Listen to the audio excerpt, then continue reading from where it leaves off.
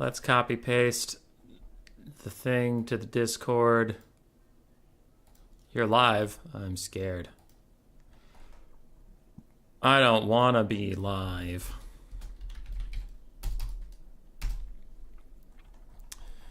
Okie dokie. What do we got? What do we got? What do we got? For some reason, this still isn't updating. Let's copy paste the thing to the... Okay, we sound good. We sound good. How is everybody? Everybody. Rock your body. Okay, so this thing, I need to generate a bracket. Gotcha. Okay, I can do that. Generate bracket. I'm still learning. I'm still learning how Total Tavern works. Give me a second. Okay, bracket has been generated. Yeah. Okay, cool. I think we're good. I think that's it.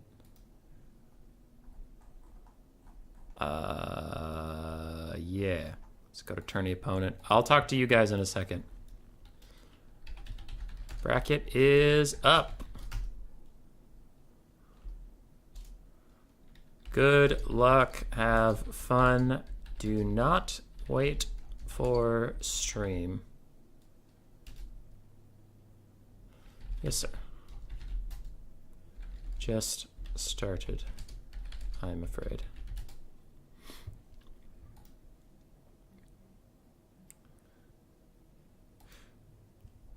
Oh, King Dedede is having problems finding Stead. Who is Stead? There, I found Stead.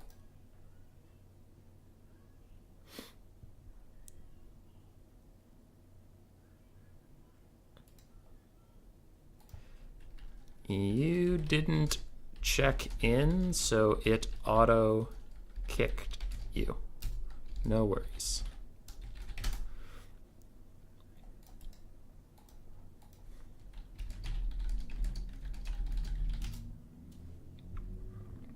All right.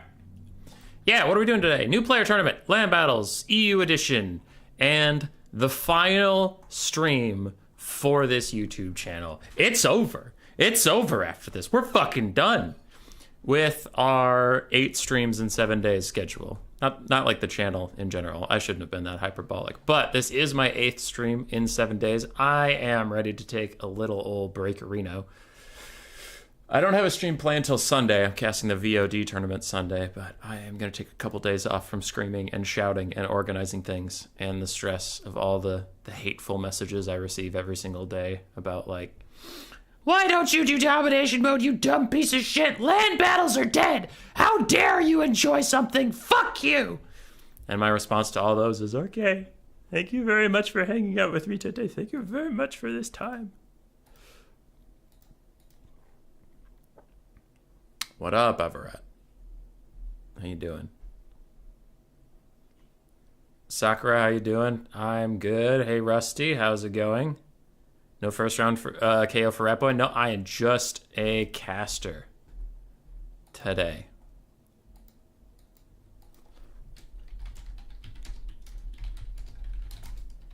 If you update it, there is a bracket now.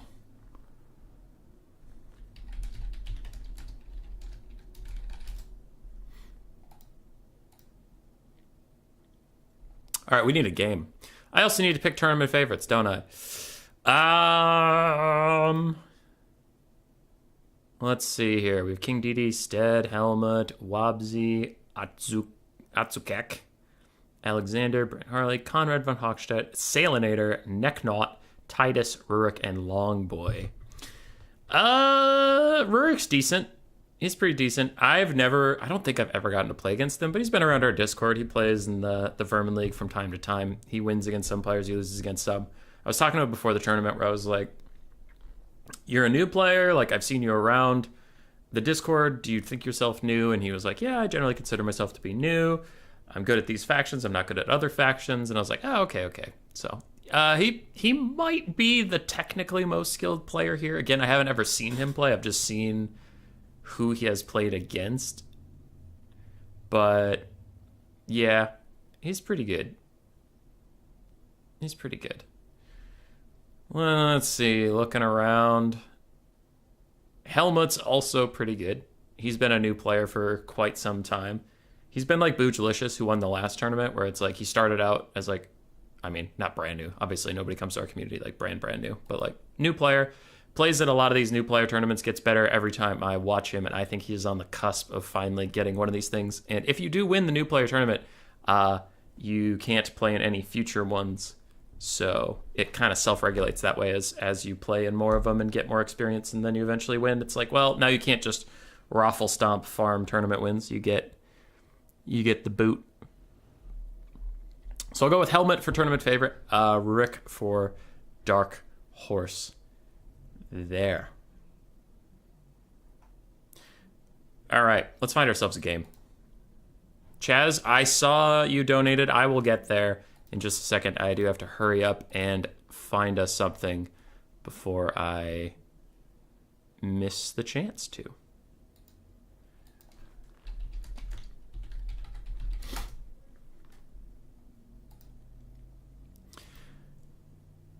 How do we do picks? Is there a page? Yes. It is on the tournament page.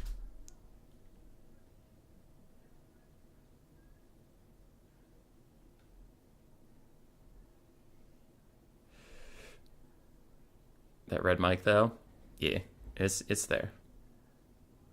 Do you need the Total Tavern mod maps for this? No. So after the delay, if Rufu and Kala is still waiting for me...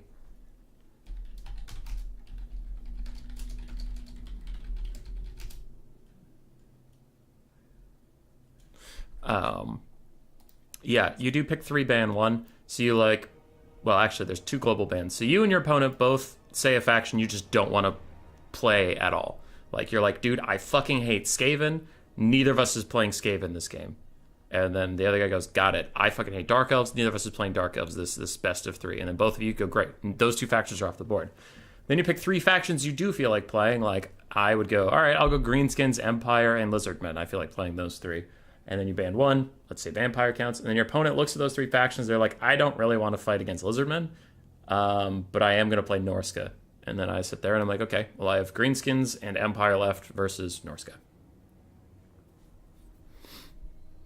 You hate ogres? Hey, Rambo.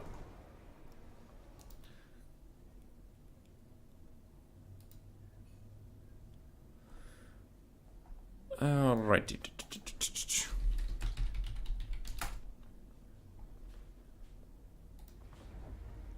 I do have a spec slot here, but is it the King DD? That is King DD.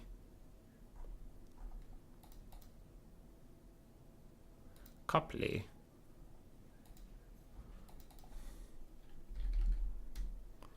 Oh no, I got to his lobby and he left. Oh no.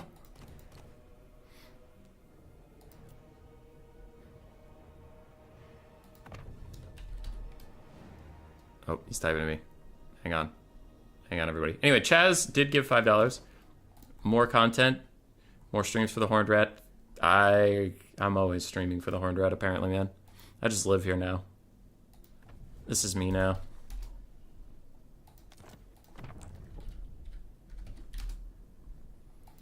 I don't know what this password is.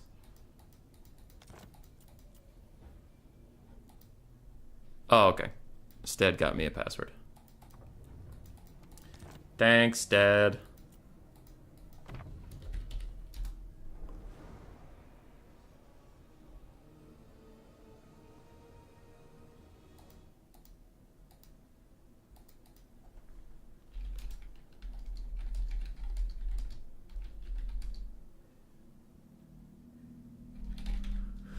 Sorry, typing to things.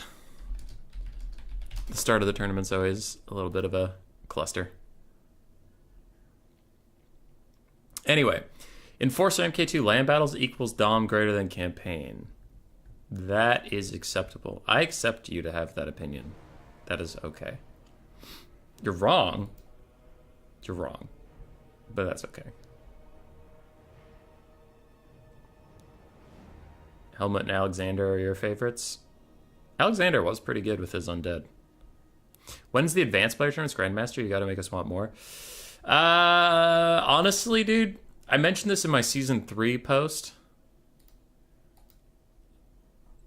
So I'll just pull that up. Oh, it's season 4. My bad. Just a heads up, I know we haven't hosted Berman League specific tournaments, but with the ODM, BBB, VOD, RTK tournaments floating around, plus us trying to keep up with one new player tourney a week, there just doesn't seem to be time in the week / appetite for people to need them. So I have just kind of forfeited hosting the higher tier super sweaty tryhard tournaments to the clans. And then a lot of those clans have pretty good relations with me that they'll frequently ask me if I want to cast them. So I just don't see the point in trying to carve out time for more sweaty tryhard tournaments when already every week is fucking packed with them. And usually our tournament hosts are talking to each other in in Discord, just being like, hey, are you doing anything Saturday? Because I'd like to run this. I was doing something at 2 p.m. and they're like, hey, I can get it done. I can do it at 10 a.m. and it should be done before your thing. So we're already butting heads with each other. So they don't really need me throwing more extra tournaments in there. So the sweaty Grandmaster tournaments are all over the place. You just got to look for ODM, RTK, BBB, hosting things like that. VOD also getting into that space.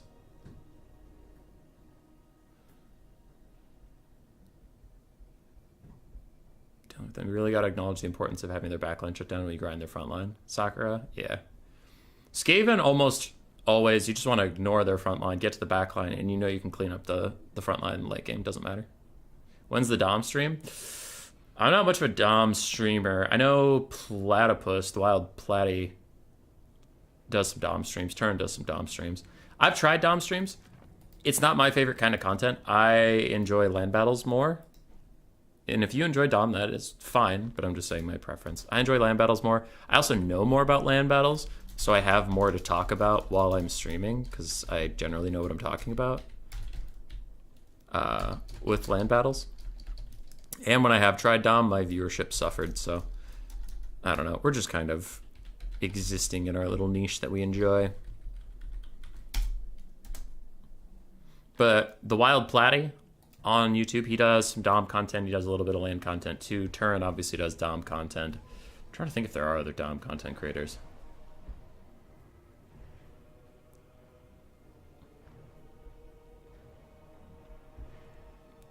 Larry Mad, you would have loved to play, but you've been working 9.5-hour shifts the last few days and I'm basically running on 40p. That's fine, dude. Take a break.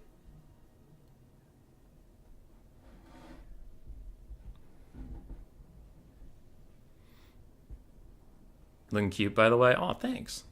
Aw. I try.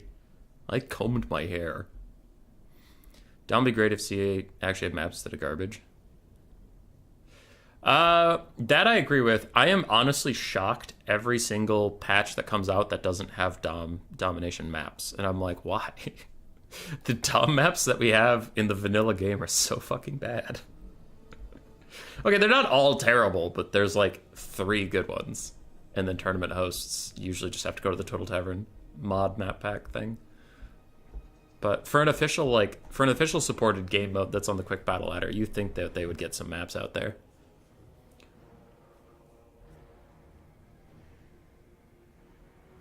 Hey, Aaron. Aaron, it's been a bit. How you doing, man? How you doing?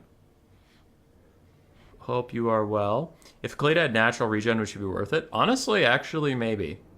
Like, that might do her some serious good.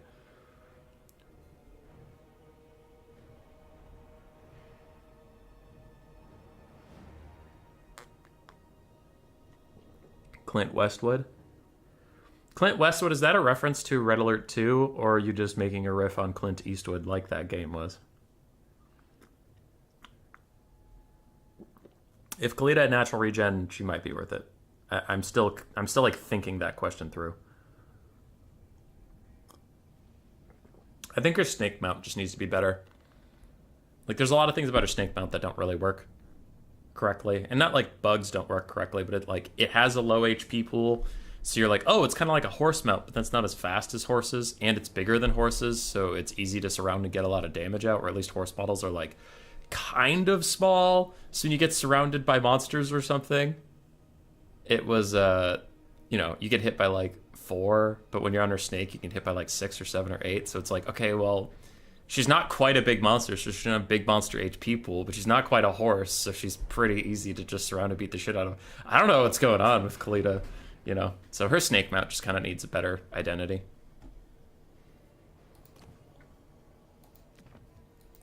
Looks like game one is going to be Korn versus the Greenskins. And I can tell you already you're about to have a really fun game one.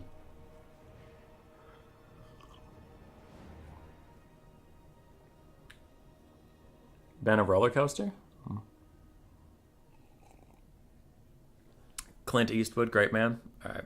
Then you just made the same joke as one of my favorite games of all time, which I can respect. We got fucking Scarbrand, baby. That was my main issue with Kalita. She buffs archers, but she got that AoE spell. Yeah. Yeah, I think you're all making good points. She has kind of a weird hybrid identity as being a ranged buff lord, but she herself doesn't have too many range attacks. Like, think if she got the Ulrika treatment a little bit, like she had a bow and a sword, so you could switch her into melee mode and she'd be fine.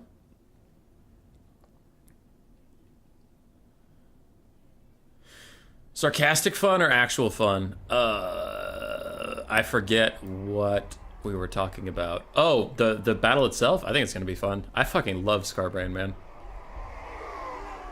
How long have Ghoul Kings been infantry-sized?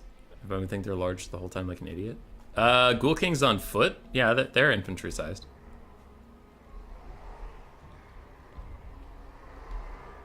What are your thoughts on Neko Knights? They beat Bull Centaurs 1-on-1.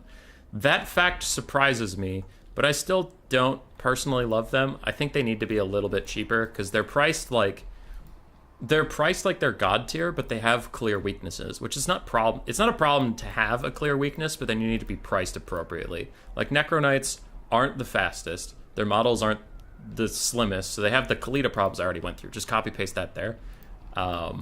But they are good combatants if you opt into a fight with them and don't run away. If you just like stand there and fight with them, sure, they can do well. But I think they should be priced accordingly. They're kind of priced like they can do it all when they can't. Like because what are they, 1,600 gold? I'm trying to remember. That's probably the halberd variant, but still. I don't know. I wish they were like 100 and 150 gold cheaper, but I don't think they're a bad unit by any means. Some Tomb Kings players have been taking them recently and they do okay. For some reason, the halberd variant feels like it's terrible. I don't know why, but the halberd variant feels decidedly worse than the regular. So if you're talking about the regular, I am much more positive on your question. I think the regular are okay. They could use a little buffs, but they're not worthless. I think the halberds actually might be worthless because they're increased cost and decreased performance. All right. What do we got here? For Khorne, a front line of Marauders, a secondary line of Chaos Warriors and Bloodletters, including the Exalted Bloodletter Hellforged Host, ROR. We have one Minotaur with great weapons, Scarbrand, the Exiled. With his 50% damage increase, that rampages him, and his AoE rampage that rampages everybody else. He also has Slaughter and Carnage. I hate this item, but to each their own. We have 4 Fleshhounds of Khorne. Nope, 3. 3 Fleshhounds of Khorne to offer some mobile support.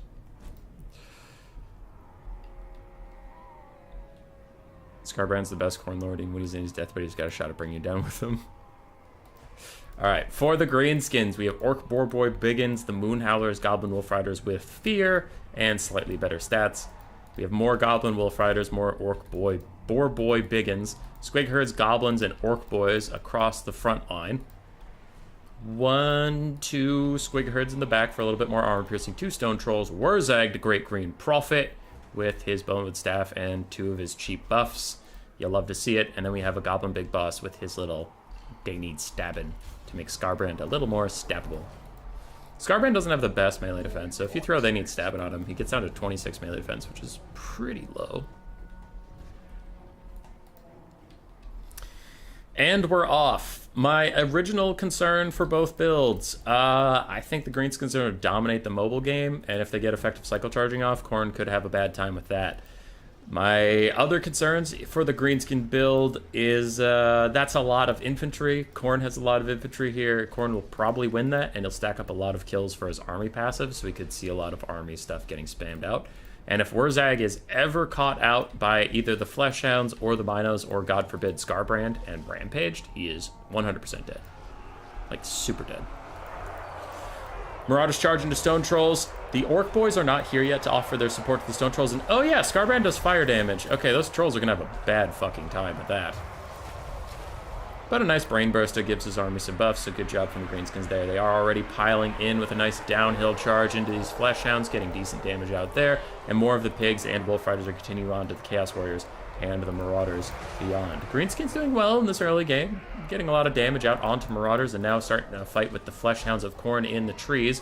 These are Boar Boy Biggins, and while their armor piercing isn't that useful against the Fleshhounds, their anti-large sure will be. Greenskins are occasionally routing over here, but they will come back in time stronger than ever before, and here is the big snipe attempt for Scarbrand. He gets one shot off, but then he does get Effigy of Degit, netting him in place for these Orc Boys and Stone Trolls and the little Goblin Hero. Though honestly, this Goblin Hero might want to be careful, because Scarbrand lost his prey in Wurzag, but he needs a new foe. Wurzag runs off to fight Bloodletters, which those are going to start demonic instability crumbling pretty soon. Fleshhounds in the woods have also been dominated by the Orc Boar Boy Biggins. And Scarbrand is T-posing like a motherfucker.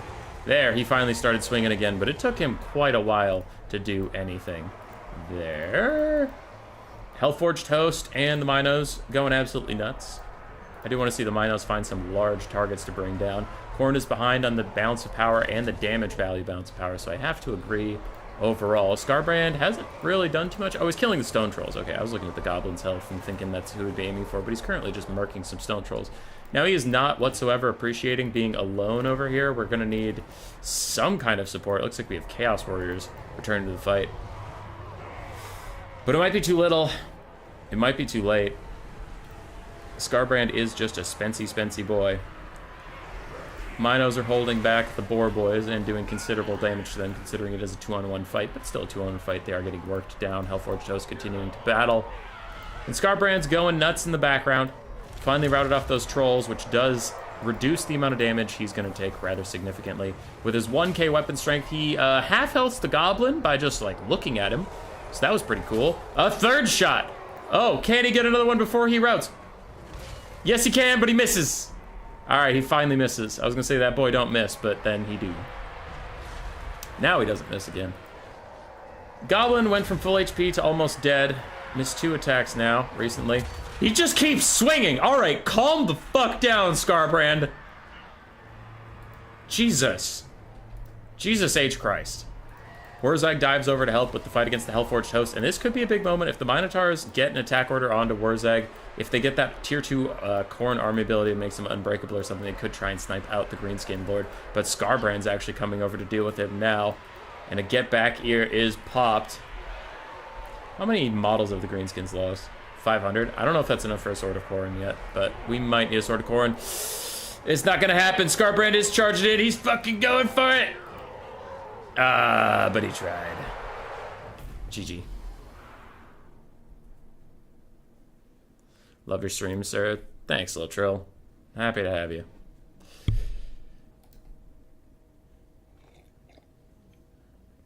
Stone Trolls did fine. Orc Boar Boy Biggins did great at just eliminating any mobile threat that Khorne had and then getting that rear charge off. The Goblin Wolf Riders also did pretty good for that pressure. Squigs and Goblins did fine. Overall, the Greenskin build was very cohesive, and it did quite well. On the other side, Scarbrand himself was kind of a badass, but he didn't quite pay for himself. Bloodletters, these all Bloodletters did fine. Basic Bloodletters didn't do anything. Marauders got punked. Chaos Warriors got punked. Minos did okay, and Fleshhounds got murdered. He looks fancy when he spins like that, yeah. Big ups for the Scarbrand build. It was very cool. But unfortunately, it did run into the problem of Scarbrand build things. There's 2 problems. One, Scarbrand is extremely janky at times. And while he can have a great performance like versus that Goblin Big Boss, he can also have moments where he stands in T-poses like versus that Goblin Big Boss. And the other Scarbrand problem is he's so expensive, the rest of your army is teeny tiny. And what happened there with the Greenskins happens to me all the time if I take Scarbrand, man. Every fucking time I take him is like, they see Scarbrand, they go, and then they run away from Scarbrand, kill everything else you have, and then like he just gets army lost, or they'll surround him and kill him. But Yeah, they usually just leave him.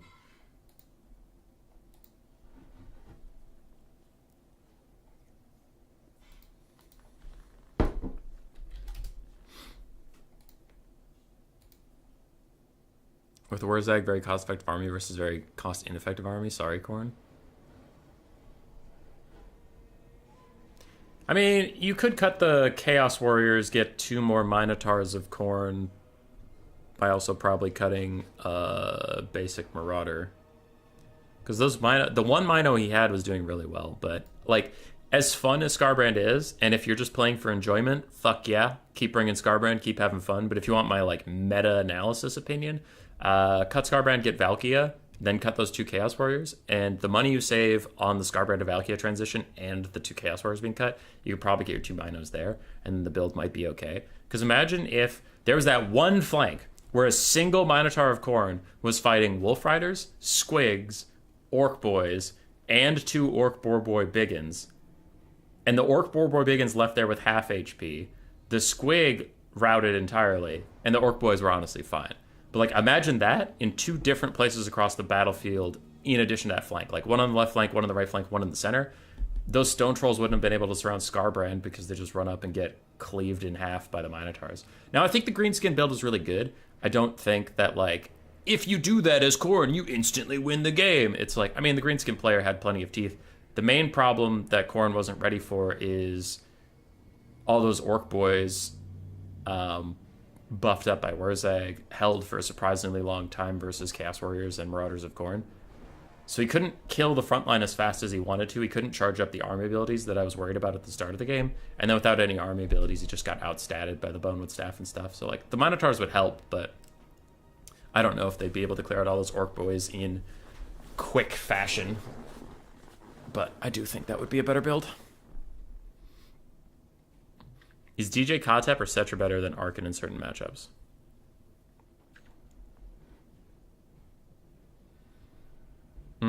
Yeah, Coops answered it pretty well. I think with the current state of Death Magic, and this is just my opinion, so some Tomb Kings players really do think Cetra is quite good. I don't think Cetra is very good. I don't. I think in the current state of Death Magic, with just how strong Spirit Leech and Fate of Buna are, I think Arkin is the best choice in literally every single matchup. And then, if you ignore him, I think Kotep is better than Cetra if you're going super wide, and I think Cetra is better than Kotep if you need to duel something. Like, or you need a big disruptor piece. Like, I think Kotep is better versus, like, High Elves, but I would say Cetra is better versus, like, Skaven. Where you need someone to get in that back line and disrupt those weapon teams, Cetra's your boy. Arkin might be bad into Dwarves. I still like him for the summon. Yeah. I think if Cetra's Kitty Cat mount was better against infantry, I would say Cetra's better there. But with Chariot's not working very well, and his Kitty Cat mount doesn't do that well versus infantry. Yeah. Because, like, the big Kitty Cat has stats versus infantry. You might be immediately on your keyboard like Human Boy, but the Kitty Cat has bonus versus infantry. But in the actual game, like when you're playing the game, the cats overwhelmingly slap infantry characters really far away from them through the air and don't deal damage. And usually, if a character is surrounded and you charge Cetra in on Kitty Cat, he's going to slap that character so hard he flies to safety rather than staying locked in. So, like, in the actual physical game, cat mounts, unfortunately, are really bad at killing infantry, even though they have that bonus versus infantry. Rocket, you're late. How many players do you have this one? I believe the final count was 20 signed up, 13 checked in. How much would God-marked Gores change the meta for the Monogod factions?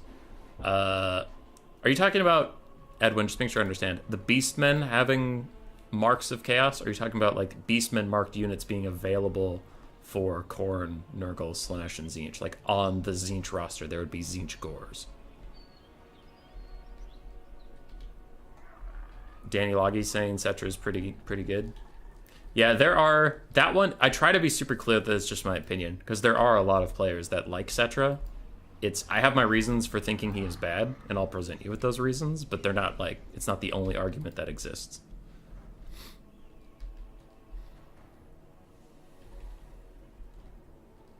Yeah, Cetron as War Sphinx is decent, but he doesn't fulfill the role of attacker. You usually want him on his War Sphinx if you don't want Cetra to get sniped, or you don't want Arkan to get sniped. Like, Cetron as Sphinx makes him tanky, it doesn't make him deal more damage. The kitty is good versus Skaven, yeah, because you just want to disrupt the backline. But I was talking about the dwarf matchup, where it's like, the kitty cat, honestly, it'll run up to, like, Grombrindle or Thoric. Well, Thoric's different because he's on his big thing, but, like, Grombrindle or Ungrim or any other dwarf lord and just knock him around instead of doing damage. So that's pretty tough. Can you do the wah that Queek does at the end of your videos? Roar! That actually wasn't pathetic enough. I still remember the first time I showed Grace that, and she was like, are you serious? Okay, Beastman marked units for the Mono Gods. I think that would be good. I think that would be interesting. Because they do have a ton of Beastmen in the Chaos Wastes. I think they should be treated like the laborers for the Chaos Dwarves, though. Where it's like goblin laborers are kind of like goblins, but they're less organized and their stats are horrible. I think the Beastmen should have that kind of unit. Like, Beastmen Gores will be better than the marked Gores of Nurgle because they're kind of like these shitty slaves. But regardless. Alright. We have Chaos versus Wood Elves. For Chaos, we have triple Marauder Horse Masters, a bunch of dogs, Chaos Warhounds with poison across the board. We have Village the Cursling. Yeah, I love this guy. Blue Fire and Infernal Gateway for him. Double Exalted Hero. And then a front line of Chaos Warriors, Chaos Warriors, Chaos Warriors. Chaos Warriors of Slanesh with Hell Scourges and the Mirror Guard. Very heavy metal front line.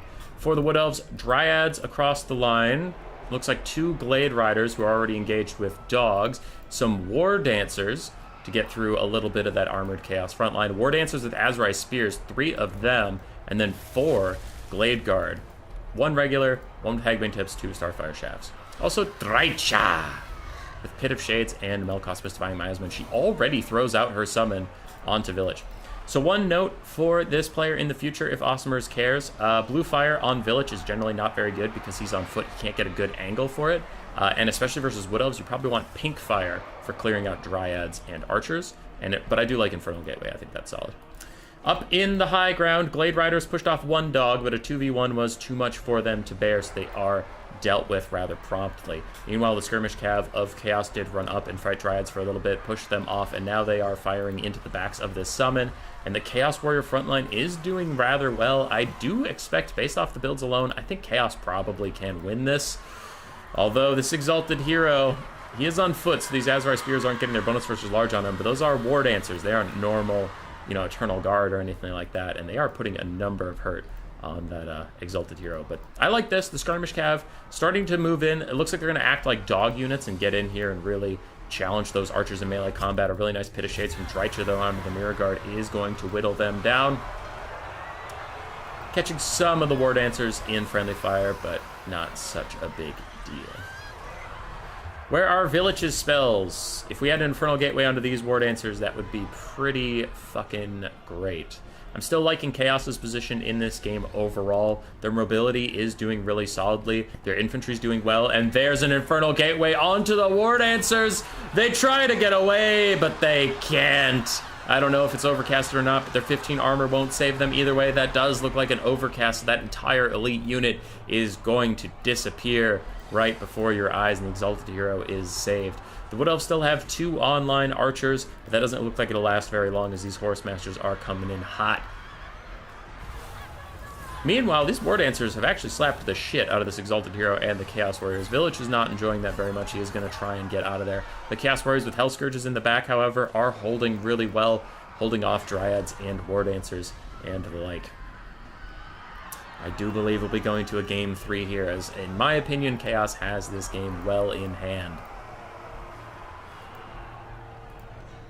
So the Glade Guard working together both did shoot down those Marauder Horse Masters, pushing them back. I don't think it's going to be enough, though. With dogs and more Horse Masters over here ready to commit to the fight, it is only a matter of time before the Wood Elves realize that their fate is sealed.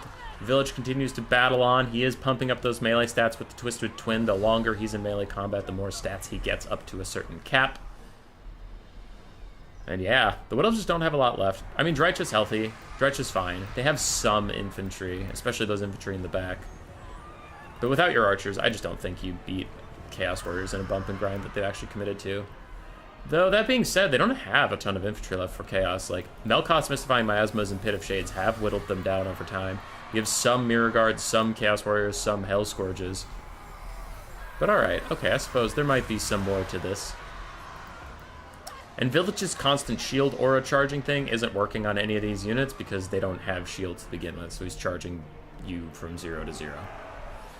Village and Drycha, the duel of the centuries. Village has better stats for right now, though the more damage Drycha takes, the more melee attack she's going to give herself, so she will enjoy this fight more and more as it goes on. The Exalted Hero helping out Village, though, with another Exalted Hero coming in, they probably should be okay there. Marauder Horse Masters finishing off those Blade Guard at last, and Wood Elves are trying to rally in the far reaches of space, but it looks like Awesomers slash King DD, whatever you want to call him, does have a pretty good grip on the mobile game, not really forgetting any units. I say that there is one Chaos Warhound in the distance that needs to come back, but overall, his cav, his dogs have been very active at hunting down anything that routes at one point. Drycha has taken some damage. Village still trying to charge his shields back up a little bit, though he is taking big chunks from that angry Wood Elf lady. The Mirror Guard trying to buff him up, and their plus 10 melee defense for Lords and Heroes is actually going to help quite a lot. The War Dancers are routed off, and now Drycha is briefly in a 3v1, but one of the Exalted Heroes pieces out as soon as he hears her shrieking call. This dog in the distance does need to be rallied, does need to be brought back, because one thing of concern is this War Dancer. It can kill probably everything Chaos has left on the map, unless influenced by spells. So if Drycha can finish off Village, if Drycha can kill Village before he gets an Infernal Gateway onto the War Dancers, that could be the Wood Elves' way back into this game. But he starts casting it, and he is going to finish it. And that might be the game-winning spell cast right there. As that War Dancer dies, the balance of power for the Wood Elves is going to tank, leaving it officially just Drycha versus Village and his Exalted Hero. And she's even trying to opt out of that fight. But it's too late. Another Melkoth's will hit the Chaos Warriors with Hell Scourges. And it was a very close battle. I mean, it comes down to 2 wounded-ass single entities versus 1 wounded-ass single entity, and some tattered skirmish cav and dogs chasing off everything else. But the front lines completely obliterated each other.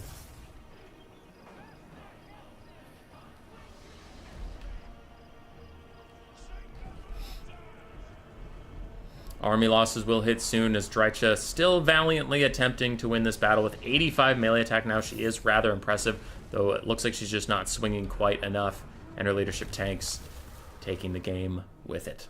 1-1.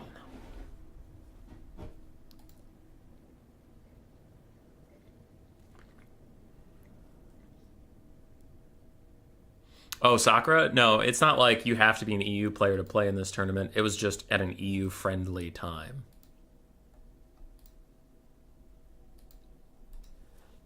All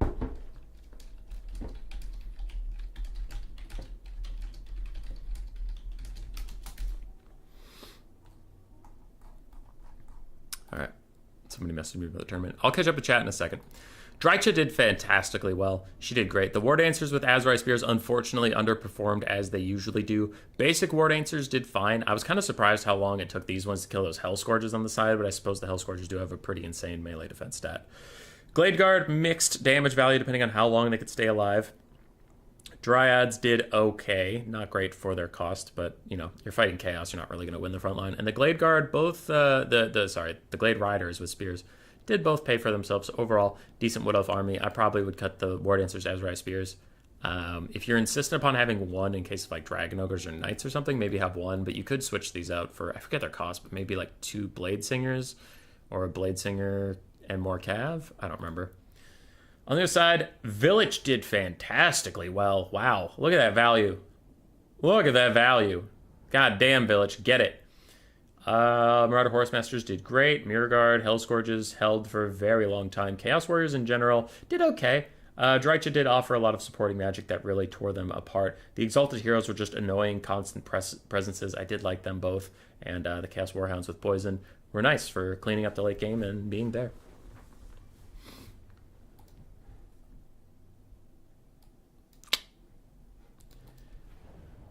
We're going to game 3. Let's do this. Let's fucking go.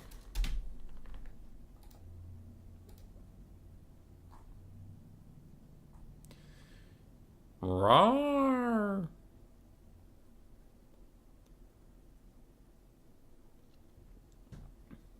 I always wait for the roar. Dude, when I'm editing videos, it's so funny.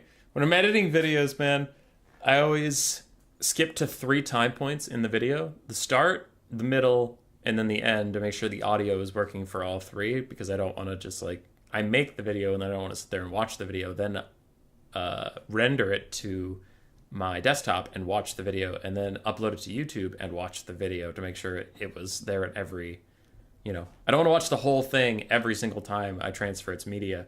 So I do certain time points just to make sure that the audio is still good. But one of those time points is always the RAR. And whenever Grace is like in the bathroom, like getting ready for bed or something, and I'm editing, if she ever hears the RAR, I'll just hear from like the distance, RAR. And if I don't do it back, she'll get mad at me. So yeah, I hear a lot of the fucking RAR.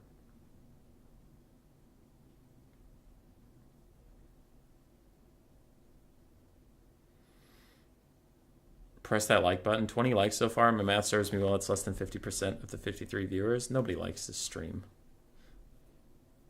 I should have brought Zinch Knights. Zinch Knights are actually kind of pog sometimes.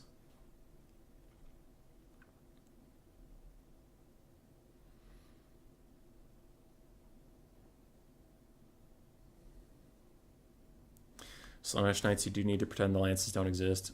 With the lost charge bonus, granted, lances are only worth it in niche circumstances. Yeah, I wonder if they get cavalry charges more uniform. If it's going to be better.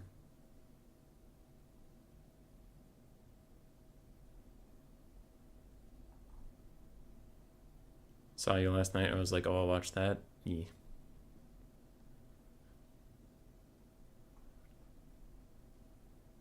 Attacks still made against infantry have flying. They take impact damage, but it's just the knights are so fat they block up the back line. What up, Cypher? More men need to be as lucky as you are. I am pretty lucky. Grace is neat. So, yeah, with what I mean with the knights, this happens a lot when I'm talking about Warhammer in the current context, because here's my view. Again, this is my opinion, and you can have a different opinion. But I do get frustrated sometimes when I talk to certain people about balance type things, because in the current state of Warhammer, there are a couple of a certain unit type that are either broken or work correctly, or whatever you're talking about.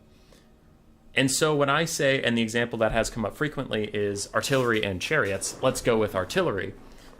When I say artillery needs some serious buffs, someone will counter me, and they have a point. Like, I'm not trying to be an asshole. They have a point, but I just get tired of having the same conversation over and over again. When I'm like, artillery needs buffs, and they're like, nah, dude, the Sunmaker's fucking broken. I'm like, sure, that one is, but that doesn't speak for artillery in general. And they're like, nah, man, firing rockets are really good. Or like, the Grand Cathay cannons are really good. And I'm like, okay. But again, I'm talking about in general. Plate claw catapults suck. Warp lightning cannons suck. Basic Empire cannons, they're not as bad as those other two, but they're still pretty bad. Little Grom isn't great. The High Elf and Dark Elf bolt throwers aren't honestly that great. Hellblaster volley guns aren't very good. Organ guns aren't very good. Like, so many more artillery pieces are bad. And I get into arguments with people sometimes when we're talking about balance, and it's just like, one or two of a thing does not mean everything of that thing doesn't need buffs. Like, we can buff artillery in general and like nerf the Sunmaker. That's fine. That's acceptable game design. The other example is chariots. You know, when I bring up chariots, I'm like, lion chariots are objectively dog shit. Trying to think of the other chariots. Orc boar chariots aren't very good. Goblin wolf chariots are okay, but not very good. Doom flayers suck. Doom wheels suck. All the Dark Elf chariots are really bad at being chariots like in melee. Half the Slaanesh chariots suck. And you go through those things, and then people bring up, like, Kislev war sleds are really good. Tomb King's chariots are okay, which I disagree with, but some people say that, and that's fine. You know, and it's like, just because 1 or 2 or even 3 of an entire unit type are doing well does not discredit the conversation that the unit type in general is struggling. To me, that feels like if you point at a group of 20 people and most of them are starving to death, have like clothes hanging off their bodies, they have nowhere to live and nothing. And in that group of 20, one guy has a Lamborghini and the other guy has a 10-bedroom house. And you point at that group and you're like, oh shit, those guys might need some food. And it's like, nah, those two have enough money they can afford food. And I'm like, well, clearly I'm not talking about those fucking two. I didn't think I had to qualify. I wasn't talking about those two.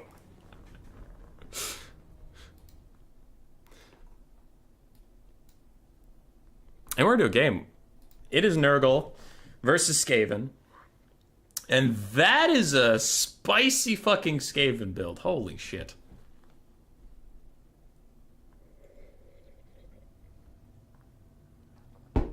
My wife also does the RAR when she sees a Human Boy stream. Hell yeah, Spirit of the Gorg. Hell yeah. Or Blinding Cannons go whoosh. Burrs for artillery in the hits. Favorite is when they say war wagons are good and you say chariots are bad. Yeah, because war wagons are technically chariots, but they don't have any of the interactions that people are talking about when they say chariots are bad. And if you bring up war wagons, it's like, okay, war wagons are technically chariots, but no one has a problem with how shooting works from a chariot, right? Like all of our problems is with contact damage, impact damage, and how your model moves around through infantry, none of which war wagons really interact with in any way. Is it allowed by fruit rules that as a dwarf at the beginning of combat, expect the enemy to engage me while I'm shooting at them? Rufu. If you have a cannon, helicopter, archer shooting at them, you can AFK. That's fine, as long as something somewhere is doing something. Yeah, that is one of the frequently asked questions about attacking rules for like land battles and people are getting involved. The attacking rule doesn't mean every unit you have has to be attacking something at all times. It's saying something somewhere has to be attacking someone at some time. The attacking rule is entirely there to prevent people from running around in circles and being a dick. Would a lot of people do that? No, but the rule is just there in case someone is a dick. You have a thing to point to and say, stop being a dick. And that's the end of that.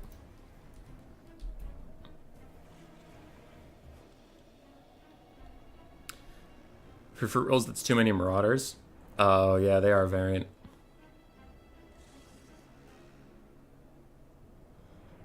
Close. It's pretty bad. Lots of clipping. Yeah. I agree with all your points. Hey, Shogunik.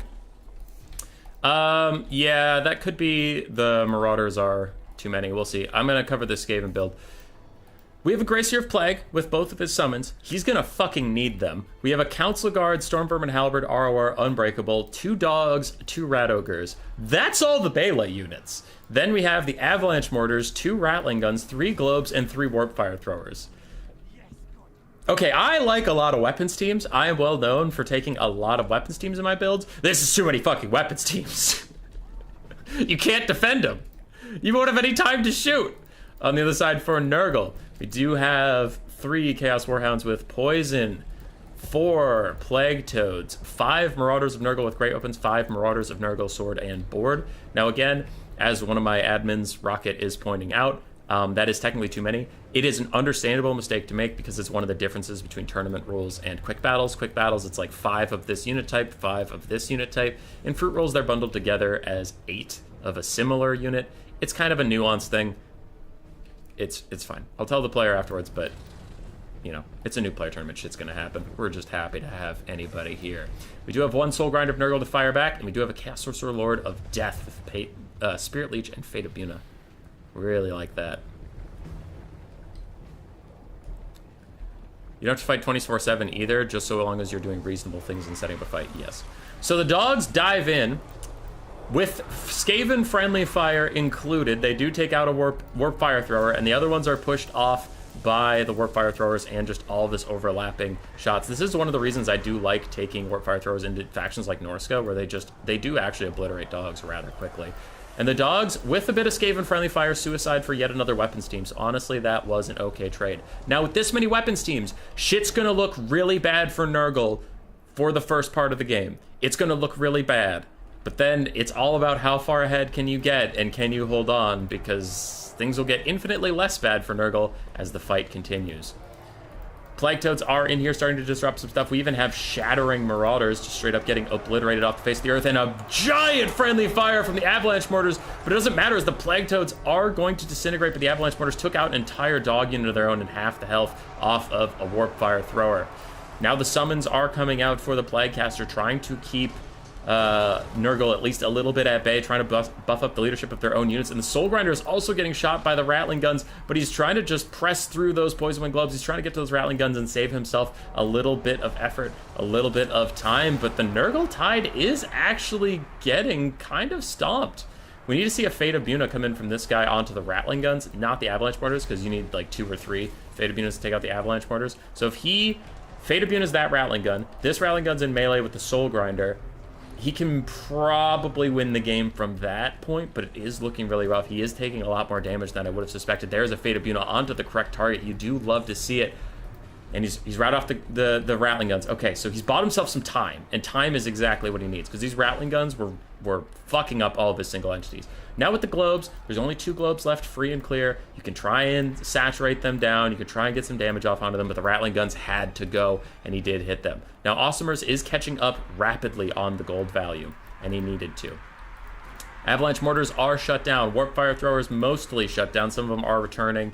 And this is one of the other reasons I like Warp Fire Throwers. Not their DPS per se, but even when they lose some models, they still have that burnt contact debuff, and you can see that the leadership of these Marauders is going to spike violently downwards from 43 down to 8, down to 0, and they might even rout. So even a routed Warp Fire Thrower can come back and be a real pain in the dick for you.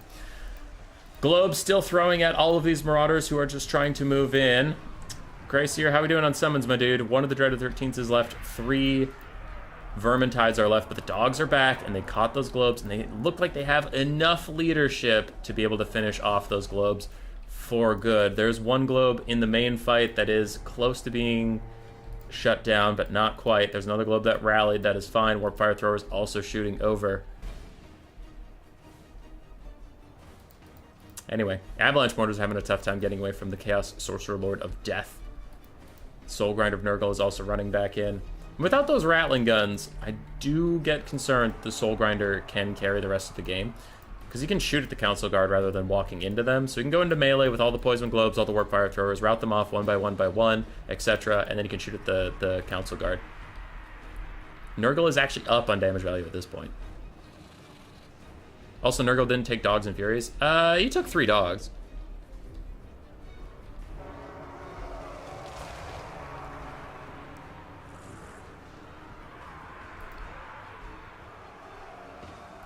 Alright.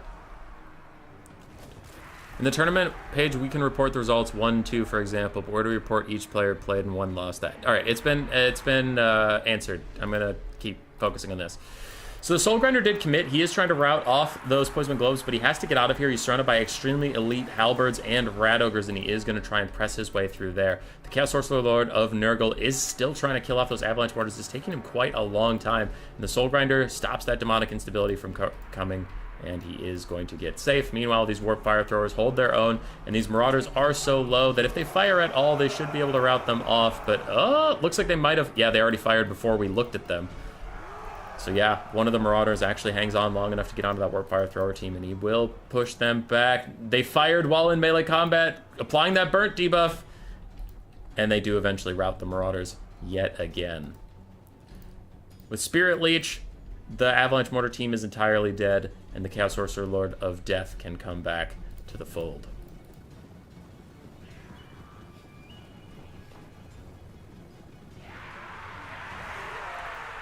Toads will carry this battle. OP Frogs, they were trying, man. Apparently it was not too many weapons teams. The game ain't over yet. The game ain't over yet. The Buna Council Guard will probably still win. Yeah, it's getting scary.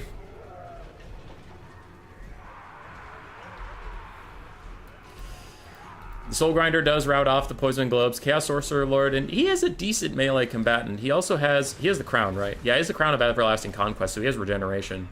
He is quite difficult to beat in a grind fight. You want to burst him out, which is why sniping out those Rattling Guns was so important. They did a lot of damage right away, but they couldn't be allowed to live, or the Soul Grinder and the Chaos Sorcerer Lord Nurgle will just forfeit.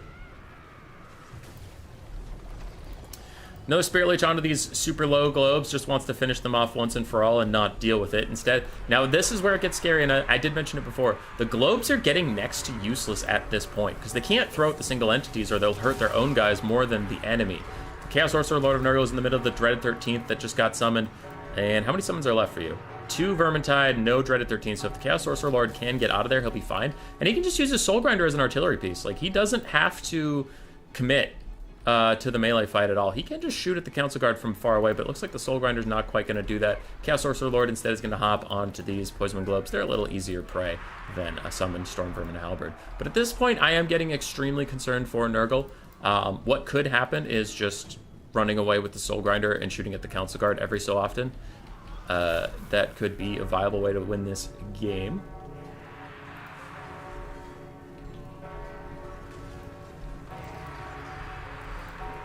There it is. Spirit Leech onto the Rat Ogres. Sorry, I had a brain fart for a moment. Dogs jump in for the last time. And then they will run away, but oh no, some Poison Wind Globe friendly fire!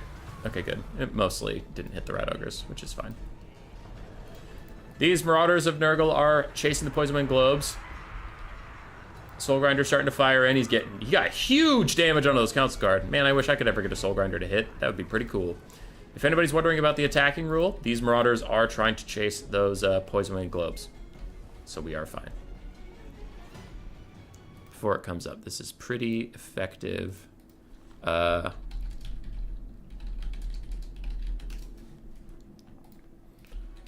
pretty effective kite at the moment.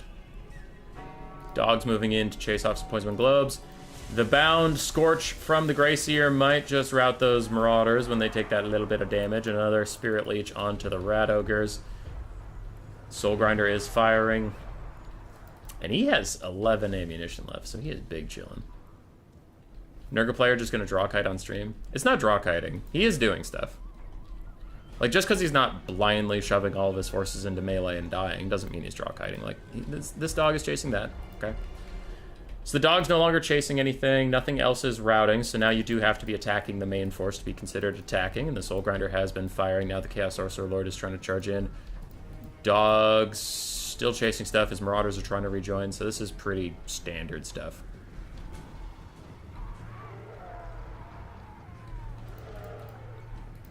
Council Guard get a good surround on the Chaos Sorcerer Lord of Death, who realizes this might have been a bit of a fuck-up and starts to run away, but actually he's just grouping them for the Soul Grinder for the big brain play! And one of the bolts hit. The other two missed, unfortunately, but yeah. So these Marauders are trying to rejoin the fight. Dogs are trying to rejoin the fight. Oh, you're joking? Good. Rocket, you always get me with that. Rat Ogres hit these Marauders right in the face, shatter them off, and then more Marauders rout just from the concept of getting involved in the fight, and dogs are coming back over. Poison Wind Globes throwing at these Marauders, maybe a little bit of friendly fire on the Rat Ogres, a bit of a whoopsie there, but that's okay. So dogs are running up. Other Marauders are coming as well. There's nothing behind my camera, so everything you need to see is on the screen right here, right now. Unholy Clamor is keeping these Rat Ogres in the fight. We went from 11 ammo to 9. And the trees do not protect the Skaven in any way, shape, or form. We still have 2 Vermintide summons and definitely enough Winds of Magic after all this time for them. And the Soul Grinder is continuing to fire. But this does go both ways. The longer Nurgle continues to kite around and stuff, the more the Greyseer gets off some free scorches onto these guys. And the Soul Grinder is obeying the attacking rule. So far, I haven't seen any breaks here from Awesomers. He's been doing really well about charging in whenever he's about to kite around and stuff, so he is always doing something. One Rat Ogre shatters. The other Rat Ogre does get in a fight, but a rear charge from Dogs is coming in just as the Greyseer throws out a Vermintide to protect its back, saving them from most of the charge damage of the Dogs, and it is going to rout them almost instantly with this Vermintide summon and the Rat Ogres. All of these guys are going to flee, and they've fled so many times, some of them are even starting to shatter. The Chaos Sorcerer Lord of Death just dives in here, wants to stop these Poison Globes from throwing it. I don't know what. Honestly, they could throw at the Soul Grinder just for some free value and something to do, because otherwise this unit is next to useless. Soul Grinder continues to shoot. Chaos Sorcerer Lord was fighting some Poison Wind Globes. Now he's trying to reposition for shots. He is using Spirit Leech. At this point, it's technically a slight break. He does need to turn around and actually shoot with something at some point. So that is a whoops. That one I'll give you. That one's a woof. Whoops. He does need to hit at some point. All right, he turns and shoots.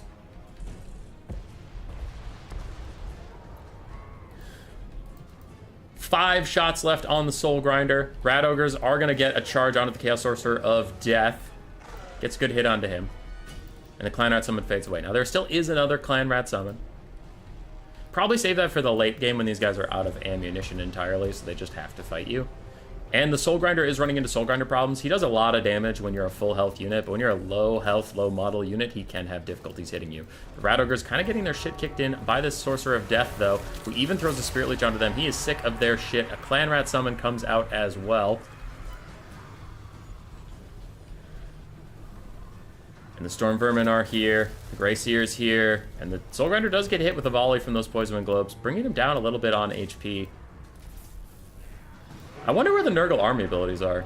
He probably has, like, fecundities and shit, right? Soul Grinder turns and tries to fire. Firing uphill. He does manage to hit the Grey Seer. He's starting to kite away. Only 3 shots left for that guy. I swore he had 3 shots a second ago. So what the deal with, like, kiting stuff is, by the way, you can reposition in a reasonable amount of time to turn and shoot. But you can't just run away forever. So that was a reasonable time. That earlier one, he definitely ran for a little bit too long, but that was a reasonable time. Like, just reposition, and when your reload animation is done, fire off again. He has 2 whole shots left, so this part won't even last that much longer, as the Nurgle player is trying to wait out that last summon. Coming in for a rear charge now onto the Council Guard as the Clan Rats fade away. Soul Grinder looks like he was turning to shoot, then he decided against it, and the Council Guard are just going to turn and meet the Chaos Sorcerer head on. Can I even see his heal cap? No, I can't see his heal cap, but he took like 300 damage there. Jesus Christ, Council Guard, calm down. 1 shot left from the Soul Grinder. Ooh, and a big volley from the Globes. This is agonizing to watch. It is. It is kite gameplay. Oh, the Soul Grinder's actually just out of ammo. It said he had 2 volleys, but it was really like 1.5 apparently. So he did just get them both off. Oh shit, the Globes are shooting at the guy. Oh, the Globes just nuked down the Storm Vermin. No! Globes, why would you betray us like that? There are no summons left for the Grey Seer. He is on his own. Globes are trying to kite away. They're taking the Soul Grinder with them as the Council Guard continue to fight. The Rat Ogres need to come back. Their leadership is positive now. They should be coming. With only SE, don't you have to park the Lord in melee? I don't know. I would have to see that. Oh, fuck! Okay, all of a sudden his leadership tanks. Chaos Sorcerer Lord of Nurgle almost routs on his own, and his heal cap is within sight. Only 49 melee attack for the most expensive infantry versus their preferred target. Pretty sad. Yeah, Chaos Sorcerer Lord of Nurgle tries to charge back in. The Grey Seer is here to help out. And Rat Ogres are also returning. Is there an Unholy Clamor to save them? Is there a charge animation to save them too? Charge bonus gives you some leadership. As you can see, they spike up to 22 for a second. They get back to the Grey Seer. His passive aura will help them out, but they need Unholy Clamor. There it is! Unholy Clamor. It rallies their leadership just as they were about to break. And now the Chaos Sorcerer Lord of Nurgle taking a lot of damage. He's taking a lot of damage. His leadership isn't the best. He's getting whittled down, and does this guy have Portents of Verminous Doom? He doesn't. He doesn't have the aura that reduces your leadership if you're nearby. Soul Grinder's continuing to chase down the Poison Wind Globes. The Chaos Sorcerer Lord of Nurgle runs away from the Rat Ogres, but he's out of regeneration space. He has nothing left. Terror out for the Poison Wind Globes. The Chaos Sorcerer looks like he's going to go join that fight because it was a little easier on him than fighting these Rat Ogres. And I worry most about Nurgle's leadership. Oh, the Globes are going to come back. Oh, the Globes are going to come back. Throw out the Soul Grinder. Throw out the Soul Grinder. You can do it, little Globes. You can do it. Come on, Globes. Come on, throw it the Soul Grinder. You gotta go, you gotta go, you gotta go. He's coming, you gotta get a big volley off onto him. Chaos Sorcerer is still fighting. Globes are throwing at the Soul Grinder, get some decent damage out. That was actually pretty nice damage over there. Considering all things in the game. The Rat Ogres are back once again. They're continuing to fight next to their Gracier. The Council Guard continue to give him Guardian, and the Globes are once again running away from the Soul Grinder of Nurgle.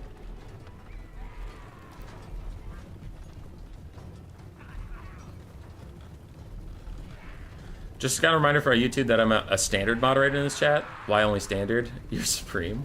Because I didn't want to give you access to like my whole channel. Because like the other form of moderator, you can like post videos on my behalf and shit, and it's not a good idea. So the Skaven end up just grouping their Globes with the rest of their team. They wanted to run their Globes past the other stuff, so Soul Grinder just has to come into the melee if he really wants to play. As the Chaos Sorcerer Lord still dipping on the leadership values, but the Rat Ogres are also getting quite low. Uh-oh. Uh-oh. But the Globes are back. The Globes are thinking about throwing. The Globes are gonna throw at somebody, and the Chaos Sorcerer Lord is gonna go deal with them. Rat Ogres run off again. How many times have these guys routed? Jesus, how have they not shattered yet? I played first match with Warriors of Chaos. Is that a good thing? You picked Sigval. Is that a good thing? Soul Grinder is now chasing the Rat Ogres. Poison Globes running around. You can still pick Sigvald? Yes.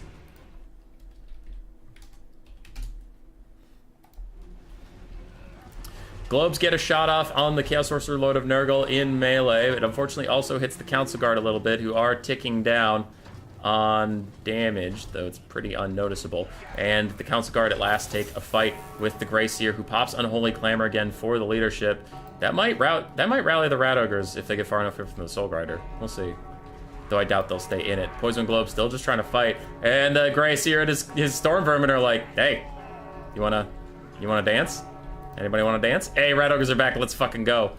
Globes are here. They have guard mode on. They're throwing at the Soul Grinder again. Get a little bit of chunks off of its HP. Take like 300 health off the big boy, which is pretty huge. The Chaos Sorcerer Lord of Nurgle is continuing to run around. The Soul Grinder is back in it, and the Globes again start to run away. They say you'll have to go through our Storm Vermin bodyguards if you want to play with this. But the Soul Grinder decides he is done with this, maybe? I thought he was going to attack the Gracier, but it looks like he's not going to. He is just going to deal with the Terror routing Poison Globes. The Rat Ogres in the distance have officially shattered off. And the Poison Globes are back. Oh, they're trying to throw at the Soul Grinder. This could be huge.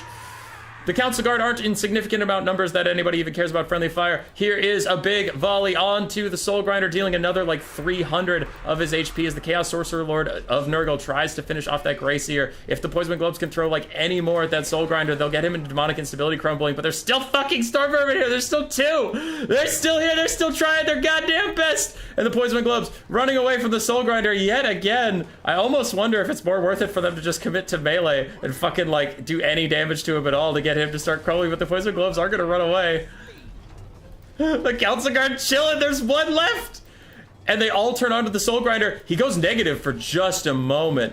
Man, if the Skaven had Potence of Firmness Doom, that item on the Gracier that lowers your leadership by 8 for anybody around him, there would be so much Demonic Instability Crumbling. As the Soul Grinder presents his back to these foes, his leadership is dipping, but it's not enough for the Demonic Instability. 1 leadership, 4, and he is fine. Back to fighting the Chaos Sorcerer Lord for our Gracier friend. His paltry 170 weapon strength is going to have to be enough, as I don't know what he's juking for, because there's only 1 Storm Vermin here. It's really not going to do that much damage. He needs to turn and just fight this guy. He turns, he tries to get a hit off. He fails for now. That 1 Storm Vermin will not let him die. Soul Grinder chases the Globes off into the ether. He is going to finish them off most likely. Another Unholy Clamor, just trying to give himself some leadership, some vigor, all that stuff. But the Globes are not going to get away from that Soul Grinder anytime soon. He has missed a good amount of attacks onto the guy of Nurgle, the Nurgle guy. And the Globes might actually get to come back. -5 leadership for them. That's the woods where the Rat Ogres rallied and then routed. He throws a Scorch, a warning Scorch at the Soul Grinder, though it does miscast, doing some damage to him, and it will be GG. That was a very close one.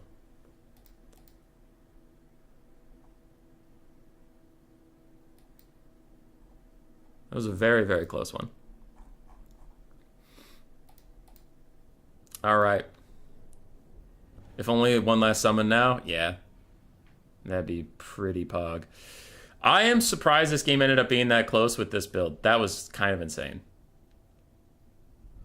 That was kind of insane. Warp Fire Throwers did fine. Globes did great. Rattling Guns did fine. Avalanche Mortars did well. Grayseer did well. Council Guard did great. Rat Ogres did fine. And the dogs mostly got big murdered. Chaos Sorcerer of Death, 3,800 damage value. Soul Grinder, 2,100. The Plague Toads instantly disintegrated. Marauders mostly died instantly as well. Dogs did okay. And other Marauders also died.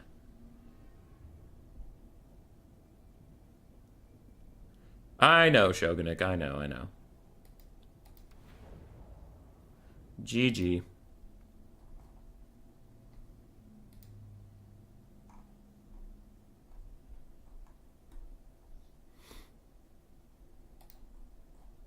GG. Nurgle proving who really gives the plagues around here? Yeah.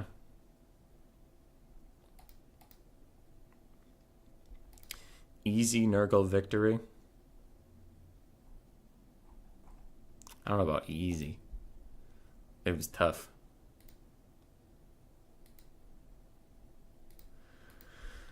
Oh, I'm trying to decide what to do about that.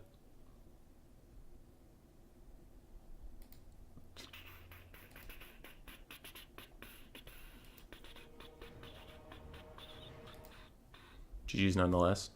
It's true.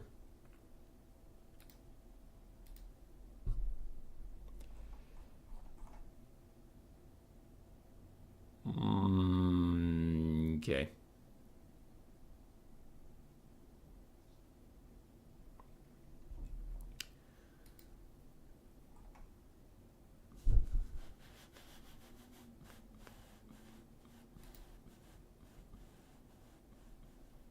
Sorry, I'm looking for our next game now.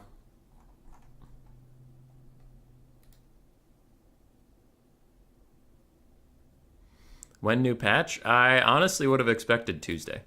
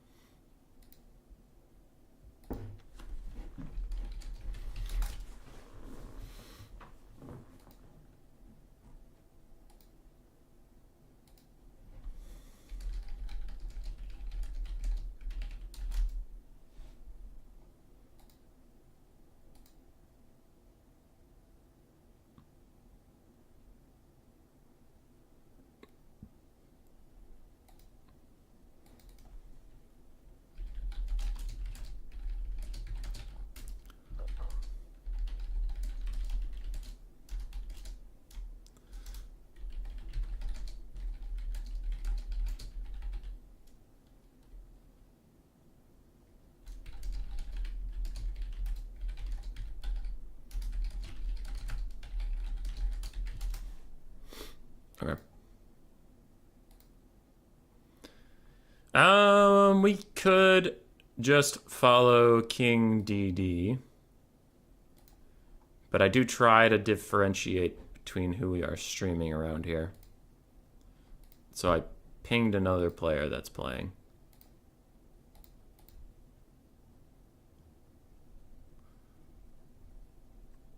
When are we gonna get the Plague Toad Dragons? Oh, that sounds not... That doesn't sound like a real thing. That sounds like a lie. Plague Dragons, yes. Plague Toad Dragons?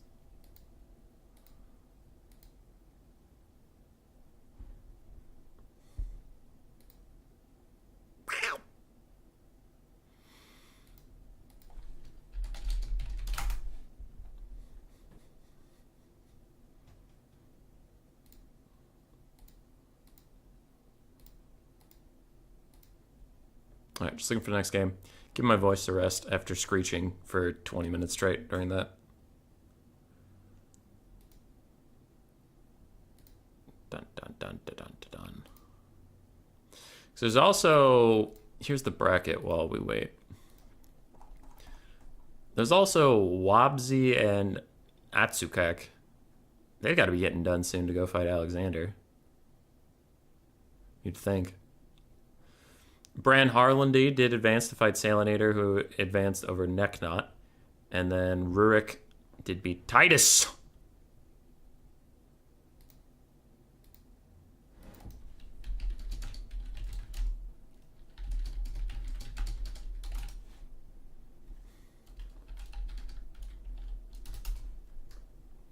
All right, looks like we have Salinator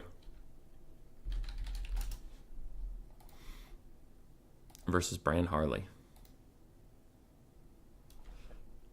Somewhere. I'll find him.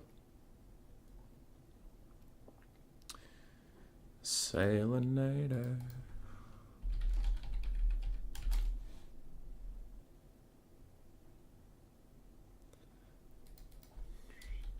Oh. Salinator accidentally threw his vampire count's lord to the wolves, and the wolves ate readily.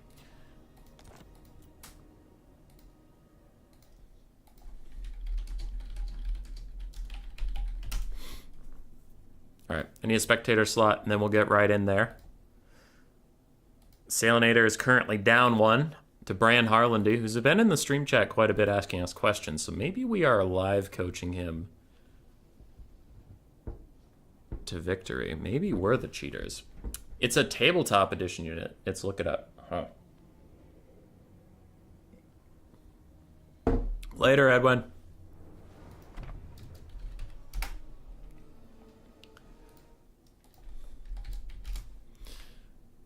All right, let's check this shit out. Salinator versus Semper Fae.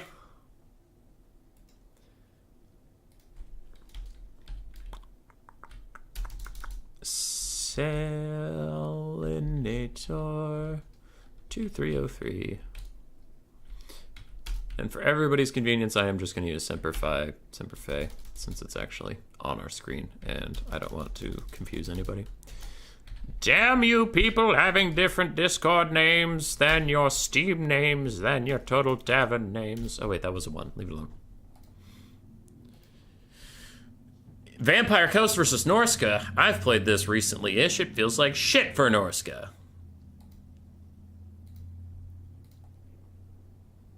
I think Nurgle could use something like a Plague Toad Dragon. Toad Dragon's Warhammer. Okay, a Toad Dragon. That looks terrifying. Oh, God. At least that picture of it did. Bubellos is the great Toad Dragon. Jesus Christ. That's not a pleasant looking individual. Look at that. Look at that thing. That was gross. That was a gross ass thing. Alright, we're back. Getting into game 2 of this series. Norska versus Vampire Coast. Feels bad for Norska. We'll see what he can do. As Noctilus is back. I actually haven't seen a lot of Noctilus recently. I've seen a good amount of Celostra. Raced keeps bringing Aranessa because he is clinically insane. And I've seen some of the basic Vampire Caster, but not a lot of Nocti-Noct.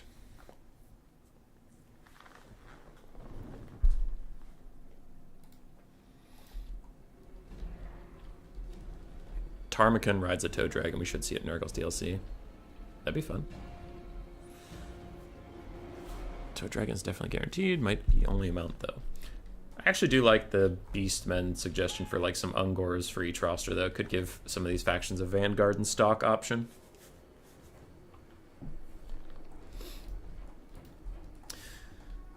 Builds are setting up, but the Norskin build is pretty straightforward. We can probably get through casting that. Triple Horsemaster for Semper Fae. We have a Norskin Warhound on the far side. We do have the Cold Voider Frostworm ROR.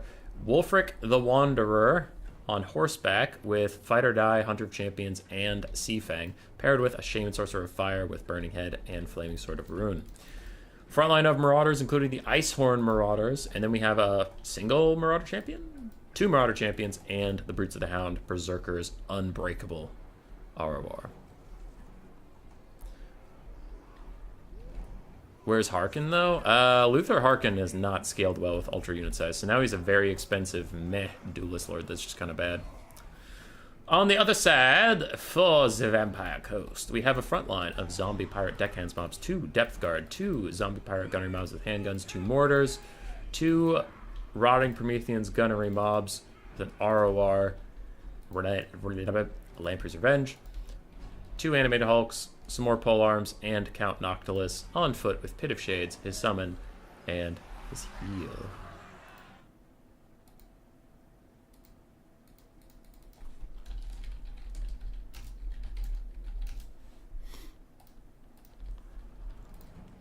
Do you say Throg on horseback? I thought I said Wulfric, but I might have said Throg.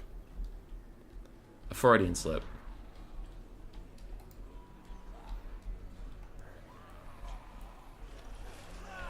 Look at little Noctilus. Look at him. He thinks he's a real boy.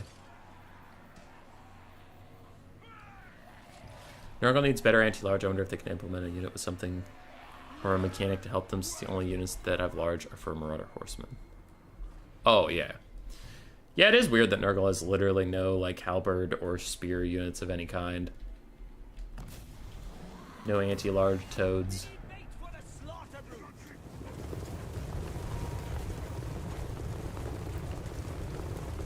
Oh, it was a joke that he should have brought Throg.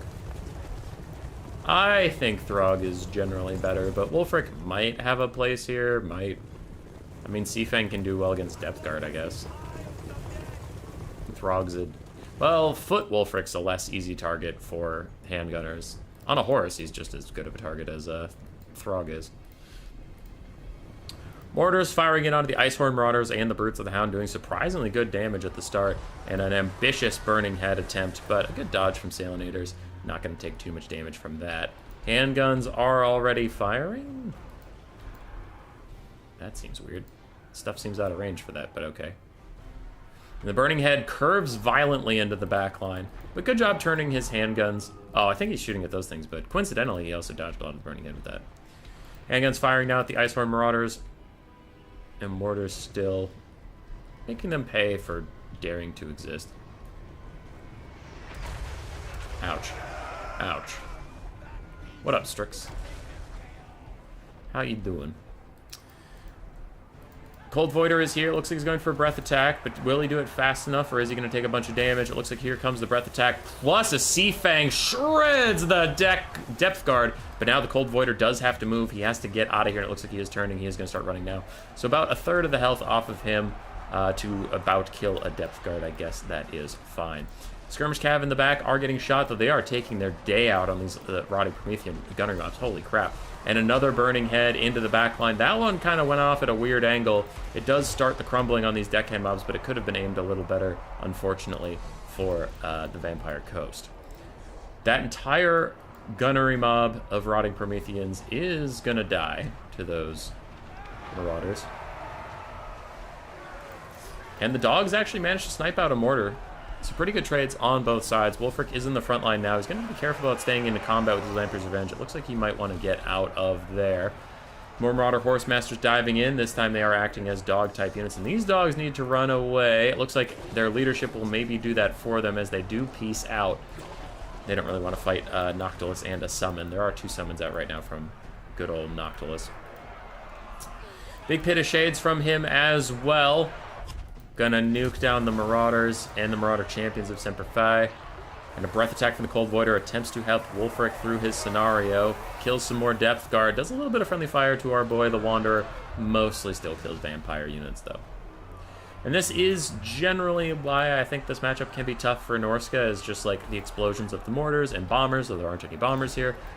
Can do a lot of damage, and it feels like their lords just aren't up to the task as Wulfric is getting his shit kicked in by Lamprey's Revenge, and it looks like he either can't get out of there or isn't attempting to. Noctilus is even joining in on the party. And Wulfric might just be dead unless he finds a way out of there right now. Is it just me, or does Burning Head veer off a lot more now? It does feel like it goes off on a tangent quite a ton. Another Seafang from Wulfric is going to kill those zombie deckhands. They will disintegrate very soon. He allows him to get to freedom, and he gets next to his Firecaster. Okay, so if Wolfric and his Firecaster can live, maybe Norska can grind this out as some Skirmish Cav continue to harass these Gunnery mobs that are slowly disintegrating away. Marauder Champions are fighting these Animated Hulks with a Cold Voider, and they could kill off this Mortar that is full ammunition. Norska is not out of this game just yet. It's looking tough. I'm not going to pretend it's not looking tough, but it is doable. Another Pit of Shades from Noctilus, though. Is it Overcast or not? It hits those Marauder Champions, and that looks like it's Overcast, judging by how much damage it's doing. Well, now it kind of stops. I don't know. I don't know is the end result, but hurting that elite infantry is going to be a problem. These Marauder Horsemasters will need to save at least some of their ammo to deal with the Lamps Revenge in the late game. Noctilus gets another summon off next to the Cold Voider and these Marauder Champions, but the Mortar he was trying to protect is pretty much doomed. He has 3 uses of Drowned Dead left, 0 of his Captain's Wrath's Moon Dial. I wonder if Wolfric has Hunter of Champions here, because if he has Hunter of Champions, he can lower Noctilus' stats down to a point where he's actually quite susceptible to the Marauders just beating the shit out of him, and that could be a good way for Norska to stay in this game. Also, there, of course, there's the cycle charging aspect, but it looks like he's not going to go for that. Marauder Champions over here fighting with the Flaming Sword of Ruin. Barely hanging on to leadership. Some Marauders joining the fight might bolster their leadership enough to keep them in it. And Frostworm, do you have a Breath Attack left? You have 1 left, and you're currently using it. Gotcha. That's not bad. It's not bad at all. We also have a Burning Head. Trying to poke down those Depth Guard. Buy a little bit of space. I do wonder if the Depth Guard are the best targets for all this stuff, though. Like, I guess, yeah, the Burning Head and whatever, that's fine. The Skirmish Cav I would prefer beyond the Lamprey's Revenge. I'm not super worried about the Depth Guard in the late game. I am worried about those Lampreys. That is a summon, so it is less threatening than it appears. This is also a summon, so 2 of the infantry units for the coast right now are summons. The last Wraith Storm of the game hits Wolfric. Doesn't do that much damage to him, so he is going to just withstand it. There's 2 summons left for Noctilus, if he even has the Winds of Magic, but after 2 Pit of Shades, and I assume some Nehex, it's not looking like he would have that much left for him. Seafang hits the Depth Guard. That must have been the last cast. I honestly didn't think he had any more left. As the summon fades away, the Depth Guard are going to get charged on all sides by the Skirmish Cav and the Cold Voider, doing a lot of damage to them and gets them into that crumbling territory for just a second. Now they're back to 0 leadership all of a sudden and down to -22. Don't know how that varied so wildly, but it really did. Animated Hulks failing away for now, and this is a summon, remember. So for the real units on the map for the Vampire Coast, it is a very healthy Noctilus, it is a very healthy Lamprey's Revenge, and it's an almost dead Polearms mob, because that Animated Hulk is not going to exist for too much longer. Norska is routing, but these units have plenty of health. They will for sure rally on the far side and come back. Wolfric does have to keep moving, however, and his Skirmish Cav have 2 shots, 6 shots, and 0 shots left for them. Marauder Champions, Marauders, Dogs, Marauders are left.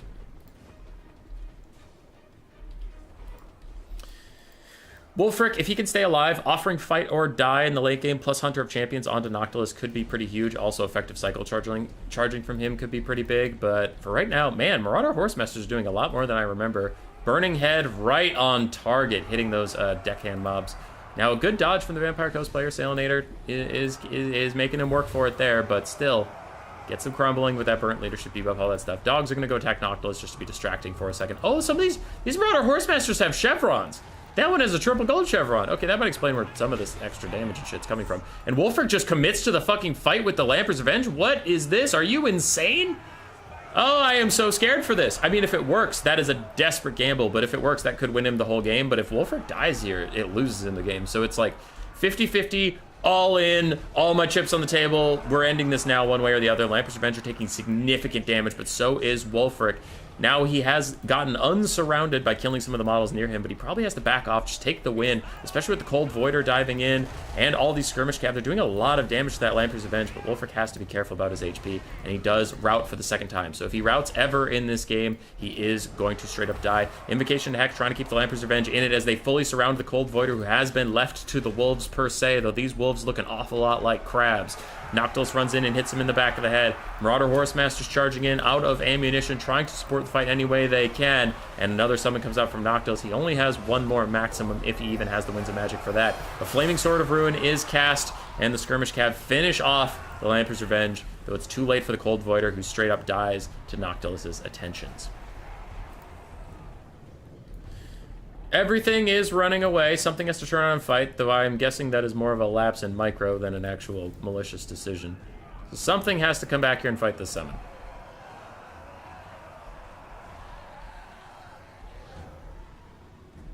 What is all this that's going on? You are not Squeak Head Taker. I am not Squeak Head Taker.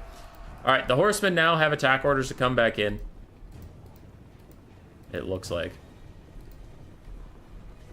So it looks like they are just getting us around. Or something. Yeah. This is a bit of a whoopsie on the attack rule break. I don't think it's like a giant deal, but I will message Semperfe after this. Yeah, Wulfric shatters just from existing.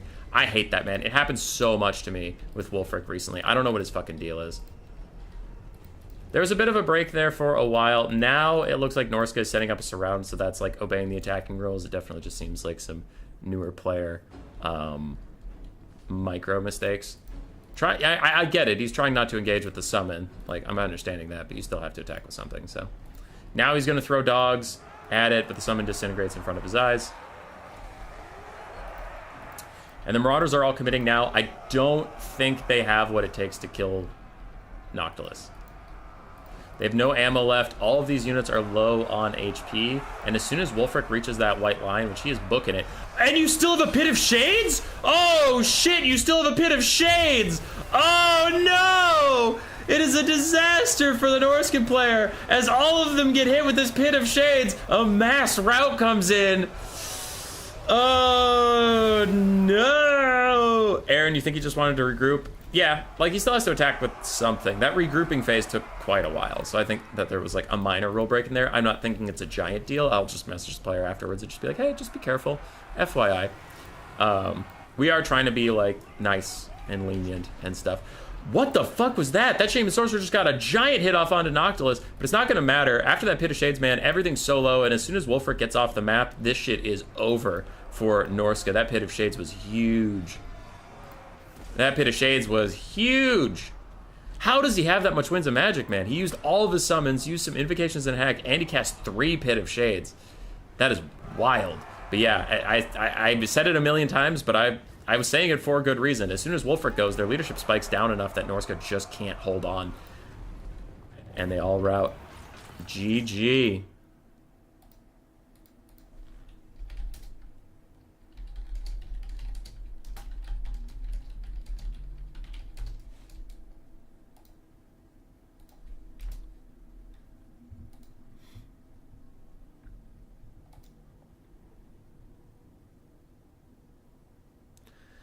Noctilus and Lamprey's Revenge both did fantastically well.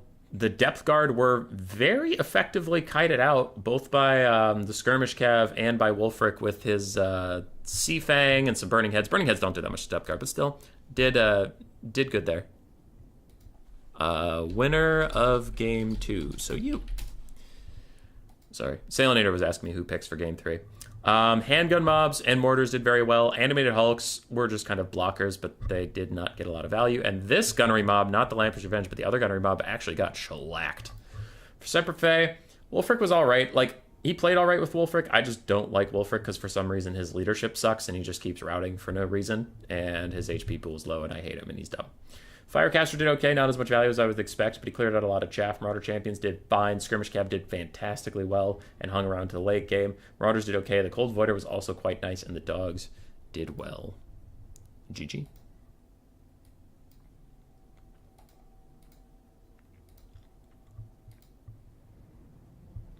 Yeah, Groots. It's hard to tell. I'll message him and just be like, hey, FYI.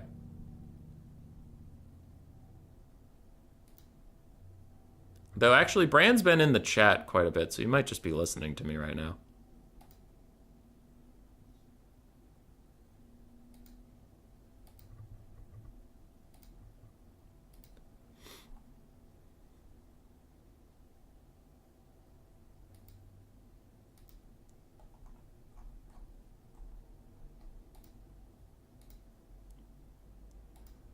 But yeah. Dun, dun, dun, dun, dun. Bran.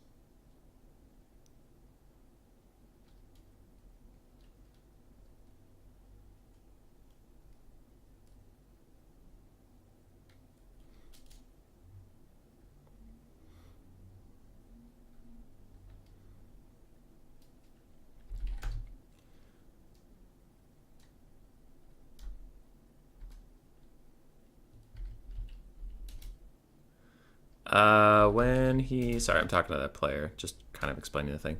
When he had a summon and Noctilus, all your stuff ran away at the same time and stood around for a bit.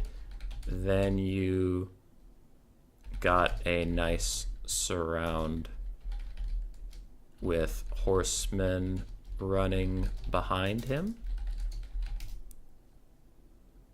which is all good. But there was a bit too long of units just running away,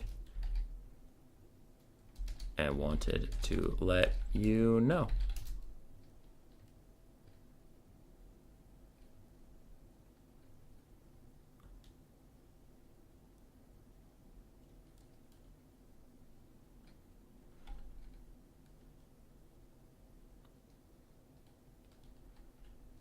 If you had won that game, rule break could have been an issue. Well, yeah. It didn't. Yeah. Just a heads up in case it comes up in the future in a different game. Wouldn't want you to lose off a small thing.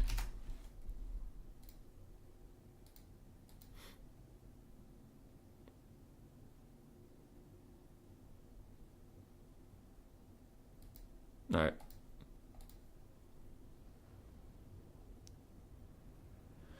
Yeah, Groots. Sneak head spanker. Look at you, boy, trying not to scare the new player off. I am trying not to. So, like, if you wonder why that rule exists, because Semper Fae was doing an objectively smart thing. Like, running away from the summon is objectively smart. That is a good strategic play, because he's like, well, there's infantry support for this guy, and I know it fades away in 60 seconds, so why would I engage with it and take damage? That is a very valid and fine point.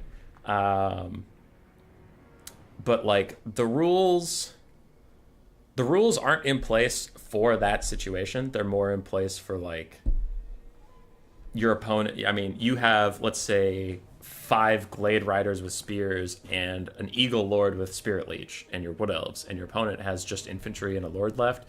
You could just run around the map and ignore them and just cast Spirit Leech until they're all dead. And that's just no fun for anybody to watch. Like, it's just a bad viewer experience. So the attacking rule exists just to be like, hey guys, come on, let's move it along. But it still applies here. It's just like, okay, it is smart to run around the map with your Glade Riders and Spirit Leech your opponent. It is smart to wait out the summon, but for the sake of the audience, it's just like a handshake.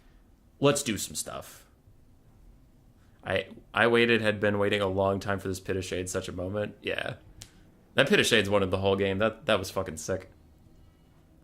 But just to, like, address the rule break thing where it's like, that seems like a stupid rule. It's like, it's the argument I always make for it is it's like soccer or football, depending where you are in the world. It's like, okay, it would be an objectively better decision for players to be able to pick up the ball with their hands and throw it in the goal rather than kick it. But it's a handshake upon rule that, all right, guys, we're just going to use our feet and our heads and our chest, and that's more fun to watch for people and shit. So it's like, you make some sacrifices of what's the smart decision versus what's viewer entertaining and stuff.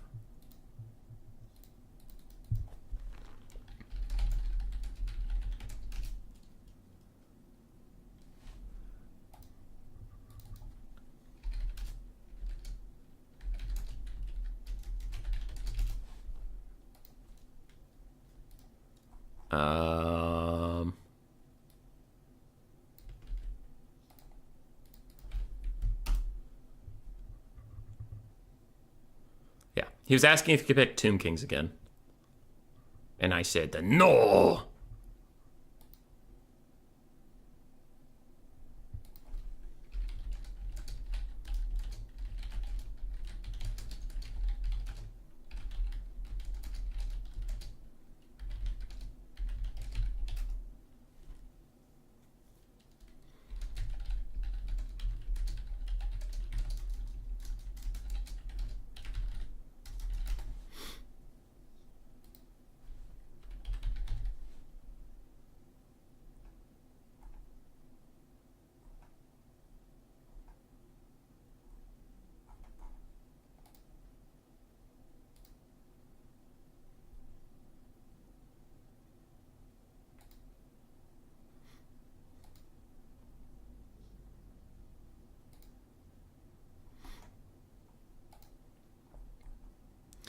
Been on the fence about the swords buffs. Oh, okay, this isn't about the tournament. This is just Umai. He's talking about his own stuff, his own things. I think most football players kick a round ball further than they can throw it. Jack Norman. It was borderline a rule break, and it didn't end up mattering because the party that maybe didn't do a rule break, didn't end up winning the game. I just wanted to let them know, you know. We're doing our best. It's basically a gentleman's agreement, yeah.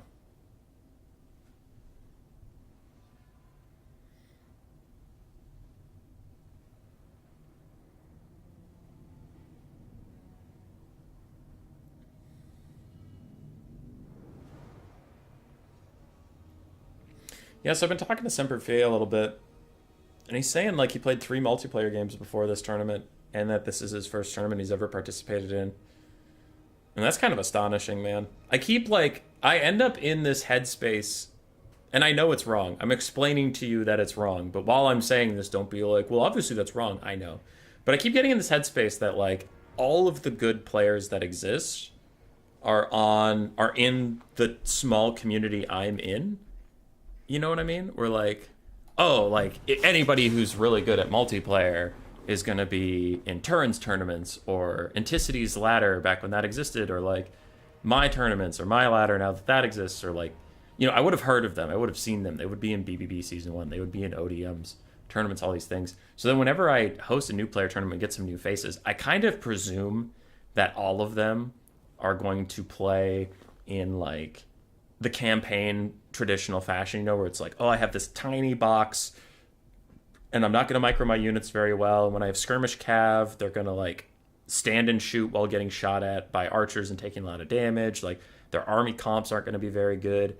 And I got to say, a lot of the new players that have been hanging around our Discord the last couple months, like Parasoil's really, really good with his micro. Again, like we've talked about it, he has some build things I don't necessarily like, but his micro's really good. So I like him a lot for that. Semper Fi, if this is really his first tournament ever, doesn't fucking look like it. He looks pretty good. Ideologue was really good. Alexander was really good.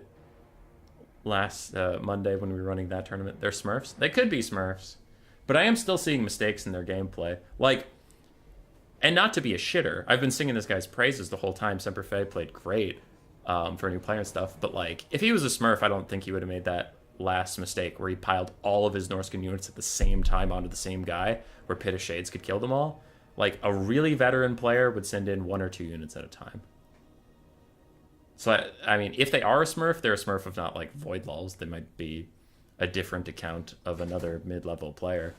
Do you want the lady in here with you? Yeah, if you're going upstairs. Yeah. Okay. Yeah, she can be out. But I was just saying that, like, I have this bias that if they're not in our tiny tournament community, that they're going to be shit and start at, like, the ground level and work their way up. And it's like, I have no hands. I can't micro units. I can't do anything. And then it's like hosting these new player tournaments and seeing players that I haven't seen before. And I'm like, oh, wait, these guys are actually kind of nuts. Ideologue is Lotus Moon. Ah, that's it.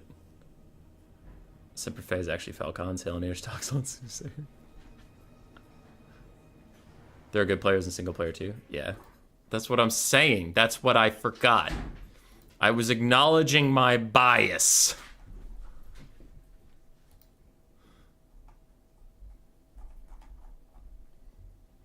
Okay. It looks like we have Dark Elves, High Elves. Dark Elves, Vampire counts. It looks like. Elitists, I guess. I'm gonna grab a beer. BRB.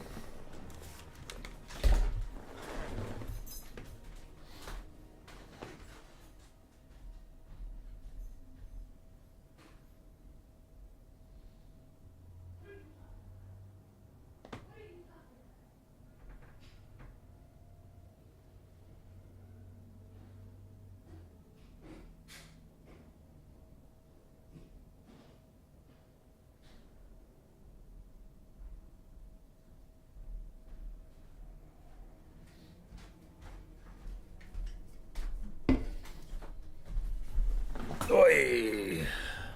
I have no hands. I'm learning to play with my foot. Hell yeah, brother. only elitist when it comes to the Dom question. Beer at 1 p.m. It's a non-alcoholic beer for my non-alcoholic little body. But, yeah. I was just saying I've been pleasantly surprised with the skill of the players that are participating in these tournaments.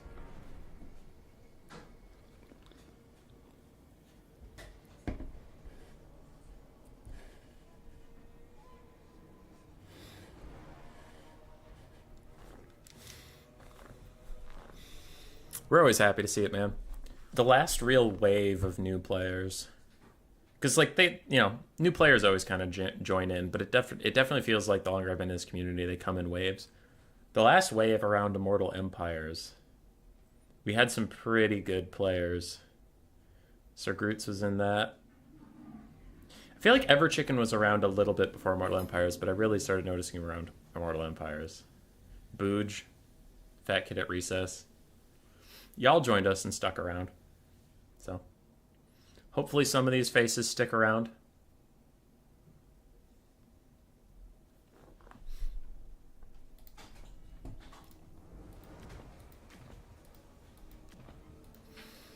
Helmut was what kind of... I feel like Helmut was kind of one of the ones that trickled in. Because I don't remember him coming in that wave with like Sir Groot and them. But then he stuck around afterward. He's been grinding his ass off. Who else has been playing a ton? Captain Rumsfeld's back, but he wasn't... He's not necessarily new. He's just... He came out of retirement. Alright. Y'all ready for Scourge Runners? Versus fucking Vampire Counts? Oh god, this might be a long game. He was post-IE? Ah, gotcha.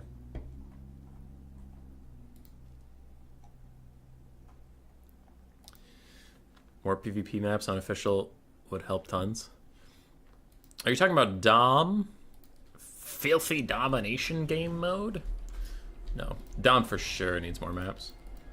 Land Battles has plenty of maps. They just need some better ones. Land Battles has a ton of fine maps. Not a lot of good or great maps. Like, one of the best maps of all time was Oakenhammer, and then CA said, huh, taking that shit out of the game for some reason. But yeah, Dom for sure needs more maps. Like, if CA was going to release 10 maps and they said, all right, how do you want these split between Land Battles and Domination? We have 10 maps. I would say 10 to Domination. Those fuckers need some goddamn maps. They're out here making their own maps so they could just play your goddamn game. Please, give these men some maps. Are we even doing the Warpstone event? Black Strat now equals auto W? Easy. Yeah. I don't even play Domination. And I still think that all the future maps that come out for like the next 2 patches should probably be for Dom. Just because like it is ridiculous to me that they released a game mode with so few maps and then just like the last 4 or 5 or 6 patches haven't added any maps. It's like, what is going on? What? Dom has 8? That might honestly be the total. I don't know, because whenever I do play Dom, I usually use one of the Total Tavern map packs. So I'm always playing with the map packs. But like, let's say it has 8. How many of the 8 Dom maps that are in the base game are even good?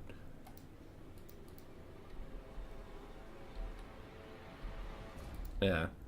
Like, there's some of them that look cool, but when you actually play them, you're like, oh, this doesn't work. Like Silver Spire. That's the one with like the big central area and then the 2 valleys on either side, but your spawn points are on these like cliffs and it takes you forever to get anywhere. Is that the right one? Anyway, I digress. The game we're actually in, instead of talking about what games we could be playing, we have 4 zombies, triple Graveguard, no, double Graveguard, then some Skeleton Warriors and Skeleton Spearmen, including the Konigstein Stalkers ROR that have poison. And that's about it. Corpse Cart with Unholy Lodestone, Blood Knights, and the Dire Pack. We have the Devils of Schwarzhofen, Manfred von Barstein, and Pit of Shades, Vampire Casta.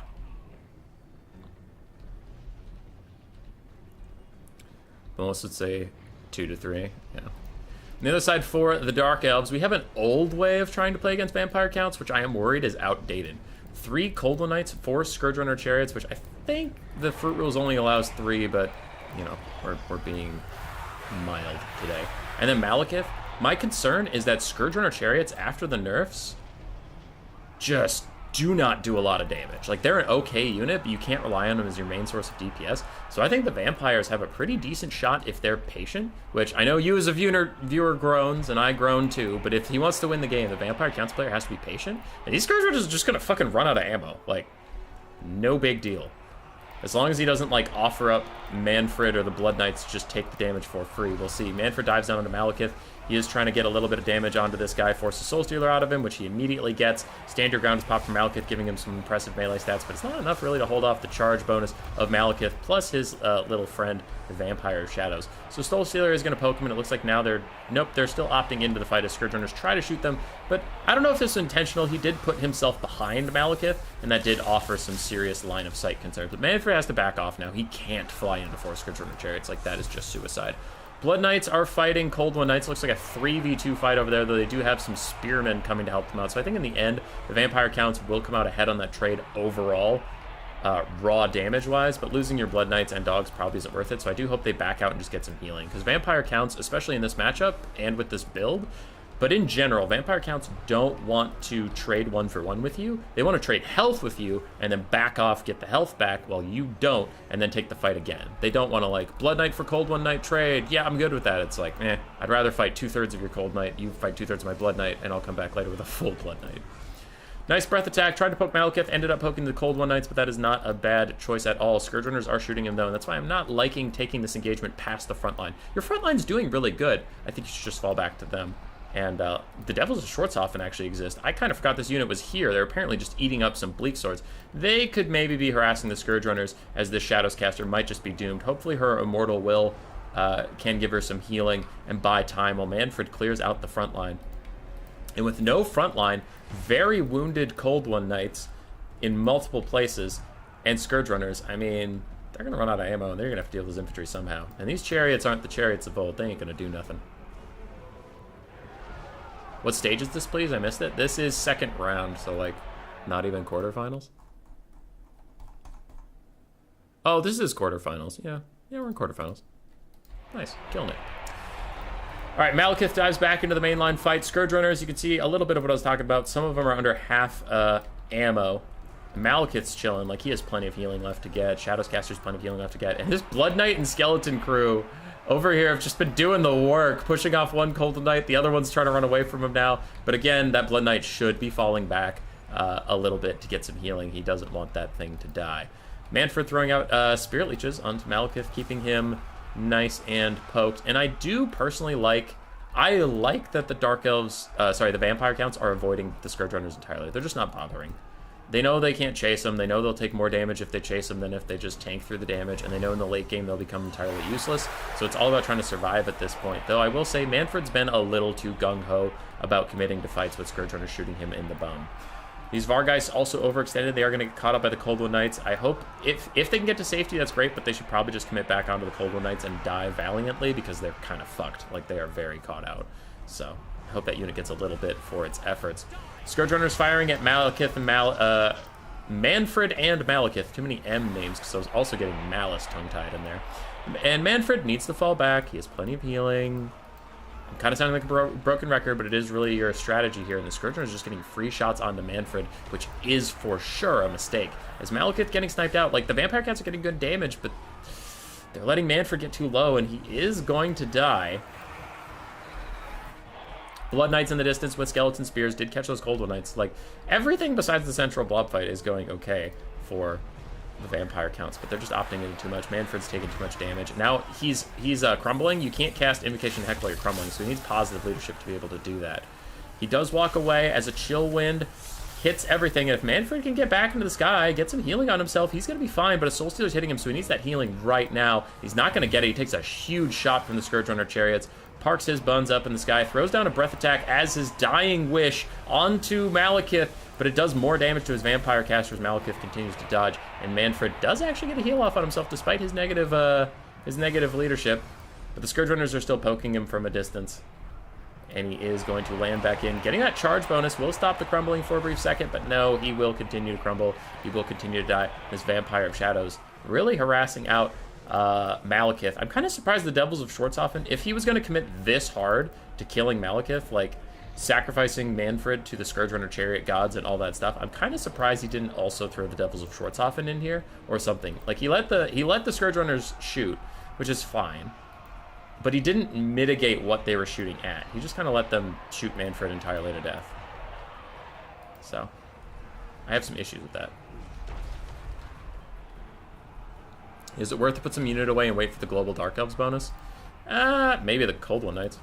So the Devils of Schwarzhofen are coming, and Manfred is continuing to fight this Vampire of Shadows, and it's not going that well for him. Maybe, if the Vampires can rally around the Corpse Cart for healing, and rally around this Vampire of Shadows. Oh, that was a nasty... I am shocked how much that Gaze of Malice did to the Devils of Schwarzhofen. And they're really not getting a lot of damage out onto Malekith. Now, he does have Stand Your Ground, to be fair, but still, they're not doing that great. They are going to die entirely. Another Soul Stealer to heal up Malekith, and it is going to hit every unit of the Vampire counts that just is in that central blob, except for these zombies and those Skeleton Spearmen. But the Blood Knights getting a charge onto him. They can maybe knock him down before that healing really matters, but no, he's healing so much from that Soul Stealer. It's like 100 a second. Chase! This Vampire of Shadows has been dogging him all game, though, and his leadership does tumble. He is fully surrounded by Blood Knights, who are beating his ass. The Blood Knights trying to recommit to the fight, get over to Malekith, who is soon to rout, and if he routs, he is doomed. There he goes. Only 700 leadership left on him. And for the Dark Elves, you have Scourge Runners that are almost out of ammo. Cold One Knights are all dead. And you have some pitiful Bleak Swords and Dread Spears, but this lady has Pit of Shades. Like, it's the only spell that she brought. Manfred's dead, so she for sure has a Pit of Shades cast. Unfortunately, the Blood Knights are also going. So it's how much can this Vampire caster carry? A little bit. Because the Scourge Runners, while they're a pretty shit chariot at the moment, they're still a chariot. Like, if you micro them effectively, you can technically kill, like, infinite infantry. I hope that's not overcast for your sake, because it's missing. There we go. Well, at least it didn't do damage to her, but still missed. We have Graveguard in this healing center, so they can kill those Bleak Swords and Dread Spears and stuff. 4 volleys, 2 volleys, 7 volleys, and 7 for the Scourge Runner. Still a lot over there.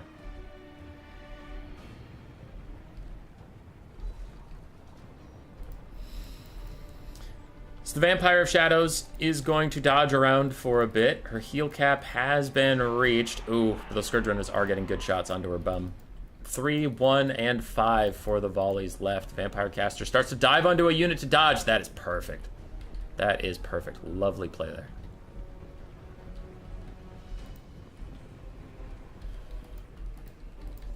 All right. Dark Elves continuing to shoot. Their Scourge Runners are out of ammo. Well, one is. 2 are. One's at 3. One's at 5. The Blood Knights in the distance are officially dead. Cold One Knights are almost off the battlefield. And it really is. Can 4 out of ammo Scourge Runners kill all of this stuff? There are Skeleton Spearmen. There are Corpse Cart with the Unholy Lodestone, giving them melee buffs and giving them healing. And this Vampire of Shadows just really good job dodging. She doesn't have to do anything. You know, her infantry are attacking. She can bide her time until these Scourge Runners run out of ammo, and then they have to deal with her in melee, which she will be much more suited for. 2 shots left on 1 Scourge Runner. The others are all dead, and you can see the Scourge Runners, if they commit to melee, the Vampire Caster, but also these Graveguard, can really just deal with them that easily. The Scourge Runners are pushed off. Balance of Power is dead center of the balance. Skeleton Warriors, Graveguard are starting to crumble, and that's bad news for the Vampire counts. They don't want crumbling. They want their leadership to hold as the Vampire of Shadows is continuing to fight. 1 volley left on this Scourge Runner Chariot. Can it hit that Shadows caster, and is it even enough to hit her? Well, not just to hit her, but to, like, kill her, to do anything about it. Dread Spears are trying to grind through the Vampire counts. And she's currently protected from the Scourge Runners by the Scourge Runners, as another Scourge Runner tries to rejoin the fight and immediately routs. Shadows Caster might have another Pit of Shades, but it's honestly not worth it at this point. The Dread Spears are already losing to your Graveguard and Skeleton Spearmen, and you don't want to do the friendly fire, so just leave it alone. I don't think we'll see a Pit of Shades. Oh, fuck, they're just going for it. Okay, I'm nervous, but let's roll those dice, son. Pit of Shades hitting the Skeleton Spearmen. That's a lot of friendly fire damage. I don't like it at all. All the skeletons are dying. All of them are dying. Please stop killing them. Dread Spear's gonna run away. Down to just a corpse cart and a lady. That pit of shades killed way more undead than living things. The vampiress is still trying to fight, is still trying to do good damage, but now she has no chaff, no protection. She is left in melee with these Scourge Runners, and they have anti-large in their weapon strength. Now, they have pitiful melee stats compared to her, but still, without Skeleton Spearmen to mitigate any of that damage from her, this is going to get tough. So how are we doing? Out of the 4 Scourge Runner chariots, 2 are left. And the Dread Spears are back. Oh, that Pit of Shades is gonna haunt Semper Fi.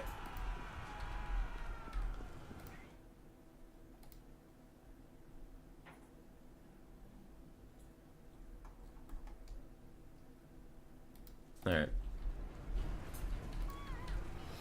Vampire of Shadows is continuing to fight. She's getting danger close to that routing, the crumbling point. And she is just trying to land blows on the Scourge Runner chariot. It's currently not going that well for her. She's kind of stuck. I hope she's not getting attack orders on anything. I hope she's just letting her swing at whatever, because that would be healthier at this point than, like, actually trying to fight. But I do think the vampire counts are screwed here. That friendly fire on the Pit of Shades really fucked them over.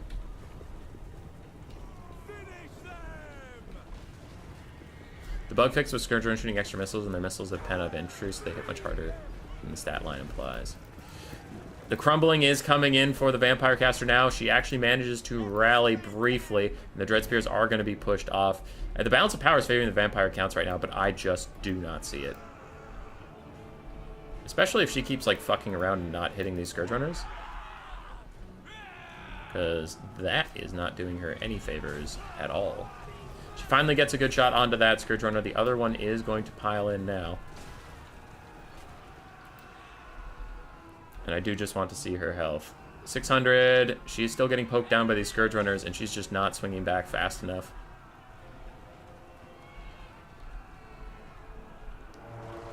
Dread Spears are back once again.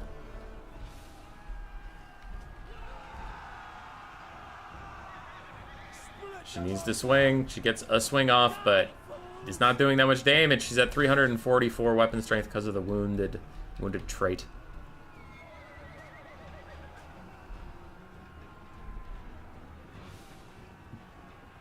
Dope, dope, dope, dope, dope, dope. Dope, dope, dope, dope, dope. She's still hanging on for now, but she hasn't landed a hit on these chariots in like a while, it feels like. Maybe I'm just being dumb. Just getting decent shots in now. Dread Spears are back once again. If they rout this time, they will shatter. Another Scourge Runner rejoins the fight. Gets some good damage onto her, then it shatters. And it shattering might draw the Dread Spears into routing. They are at 3 leadership. -2 on her, though. She's taking too much damage. She is going to start crumbling. And that will lead us to the end game. That is GG. As much as the balance of power believes in this corpse cart, I do not. It has 26 weapon strength. Dread Spears are gone, though.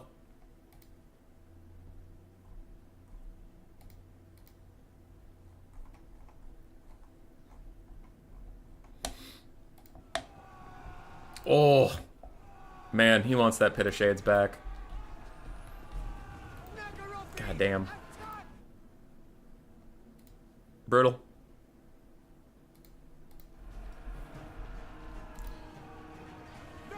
Brutal and a half.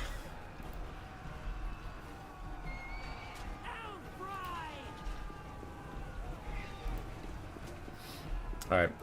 At this point, the corpse card is mega doomed. There's no shot it wins. But the balance of power is a fickle mistress when it thinks corpse cards can beat everybody at everything all the time. I thought I saw an attack order over here, but I guess not. PC player might just want to drop out, probably. It's even heal capped.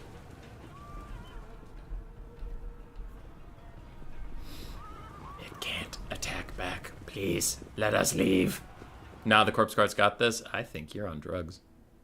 Alright, he did drop. Righty.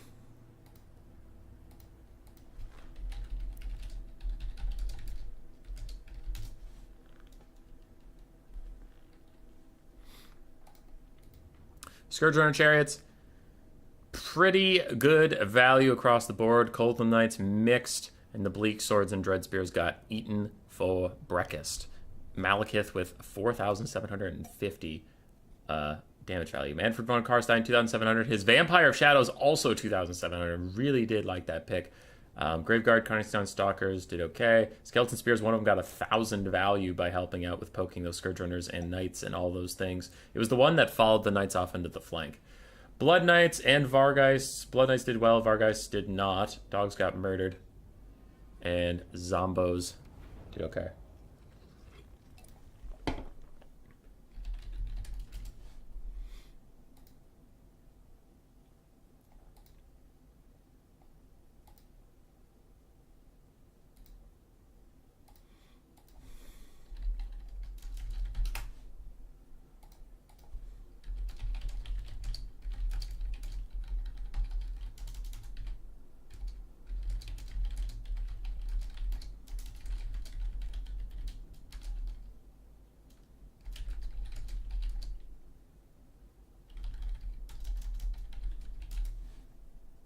All right, I'm asking Bran how he feels about that game. If he just like says, I don't give a shit, then Salinator will move on. But technically, it was a rule break. There was one more chariot than there should have been, I think. Yeah, let me just triple check. Dark Elves. Limit 3, yeah, the Scourge Runners. But we'll see. If the player who ended up losing doesn't even care, then he doesn't... nothing happens.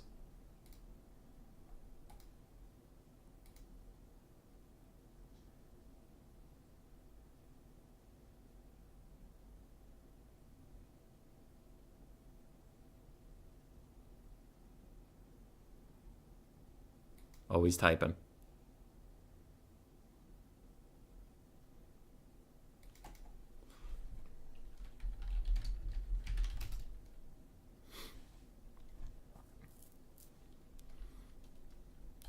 I agree, but you technically had the option, but I do agree with your assessment.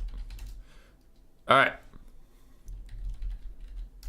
So, Bran said, this is a casual game and I killed myself anyway. It's fine. I didn't even notice.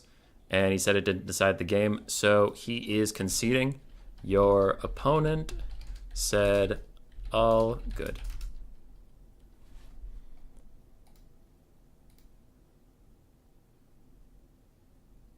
Let him pass. He played well. And you as well, my Dark Lord. Somehow Palpatine returned.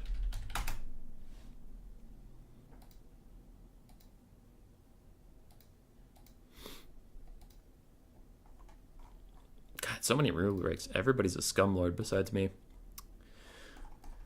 Everybody's a scumlord. So we have Salinator versus Rurik next. Here's this for you all. We'll spectate that. I will ask whoever is at the top bracket when that gets started to send me replays if we can't catch it live. And we'll keep on rolling.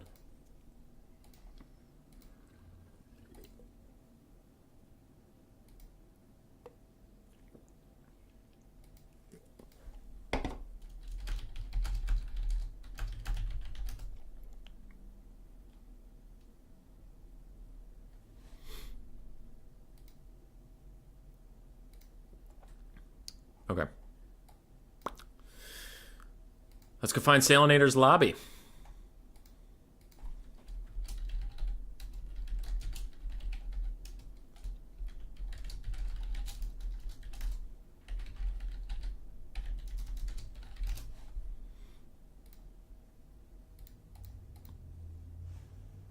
Happy birthday? Thanks, Booge. It's not my birthday.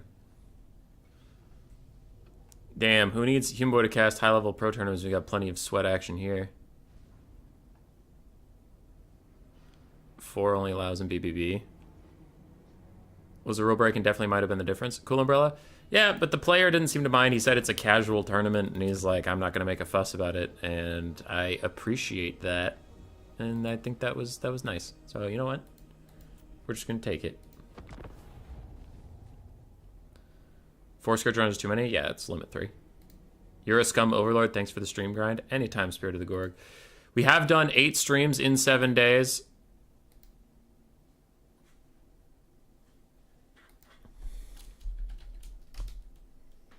I do ping them. But we hope to see you in the future.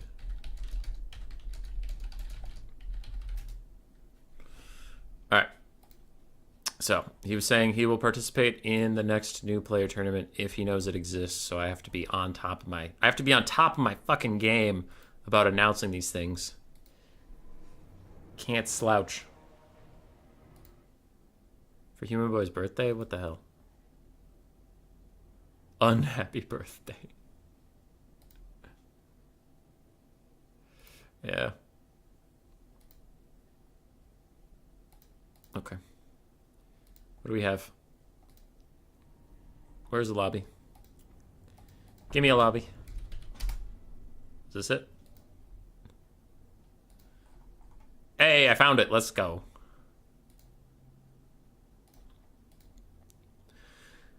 Salinator versus Rurik. I think this will be an uphill fight for Salinator. Rurik has currently 2-0'd anybody he faced in today's tournament, if the Total Tavern score reporting is correct.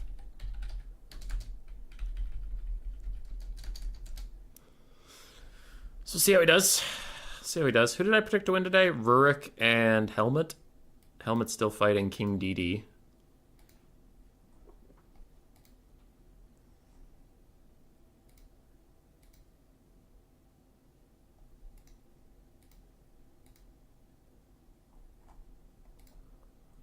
Yahar. Copyrighted song, don't play on stream. I won't.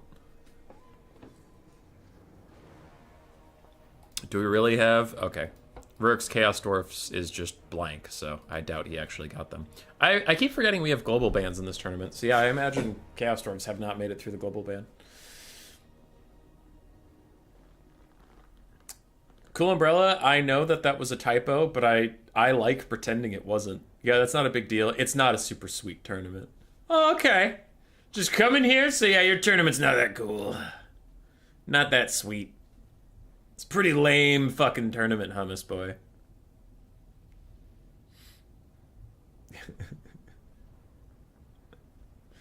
Yeah. Umbrella, yeah. We're being pretty lenient with rule stuff, and we'll just notify players if it's an issue, but try not to be a dick about it, because it's like, the point of this is to encourage people to give land battles a shot, and the last thing I want to do is like, hey, thanks for giving land battles a shot. Also, I'm taking you to fucking court. How many Marauders of Nurgle did you bring? 10? The limit's 8! Go to jail! Get the fuck out of here! Wait, why did he get the fuck out of here? Why don't people join our community? Oh. Why has the tournament continued while I was away? Because you didn't tell me you were leaving. I would have paused it. Hummus, middle name boy. I joined the stream and I hear you curse. How dare you? My middle name's Connor, actually.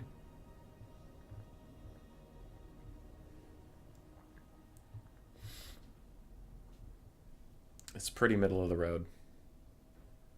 Straight to jail. Yeah.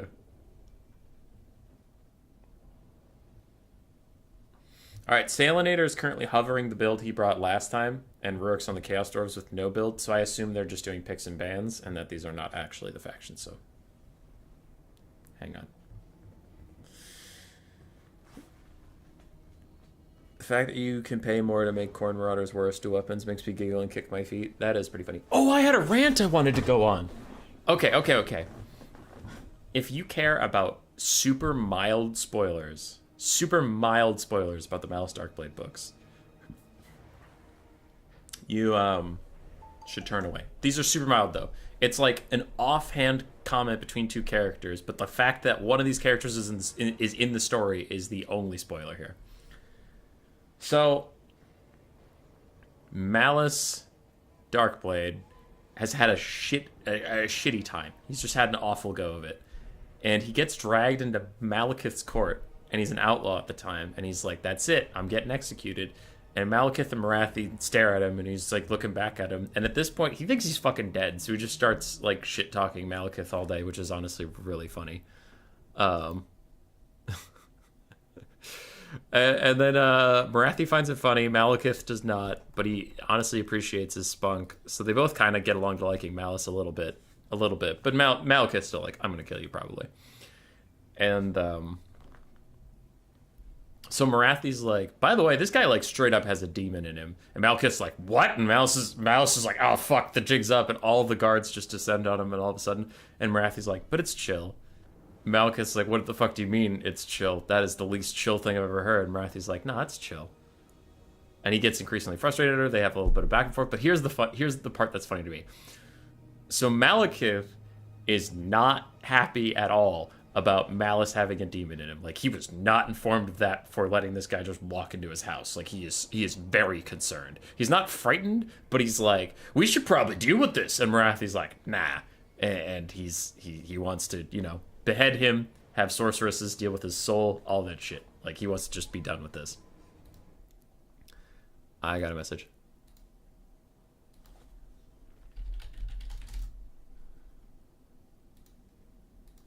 Can I can him for using the dwarf flag in this chat? No. But, so when they settle down, I just want you to remember that Malekith was not on board. They get a message that an army from the Chaos Wastes is assaulting the Darklands, and they want Tazarkan, who's bound to Malice, right? So they want Malice's demon, and they're going to burn the Dark Elf villages to the ground until they get that demon. And Marathi goes, we could probably behead Malice and harness the demon and give it to them. That seems fine. And then, like, Malekith's right-hand man, this random guy that I've never seen in Total War, so his name's just Nasser or something. He's like a general, and he goes, I mean, we should probably just kill Malice to be safe, and then march an army out there and beat their ass or whatever. Or, hell, if they want Malice, I could just string him up and throw him out there for him. Like, that's fine. And Marathi and him are going back and forth about how best to deliver Malice to this army.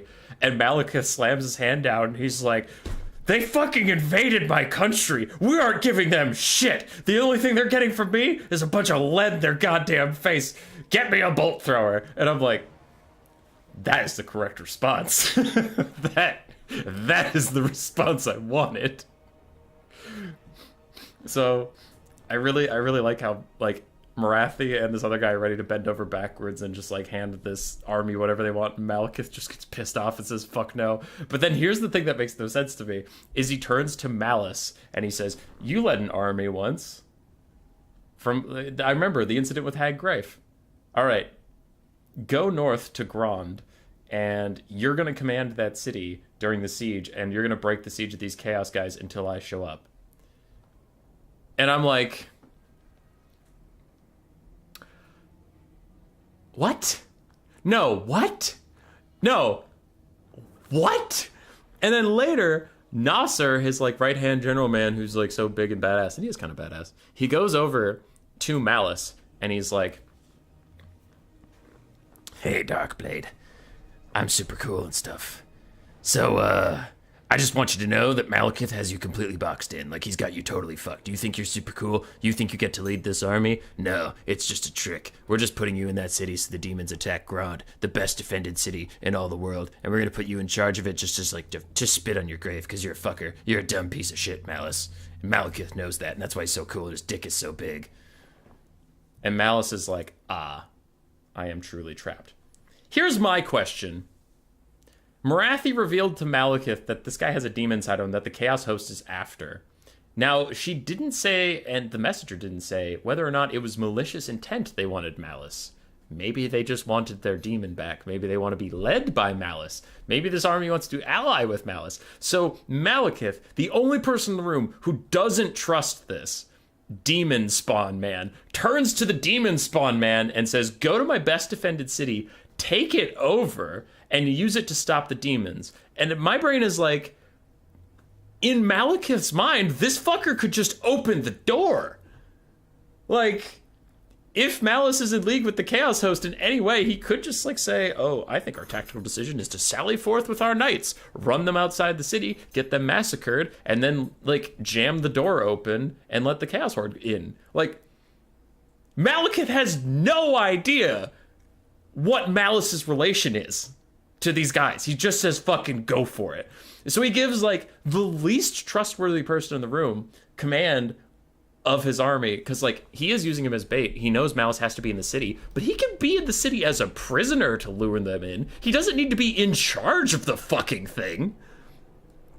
That makes no sense. And if you're like, well, Malice is a proven general, you know who else is a proven general? Nausir, who's right there. He's literally Malekith's general. If you need generaling done, that guy, that's his job. That's his title. That's what you pay him for.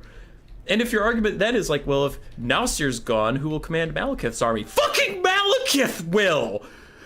I don't understand why he gives Malice the job. Like, maybe send Malice and Nausir, tell Nausir when they get there to tie Malice up, throw him in a back storage room somewhere. Fuck that guy. I don't give a shit. But Nausir, take command of this fort. Not Malice! Not the guy you just identified has a demon in him when you're being attacked by a demon army that's after that demon.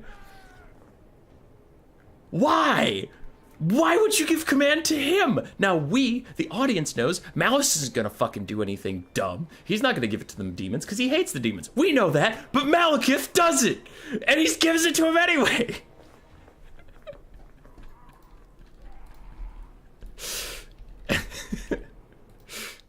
I had that pent up, and I was waiting for a moment to tell you all about that. Okay, so it upset me in a very nerdy way.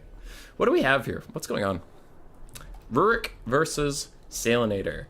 Dark Elves versus Vampire Coast. For the Coast, we have Zombie Deckhand mobs. We have some polearms, 2 animated Hulks, 3 animated Hulks, 2 Gunnery mob, Rotting Prometheans, one of which is the Lampeter's Revenge. We have a single Fellbat. We have 2 Mortars, and Count Noctilus on foot. Pit of Shades, his summon, and healing. So he can prove himself. Dark Elves have a total of 6 cities. I don't think they should sacrifice one of those 6 cities to figure out if one guy that's possessed by a demon is mildly trustworthy. Especially because when Nausir goes and talks to him afterward, he just rubs it in his face that, like, Malekith's gonna kill you anyway, and you're so fucked, kid. And it's like, I mean, cool, but why tell him that before he does the job?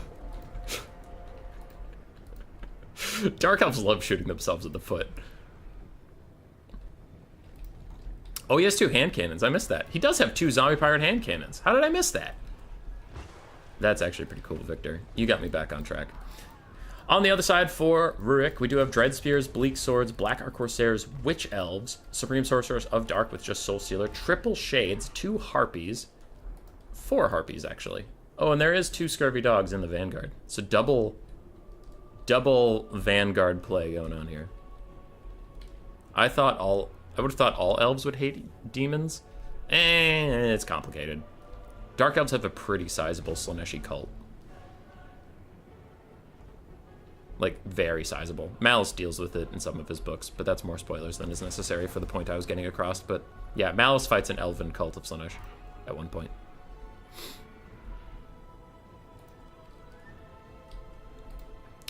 So, Mortars are going to punish the Dark Elves on their way in. Furies are positioning themselves to hit the Mortars whenever they feel fit, but for now they don't want to overcommit and die for no reason. They want to wait for the front line to roughly get here, so when they commit they can also maybe disrupt these hand cannons. Why are the hand cannons so bad but the Iron Hail so good? I don't know. I guess spread fire, because the hand cannons spread further. Because they're shooting now at these Witch Elves. They're doing okay, but they're shooting largely over their heads.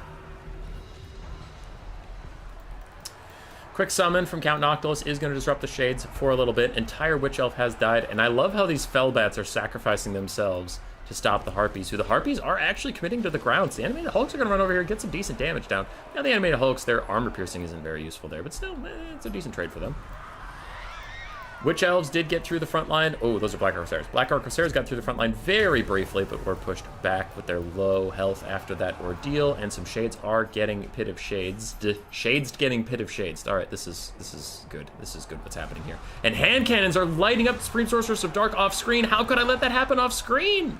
How could I let that happen? And she lands. Oh, this could be a big mistake from Rurik, as the hand cannons are still trying to shoot at this big Dragon Lord on the ground. Now, unfortunately for them, they're doing that dumb thing where they kind of shoot out of the side of their mouth, so they do need to turn towards her, and she is going to get out of range, so nice job in the end. I was a little concerned, but we got through it. Pit of Shades plus Wraithstorm is really punishing these normal Shades. God, that's never not going to annoy me. And the Harpies are stopping dogs from being a real factor in this game. Where'd the other dog go? Are they already dead? Oh, okay, they're both in my screen right here. And they're both getting killed. Gotcha. Things going overall well for the Vampire Coast, though. They are up 1,000 damage value. They're up on the balance of power, and I would tend to agree. The Dark Elf infantry are being pushed back across the board. We still have one very healthy hand cannon. The other one's dead. We have the Lamprey's Revenger somewhere. They're chilling. Another gunnery mob is chilling. Noctilus is chilling. So overall, oh, there's the other hand cannon. It's actually fine. This hand cannon probably needs to just shoot at anything that hits this hand cannon for the moment. And he is not. If Noctilus had another Pit of Shades, that'd be kind of funny. He could take out 2 Harpies. More Harpies coming back to the fight. They are trying to protect their Sorceress of Dark, who is currently getting shot 2 pieces. And the Lamprey's Revenger coming over. They smell blood in the water. These units are unironically some of the best Lord Snipers in the entire game, as they're just walking forward like, I heard you want to get surrounded and beat to death. Now the Harpies quickly eliminate those hand cannons. And a big Pit of Shades is going to catch a Witch Elf and a Dread Spear, while also sacrificing a Zombie Pirate's Deckhand mob to the Dark Gods. We still have a full health Blackheart Corsair over here. Don't know where they have been, but they have gotten a little lost in the sauce. And Rotting Prometheans are fighting Dread Spears. Not the worst fight for them, but it's not a fight they really want. Supreme Sorceress of Dark is starting to run away. Soul Stealer was healing her up. It has just worn off, so that is actually the amount of health that she just has. Harpies are routing. Hand cannons rallying briefly, just to shoot at her a little bit on her way out the door. Now the Dark Elves are doing mortal unit things and rallying after running for quite a while. There is still a nearly full health Shade, and that might be a game decider if there is no plan for Noctilus to shut it down. He might have a plan. It's called a Zombie Pirate Deckhand mob. They do run out there, though. This Lamprey's Revenge is not having a good time getting shot at by those Shades. Those armor-piercing missiles are doing a number on them.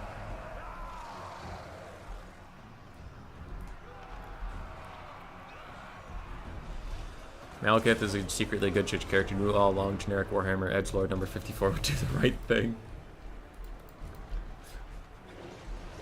I'm sorry, Victor. I'm sorry.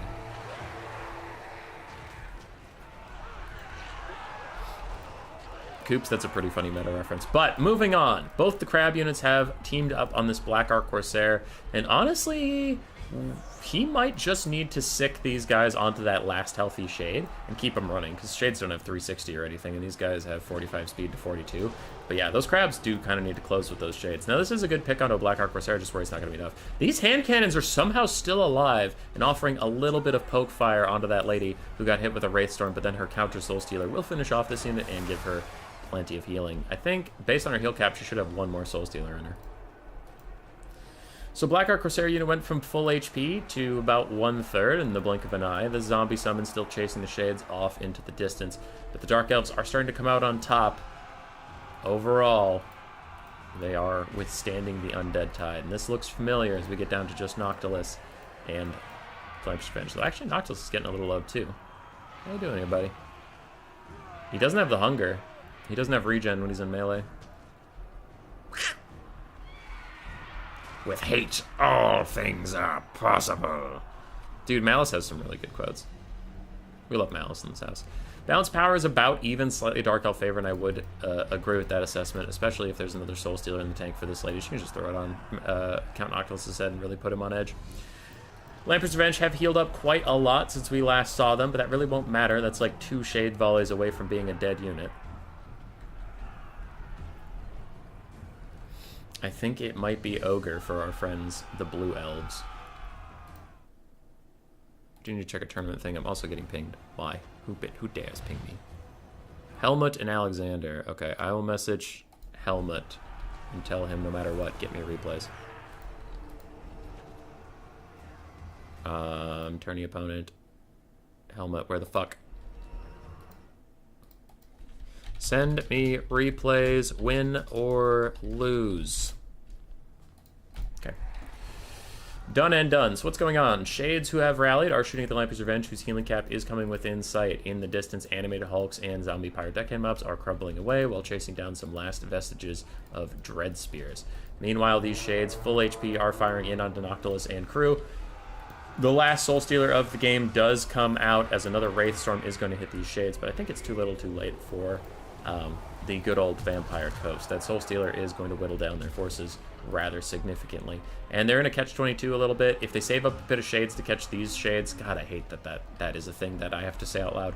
If Pit of Shades catches those Shades, especially an overcasted one, he can kill them off and save his units a lot of damage. But if he does that with no healing, I think they still just lose the grind fight. Or if he doesn't use the Pit of Shades, then he can't possibly out-heal a Shade shooting him. So I do think the Vampire Coast is just in an untenable position. They are going to go down. Look at that damage from the Shades onto the Lampi's Revenge. Quick overcast invocation to Heck, just trying to keep this game going for a second longer, but the damage it deals to Noctilus is pretty brutal, and the Shades will just knock down these Rotting Prometheans despite the healing that is coming for them. GG. It's never about Noctil you or Noctil me. It's about Noctil us.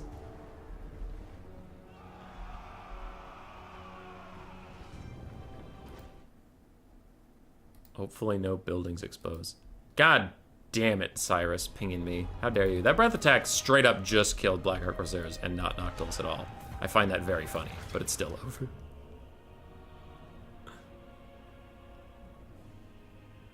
Curse your sudden but inevitable betrayal.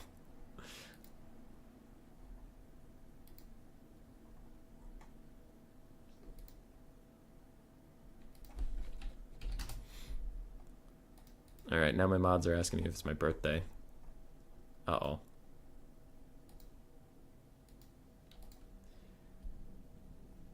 D&D, no actual buildings exploded in real life? Why would they do that? The crab mobs did okay. Noctilus did fine. Mortars did fine. Animated Hulks did okay. Hand cannons actually did well. I forget what their price point is, but one definitely did amazingly. Dogs got caught out by those harpies. They saw it coming, and the chaff got chaffed on. Is the vampire ship Mecha Ghost against dragons good against... Oh, is the vampire host ship Mecha good against dragons with their shotgun cannon? No. In melee, they are terrible. 2,300 on Malekith, but dressed differently is how I will phrase that. Shades did fine. Harpies did good. Witch Elves got mostly murked. And Blackheart Corsairs / Bleak Swords did what they had to, but it was not a pretty job killing the zombies over and over again.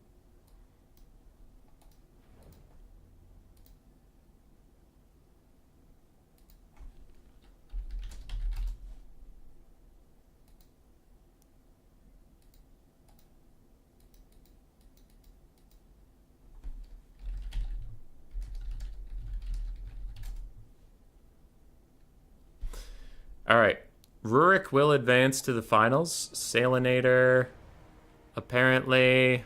Hold on. Hey! Hey! All right, Salinator apparently does not feel well. His hands hurt, so he is going to back out. And I'm trying to catch Helmut before he enters game. Because I see King DD versus Helmut, so I have to assume that that's his lobby. Otherwise, why is it still there and why is it still full? So I'm hoping he will let me in. TY.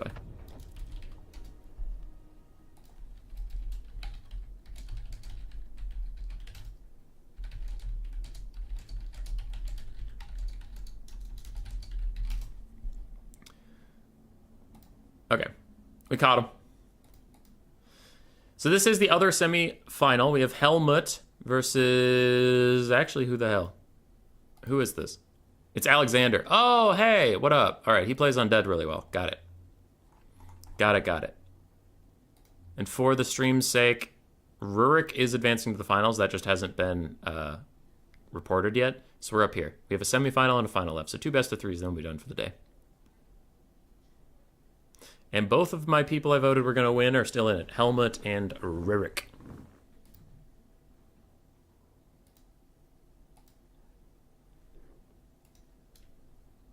Meh. Imperator Mortis.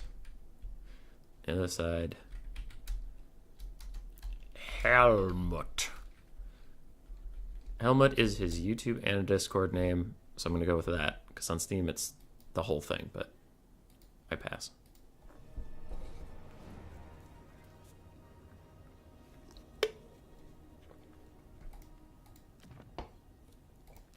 Helmut is actually a pretty good Empire player. I don't really know what his secondaries are. I don't know what he falls back to. I've only played with him on Empire, and he's quite good at that. Imperator is on Tomb Kings last night. Monday. It keeps feeling like it was last night. Monday night, he played Tomb Kings Vampire Counts, and then he, in the one time we saw him go to Game 3, he went to Dark Elves, if I remember correctly. I think. But he tends to really try to stray towards the undead factions.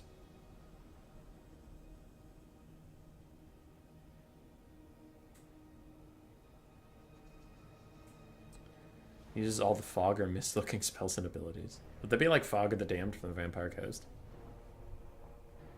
The Skaven lore of stealth sucks ass.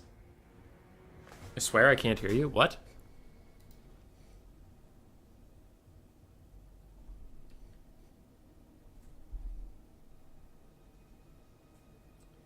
He uses all the fog or mist-looking spells and abilities. Would that be like Fog of the Damned from the Vampire? Okay, I just turned the sound on my stream on. I can hear it.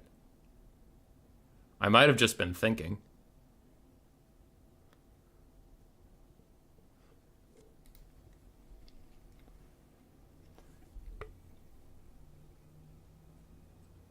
He uses all the fog or mist-looking. Okay. Stream audio is working for me. All right. Jack Norman, also one of my mods, is just alarming me for no reason. For no reason! We have pretty good viewership today, so thank you for everybody who's hung around.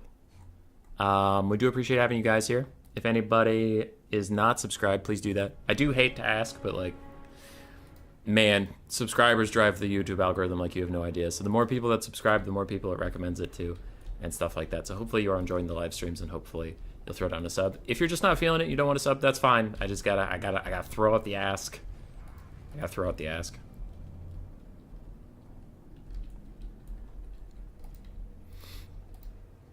But also, if you don't subscribe, I will instantly stop streaming. After this stream, if we aren't at, what are we at now? 5,620? Okay. If we aren't at 6,310, then I'm just gonna be done with this shit, dude. I'm gonna be done with it.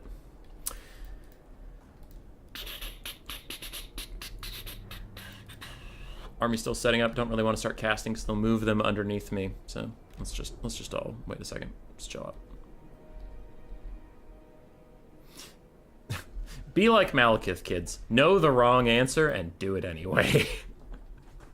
I know it was a while ago, but actually I just realized that is kind of what he did. I shouldn't touch this stove because it's hot. Anyway. Ooh, that actually has 2 meanings to it because Malekith also did the whole, you know, Fire of Narian thing and got burned, and that's why he has to wear a mask now. Oh, no.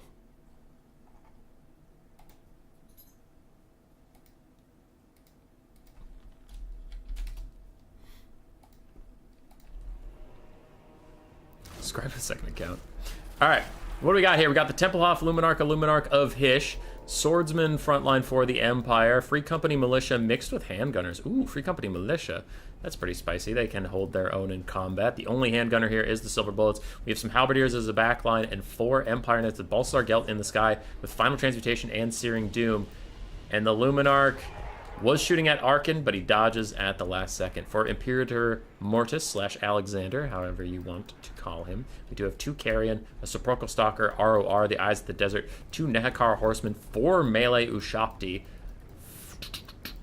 a mix of Skeleton Spearmen, Skeleton Warriors, and Nehekara Warriors, plus Arkin the Black, with Spirit Leech and Fate of Bahuna. Okay! Okay! That little sapling just saved Arkin from getting mega fucked. That was spooky. How does Bat-type units compare with Carrion and Harpies? Carrion are much tankier. Harpies do more damage. Bats are...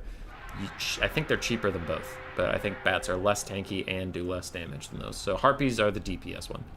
Oh, and another one shoots at Arkin. Jesus Christ. Imperator's giving me a fucking heart attack. Final Transmutation is getting cast rather aggressively on the Sepulchral Stalkers as they get charged by Empire Knights. Apparently, Gelt really hates these guys. It's not overcast, so at least there's that. But that is kind of a weird take. Probably just save that for Arkin in the future.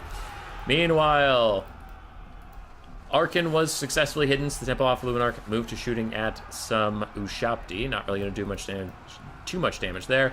And the Sepulchral Stalkers are starting to fall back. Carrion are trying to disrupt these Free Company militia. They have the same unit card looking ass thing as handgunners, so I imagine that like the Carrion diving onto them think they're disrupting handgunners right now.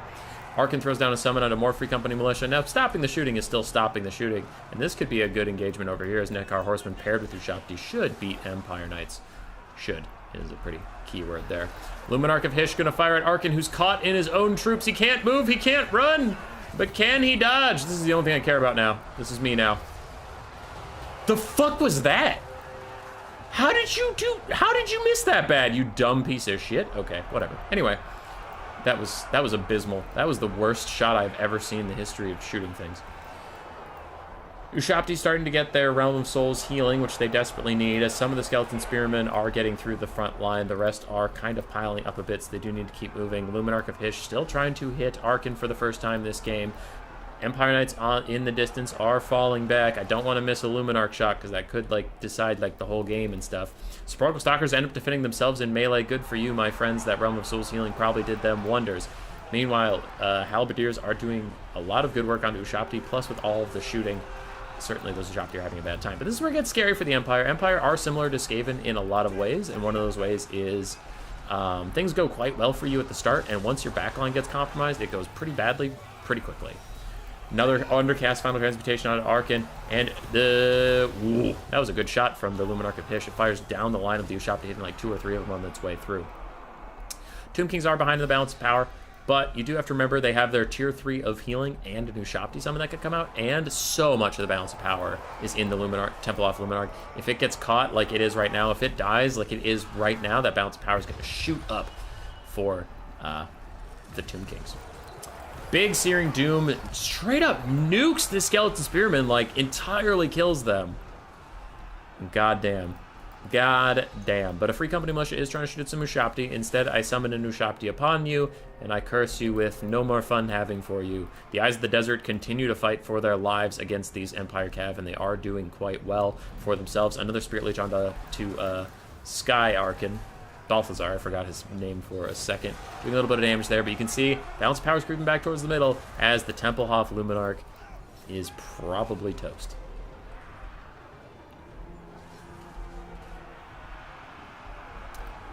It is now routing. I doubt Arkin will let it back, but another Searing Doom from Gelt, and a slightly too clumped up 4 units of Tomb King's infantry are going to get hit and smoked by that cast. Okay, some of these Nehekar warriors are actually over here, so that's not that bad. It was 3 units, but still. Even a Liber Mortis to give them leadership and physical resist in this area. All of a sudden, the Tomb Kings are in the lead, so Human Boy's not wrong about everything all the time, just most things most of the time. And these Sepulchral Stalkers straight up killed 2 Imperial Knight units. And it's like, well, ready for more. Do it again. I fucking dare you. See what happens. Temple off Luminarch has shattered. Another Spirit Leech hits Balthazar Gelt. Empire Knights are not able to hold back the tide of Nehekar Horsemen. So for the Empire, what is the positive take? The positive take is that Ushapti's not real.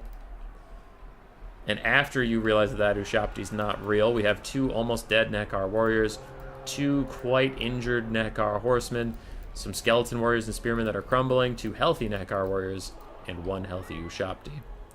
Sepulchral Stalkers, the 2 Empire Knights that it beat are coming back for round 2 this time at the same time. The Sepulchral Stalkers are like, all right, I recognize you. I'm ready to beat your ass again. But we'll see how it goes. If the Empire can maybe rally the Silver Bullets, maybe get some Free Company Militia back in other places, maybe they can do something here. And the Sepulchral Stalker routs another Empire Knight again, routs this Empire Knight again, beats both of the originals again, and now is beset by this last Empire Knight, a 3rd challenger to the throne. He's won 4 battles against Empire Knights, 3 different Empire Knights in that time, and he's like, you wanna go? You candy-ass bitch? You can't take this? We're the sneaky snake ROR. We're the best of the best. And speaking of the best of the best, they're getting awfully low, but maybe there can be a rout from these Empire Knights, and these guys can win their 5th 1v1 of the day. Another undercasted Final Transmutation hits Arkin, but since they're not overcast, they don't really have that much punch to them. The Sepulchral Stalker is hanging in there. It's still fighting back. It doesn't want to give up, but it might have to. It's down to 6 out of 16 bottles. The Empire Knights, 1,000 health and dropping, but they still have twice the health of the Sepulchral Stalkers, who are now starting to crumble, but they ain't going out without a fight. They rout the 5th Empire Knight in their long stay on this battlefield, and now they will crumble slowly into their retirement home of death after doing fucking great work. Alright, Silver Bullets are rallied. Free Company Militia are firing on the Ushapti and Arkin, who are running at them. That summon of Skeleton Warriors is gone. The summon Ushapti is gone. Sepulchral Stalkers are, for all intents and purposes, gone. But I don't think the Empire has it in them. They just don't have the raw infantry clearing to deal with all these Nekar Warriors. Arkin's still at half HP. And that Luminarch really failed Sigmar.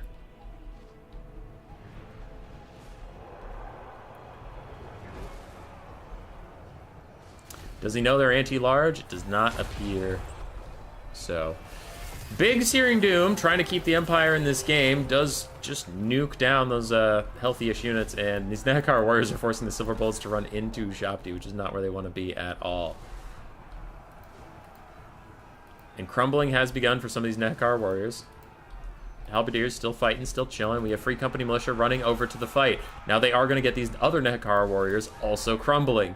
And Balthazar Geld is straight up going to charge in, go man mode, lead by example, and get into that fight as the Ushaptis are nearby. He has 2 different Free Company Militias coming by to offer shots, but he himself can't break, because if he breaks, army losses will for sure hit his army. And he also needs to avoid Arkin, who is charging up the Staff and the Gash, and he's coming over here. Oh, you can see how his reticle is moving? That's how you know he's casting a Spirit Leech, because his range to get in range keeps moving with him as Gelt keeps moving, so he's casting a Spirit Leech that'll probably end this game onto poor little Gelt.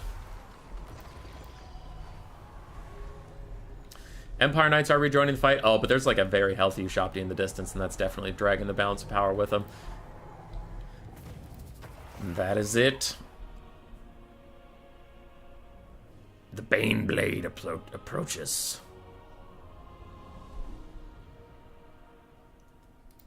Hey, human boy, nice to see you streaming in the EU-friendly time. I try to mix it up, Heretic Anthem. I try. Ugh, but it's mostly about whoever offers me more money. No, it's not true. When I stream in the EU times, I usually have viewership in the 50 to 70 range. And when I stream at NA nighttime, I have the views somewhere in the 20 to 40 range.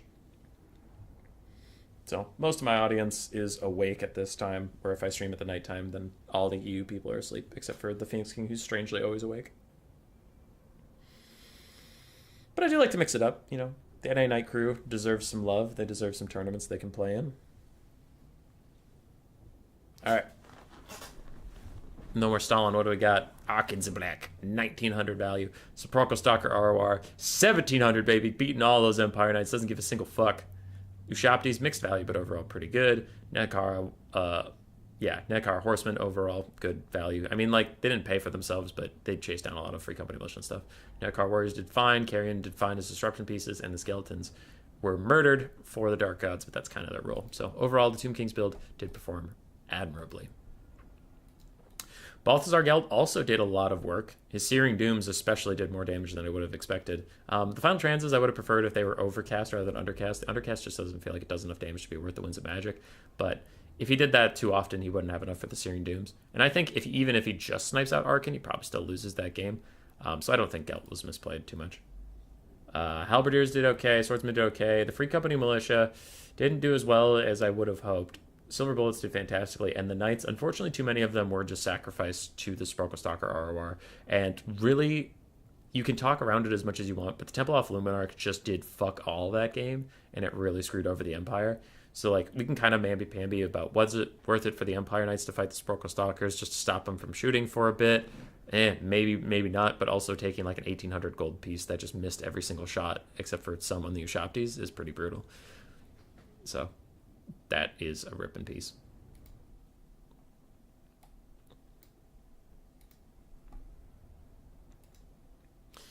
I feel like the Luminarch buff got a lot of people very excited, and then after a while we just stopped seeing because they're still a little inconsistent.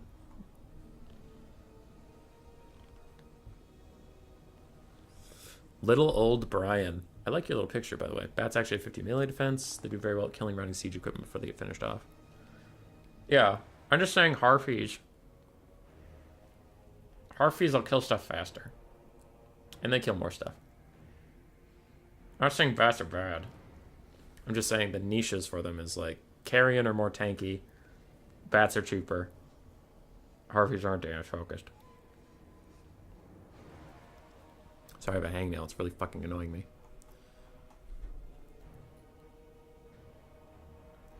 Congrats to Phoenix King for winning the faction war. Enjoyed seeing you rocking the Dark Elves. You guys want to see some shit? Wait, hold on. Sorry. Grievin, I agree. I agree, by the way. So it can shoot its primary weapon as well as the second weapon at the same time, like the Bastillodon Solar Engine. Oh. Maybe? I mean, like, the steam tank might fire at melee. But y'all want to see something fun? So we are working on the prize for the Phoenix King for winning the faction war. And it's coming along. So it's got to be colored and stuff by the artist that we're working with. But he chose Lokir Fellheart for his lord. So we're working on getting that art all done. Look at little Lokir. Look at him go.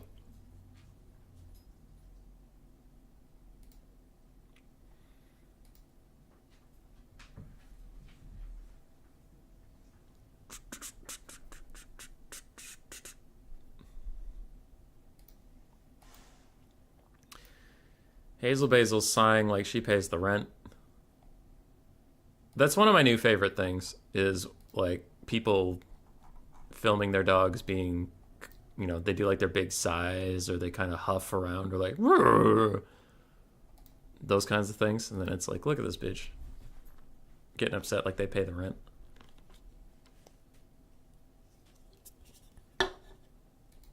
Show your profile pic. Is it the cheese? The dwarfs require no skill with a cheese over the face of the dwarves. I feel like most people on the Discord can see that. Fire its cannon and steam turret at the same time. You can't control whether or not that happens, though. You're just hoping it does.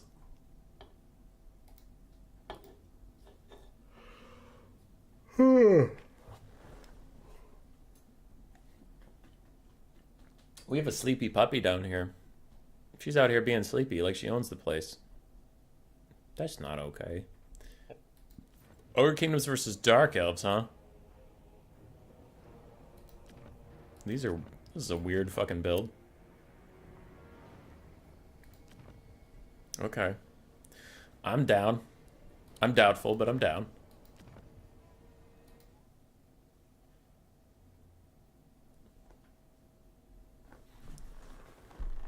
Alright. That's it. It's time for the classic human boy filler when he doesn't have anything else to say. Puppy! That is all. That's my analysis, is puppy. Why are you looking so sad? Why are you looking so sheepish? So sheepish. Oh, good lady. The camera struggles with how dark she is. You're just a little edge of night pup. Hazel! Hazel! Hi. Look at you! Look at how good you are! Oh, you're such a good dog. She's a good lady, yes she is. Alright. Hello. You have returned.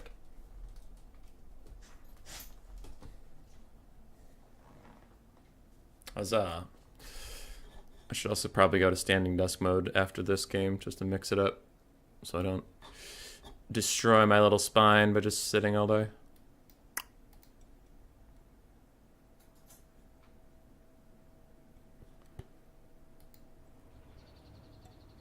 His eyes see through my soul. How does she put up with you? Because I feed her. Ah, the human again, trying to monetize me. She doesn't pay rent. I don't know how many times I have to say this. We gotta get the money out of her somehow. Okie dokie, what do we have here? For the Dark Elves, it looks like we have 5 Dread Spears, 2 Bleak Swords, and that's the whole build. That is it. Definitely nothing behind me in the trees. Also Malekith's here with Soul Stealer and Gaze of Malice. Oh hey, there's stuff in the trees. We have 2 Cold One Knights, triple Scourgerunner Chariot, one of which is the Ravagers of Rakath. It gives them poison and a slow. Okay, but it doesn't actually give them more damage, because if you give these guys chevrons, they actually have more damage than the Ravagers of Karth, which is interesting. We have 2 Dark Riders in the Vanguard as well. On the other side, 5 Noblars, 3 Noblar Trappers, 2 Lead Belchers, an Iron Blaster, Slaughtermaster of the Great Maw with Iron Fist and Troll Guts, 2 Mournfang Cav, 1 Mournfang Cav with Great Weapons, 1 Sky Strider, the Crusher's ROR, and then we have triple Sabertusk Pack. I am immediately nervous because this build would be quite good against a Dark Elf Spear, Box, or Blob or something. It is going to struggle so hard against triple Scourgerunners, I think. If they dodge effectively, Scourgerunners can way out-skirmish the Iron Blaster and the Lead Belchers. Iron Blaster turns to fire at Malekith. It way overturns.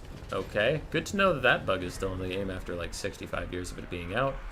Starts to move forward, he now fires, there it is. Do any of them even hit Malekith? No. Rip.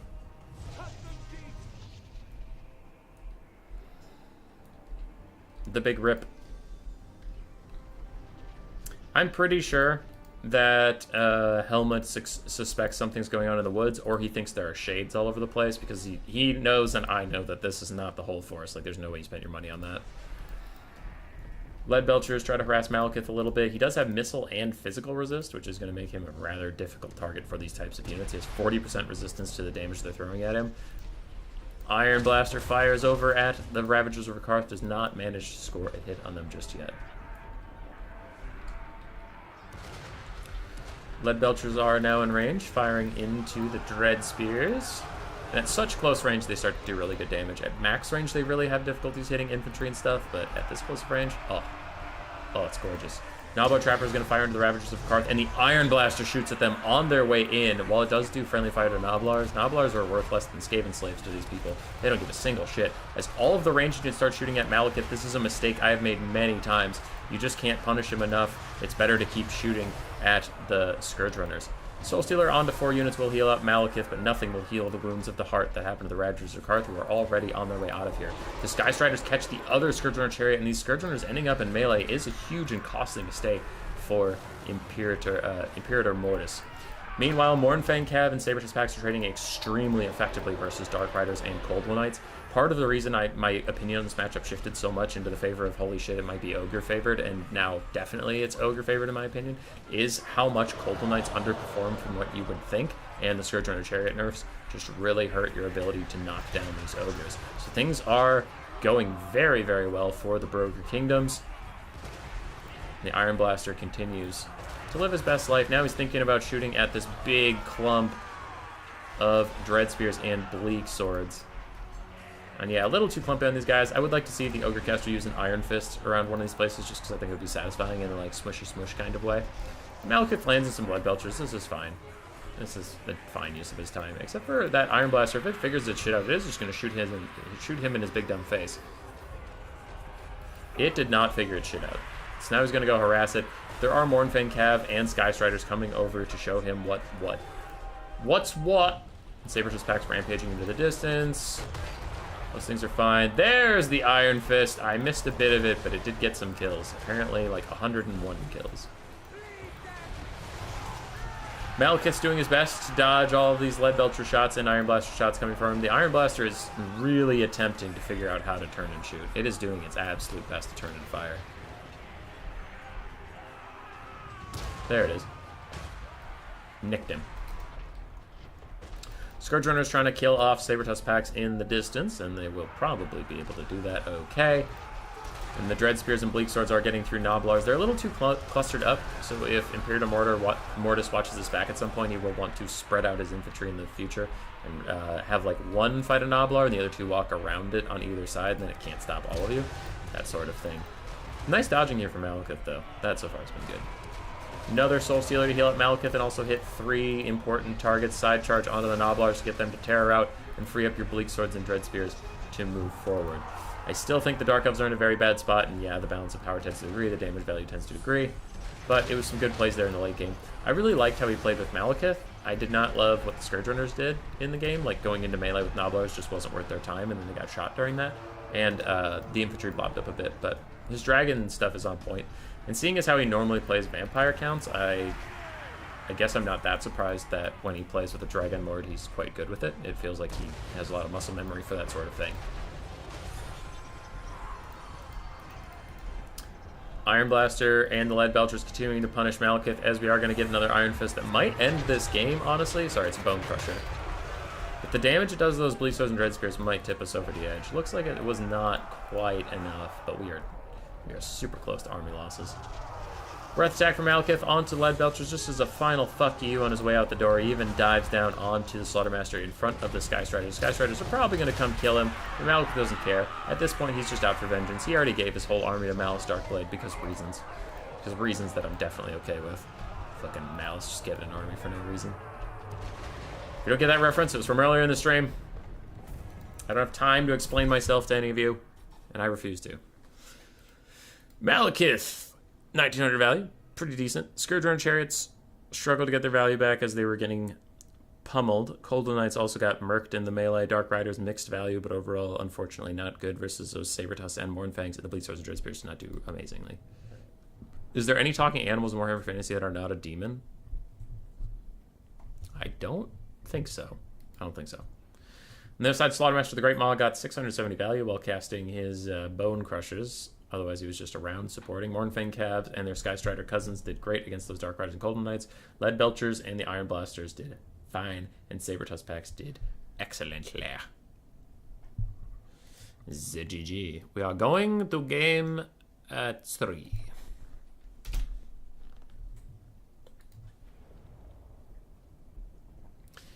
Did Helmut global ban vampire counts? Or will we see them in game 3?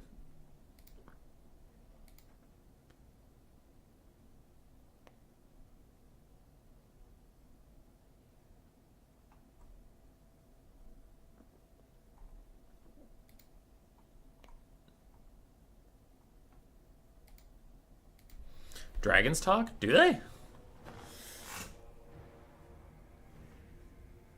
I didn't know that. Dude, I still geek out like a little bitch. Lamasu talk? Oh yeah, they would, wouldn't they? Okay, you're right.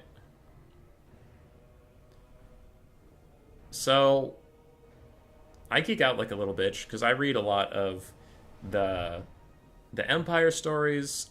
I've read a lot of Bretonnian stories, vampire counts because I worked on their omnibus, and I didn't work on it. I read it. By worked on it, I meant like, you know, I read it over a long period of time. That kind of worked on it. Anyway, I've read those things. I read Skaven, and Skaven was so far the only book I had read. Both Thanquil and Queek Headtaker's books were the ones that were most name droppy. Like, Thanquil and Skrulk, go do some stuff. Thanquil, Snitch and Skrulk, go do some stuff. Thanquil, Ickaclaw, and Queek, go do some stuff. Like, there's a lot of nice named characters, and you actually get some cool cameo kind of things. But every other race I was just talking about is very cagey with their legendary heroes and lords. Like, they just kind of like... This Empire book is about Hans and Franz. This Vampire Counts book is about the Red Duke. Oh, the Red Duke. And then no one else in the story is from anything. Like, they're just... His necromancer's name is, like, Kyle. And it's like, I'm Kyle the necromancer. I don't really have a backstory. Or whatever. And it's fine. It's fine. I am enjoying the Dark Elf books because they're not as fan fiction crazy as the Skaven books, which just like, legendary lord, legendary hero, legendary lord. They're not as crazy as that, but they definitely are, from what I have read so far, the second most liberal with their named characters. Like, Malice ends up... Malice mentions Malekith, like, every chapter at least once because he's so scared of Malekith showing up and kicking his dick in. They mention Marathi since she's, like, the best witch ever, so whenever they talk about, like, witches, they'll say, like, from, and Marathi trained her herself and all that stuff. They mentioned Lokir Fellheart at one point because they were out on the seas and they were just saying, this is the second greatest navy outside of Lokir Fellheart's own, and, like, things like that. So it's just kind of fun. And, like, he obviously ended up talking to Malekith and Marathi. It's neat. I enjoy cameos. I nerd out really hard where I'm like, yeah! Cameo! The Black Library was all my childhood. Have you read any of the Time of Legends series? I have not yet, no. I have not. The Eleuthanar and Nagash ones are pretty cool. I have read all of Gotrek and Felix. Yeah. I read all of Gotrek and Felix, all of Matthias Stillman, Witch Hunter, all of Brunner the Bounty Hunter. I read Knight Errant, Knight of the Realm from the Bretonnian saga, and Questing Knight and Grail Knight were not out when I was reading them, or they weren't published. I'm hoping to get that omnibus so I don't have to track down those books. So I read the first two of the Bretonnian series. I read the Undeath Ascendant Vampire Counts omnibus. That was all right. I read Thanquil and Bone Ripper omnibus. That was a banger. That was absolutely the shit. And now I'm working on the Dark Elves, and I think that's where we're at. Oh, and I read the Warlords of Eight Peaks with I read the Warlords of Eight Peaks with Queek, Skarsnik, and Belagar. That shit was dope too. Yeah. I'm hoping to get some books about the High Elves, because they're a race that I honestly don't know a lot of their lore. I'm hoping to get books about, honestly, the End Times. I know a lot of people shit on the End Times, but if you're a nerd for cameos like I am, then the End Times are apparently your shit, because everything I read about the End Times is just like, named character, named character, named character, named character. I have mixed feelings about the Dwarven books. I've heard a lot of them are very, very good.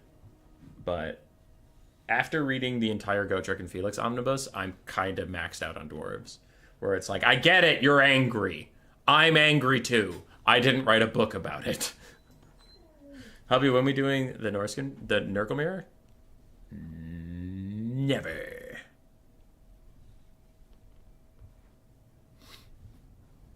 Not if I have anything to say about it. But no. The Dwarven books are fine. It's just like, I read 7 omnibuses about Gotrek, and he frequently has a lot of Dwarven stuff. The Elf End Times are super dumb. Spoilers for the Elf End Times. If you don't want spoilers, 5, 4, 3, 2, 1. Is this the final? No, this is the last semifinal. Rurik is in the final. He's waiting for whoever wins this. I'll make it happen, human boy. Oh, shit. So, yeah, spoilers for the End Times. I haven't read the book yet, but I do know what happens.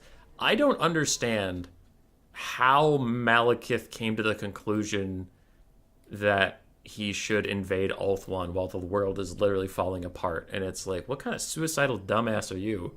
And like, it works out somehow, but imagine, one, if it didn't work out, which I guess Marathi predicted it would work out, so then he's like, confidence of the future, or whatever. But like, I don't know. I don't understand that mentality. Maybe it's just me as a person, but like the whole, I'll get what's mine while the world is falling apart. And I'm like, okay, who cares if you're a king of the ashes? Wouldn't you rather still be like Malekith, the Witch King, with all of the Dark Elves and stuff, but like on a world that still exists? And he was definitely like a fuck you, got mine. And I know that's Dark Elves in a nutshell. It's just I think it was a really stupid decision. Now, it worked out for him, but I'm just saying there was no reason to think it would. Like, kneecapping the High Elves during the end times. And you're like, aha, I did it. And then you all lose the demons. Which, like, yes, the demons eventually won, but that was due to Manfred's betrayal at the end, right? That wasn't Malekith's fault. It should have been Malekith's fault, but it wasn't. Like, Malekith fucking over the High Elves 100% should have been the cause of the end of the world. Alright, I have a dog currently attacking me. So... he needed to invade to enter the fire chamber to prove he is indeed the king. I mean... I guess, but I don't know. If he had rallied the Dark Elves, he legit had a chance of saving the Land of Chill, but he just, like, didn't. He was busy fucking around and torturing the he was torturing Finnabar, wasn't he? The real Phoenix King? If what I remember is correct from what I got from talking to people, he was torturing Finnabar while his land was falling apart, and then when he got home, his generals had barely held it together, but were busy fighting among themselves, and instead of saying, hey, all of you fucking stop and rally, he just said, you know what, fuck this shit, let's abandon the Land of Chill, we're going to Ulthuan. Hi, buddy. Okay, you are so cute and so adorable, but I do have to cast this game, and you're very much in the way, but you're so very nice. From up here, I will do what I can. For Imperator Mortis, he is playing the Skaven with triple Night Runners, a front line of clan rats with shields and Skaven slaves mixed throughout. Hi, hey, sweetie, hi. Okay, hi. You are leaning so far in. We do have Natty Booba Sharpshooters, triple Poison Wing Globe, 2 Rat Ogres, Ikit Claw with Flinzy Gruin and Hally Warpkill. More Skaven slaves on the side. I saw Ikit Zap Zap back there with the Council Guard. No, not like this. There it is. It can zap zap. There you go. All right, and Hazel is down, so I can do stuff. On the other side, for Tzeentch, we have 5 blue horrors, 5 pink horrors, 4 furies. Is there one behind me?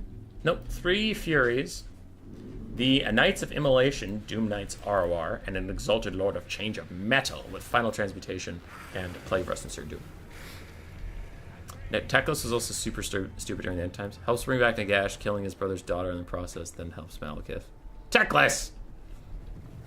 Though I do think Teklos was just trying to get, like, all of the forces he could to fight evil, but yeah, definitely some friendly fire there.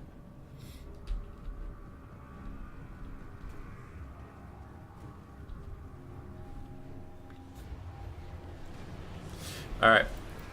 Night Runners getting shot at by the blue and pink horrors. Now, Night Runners are not that tanky against this type of fire. They only have 10 armor in the first place, and they rely heavily on their physical resist, which all of this stuff's going to be magic damage, so their physical resist don't mean shit.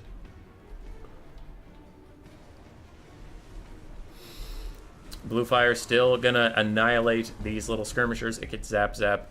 Is going to attempt to do something, but that's a tough ask in general for what I consider to be some of the worst artillery in the game. And against the faction with shields, if they switch targets at all, like they were fighting at the Doom Knights, which was honestly fine, but then they switched to Pink Horrors, now they had to get through shields all over again. So we'll see how that goes for them. Ikit Claw does throw down the Howling Warp Gale, and now... okay, it's not Kairos. I was going to say if it's Kairos, he has healing and has damage resist, but never mind. It's an Exalted Lord changing, it's some decent poke there. Night Runners are already routing. Chaos Furies of Tzeentch diving into the back lines, trying to harass Ikit Zap Zap and these globes down. These Council Guard do need to get orders, and now they have orders to go kill those Furies. And the Exalted Lord Change has taken some decent damage. Not bad, not bad. Natty Bubo's also turning towards him now, but these Clan Rats have to abandon their defensive positioning. They do need to walk out there and start fighting these horrors because they are getting ignored for the most part. Like, they're just shooting over them, which is a big problem for this game right now. So they have to go into melee and force the issue a little bit. Ikit is running forward. For Skaven, the Lord Snipe is going rather well. If there is another Howling Morpgale or a Flensing Ruin available, that Exalted Lord of Change could be in trouble. But oh no, the Flensing Ruin is getting cast on 2 pink horrors. Damn it! You gotta think of it more like an AoE Spirit Leech than like a blob punishment spell, so you can see how little damage this Flensing Ruin is gonna go do to those 2 pink horrors. That'll be pretty brutal. These Chaos Furies did hold on long enough to rout Ikit Zap Zap, and the blue and pink horrors just kill Natty Bubos outright. Ikit Claw, you can see the Flensing Ruin is wearing off, and it hasn't even gotten through their shields yet. And now we have a counter Final Transmutation. Is it Overcast? It is Overcast onto Ikit, so that's going to do way more damage. And yeah, the Flensing Ruin didn't even get through their shields. Goddamn. For the Skaven, the positive notes would be their Warp Lightning Cannon crew have rallied, and they're actually still pretty close to their mounts, so they can get back on there. We have 1 healthy globe that is doing its best to kill all of these guys. And the Knights of Immolation are stopped in their tracks from hunting down the globes, who are... I don't know where they're going right now. They're trying to attack those pink horrors, which is fine. I was trying to figure out if they were attacking the Knights of Immolation or what they were doing. Ikit Zap Zap is back. It's trying to fire at these Knights of Immolation in point-blank range, but that will not go their way. And another globe that is caught in melee gets hit with a Searing Doom. Skaven are down in the balance of power a little bit, but things could turn around for them if these Rat Ogres and globes actually do kill off 2 whole pink horrors. And this Chaos Fury is a summon. There's still 1 summon left on this guy. Tzeentch is running into the Tzeentch problems. Looking across the battlefield, they are running out of gas. We have 2 blue horrors left, 4 pink horrors. And that is about it. Council Guard are fighting. Ikit Zap Zap continuing to try to fight. 2 seconds left on that Chaos Fury. And they disappear. But they rout Ikit Zap Zap in the meantime. Ikit himself, not his Zap Zap, but Ikit himself is under duress from the Knights of Immolation. We need some of these Skaven slaves or globes to come help him out. Rat Ogres are doing a number on those pink horrors in the back. And a Bolt of Change is coming for Ikit, but as long as he's running, he might be able to dodge it. He is not running anymore, so he will get hit by that. A little bit of poke damage for ye old Ikit. Globes are freeing themselves. We have 2 healthy-ish globes into the late game. They are getting to throw onto pink horrors now. The Rat Ogre is still hunting pink horrors in the back, and things are getting a little dicey for Tzeentch. Just a little bit, but you still have an Exalted Keeper, Exalted Lord of Change. What a real human being.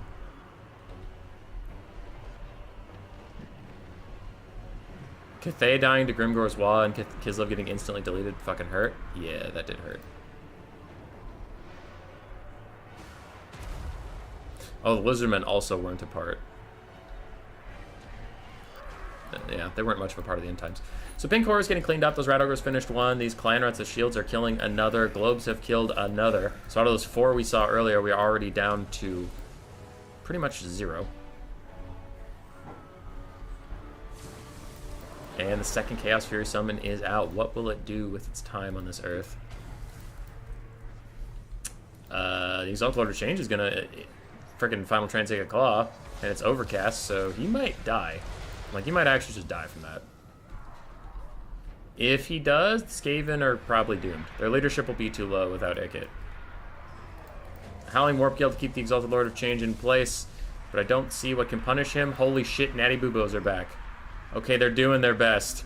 Both globes are routed by the Knights of Immolation. Ikit fucking rolls up like he owns the place on the Exalted Lord of Change, and he baits the Knights of Immolation into the net as well. Get you baited, you jabronis.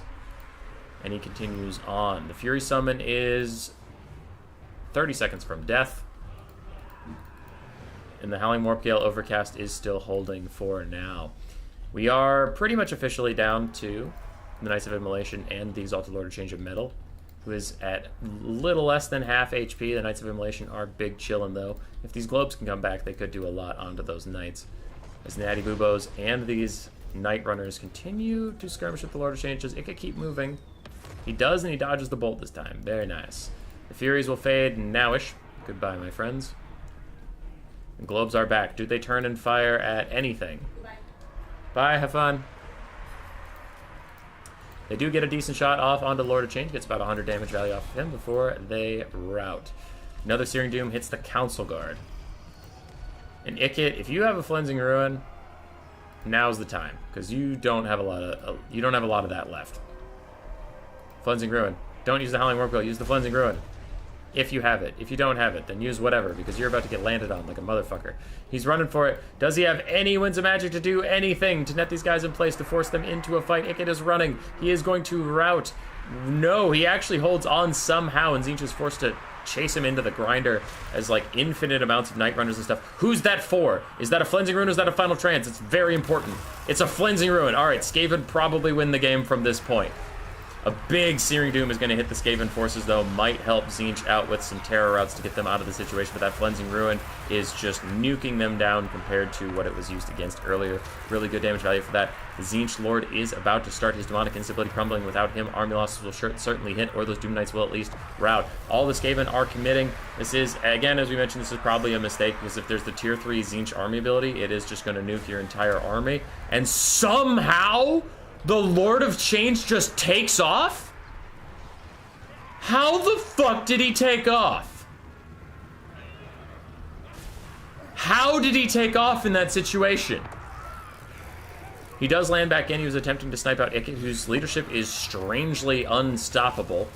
As the Lord of Change continues to fight him, Lord of Change is also throwing down Searing Doom. Army losses hits him, though. That will be the end of Tzeentch. Could say he's a master baiter. True cat with whiskers. Also, hi, cat with whiskers. Good to see you back.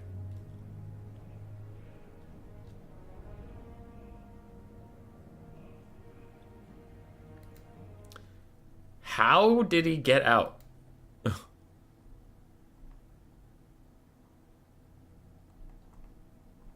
I am just flabbergasted he got out.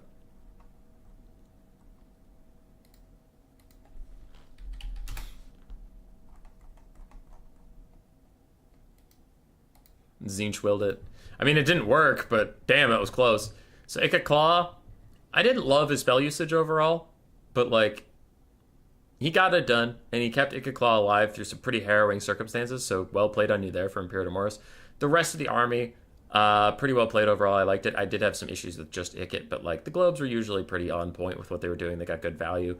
Night Runners were neat. I mean, they got shot by their hard counter, but shit happens sometimes. Skaven Slaves and Clan Rads did eventually get what they needed to get done. And the Rat Ogres were just out there killing things. The Exalted Lord of Change, he did well. 2,000 value on him, plus his 2 summons that don't count towards his value. Blue Horrors did okay. Pink Horrors did not get their value back, unfortunately. The Doom Knights did their best, and the Furies got mostly murked. All the models attacking the Knights instead of him, so no taxing flies out. It's still insane to me that completely surrounded by all those infantry and rat ogres and stuff, nothing damaged him at all. Like, I just find that very funny. But yeah, we do have our finals now. Take you over the left screen so you can see it. We will have Rurik and Alexander in the finals, and I'll message Rurik telling him to report his score. Or I have to update the page, don't I? I keep forgetting it doesn't update on its own. Yeah.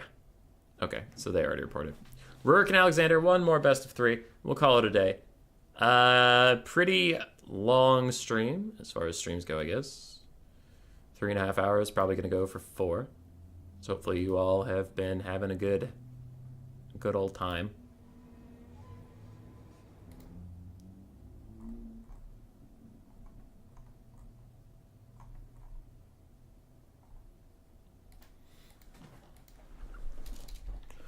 Rurik, you and Alexander are up. So one of my champions for the day, Helmut, has fallen, but I have another. I also predicted Rurik to win. So Alexander will have to crush my hopes and dreams twice if he hopes to win this new player tournament. I'm transitioning to a standing desk. I'm also going to take a leak while these players figure out who is setting up their lobby. Vote in chat for the champion? Sure, I'll throw a poll out there. Alexander... I'll say who wins. Who wins? Alexander... or... Rurik.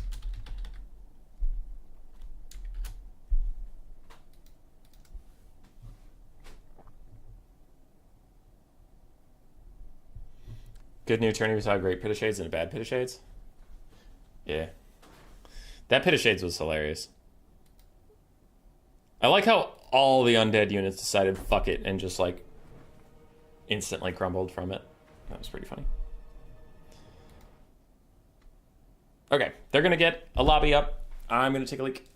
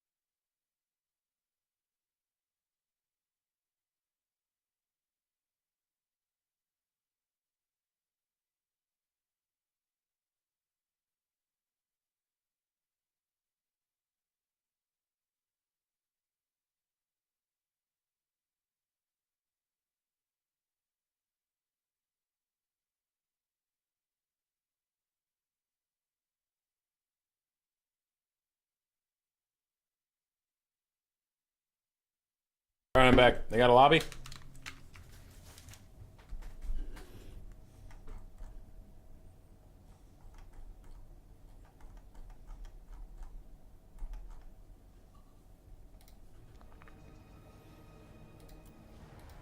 There's a lobby that's 1, 2, 3, and that's been used throughout the day sometimes. Is that it? Hell yeah, dude, I found him. Got him in one.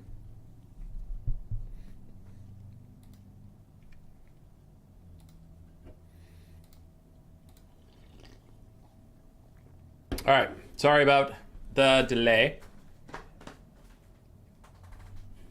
The Rurik faithful.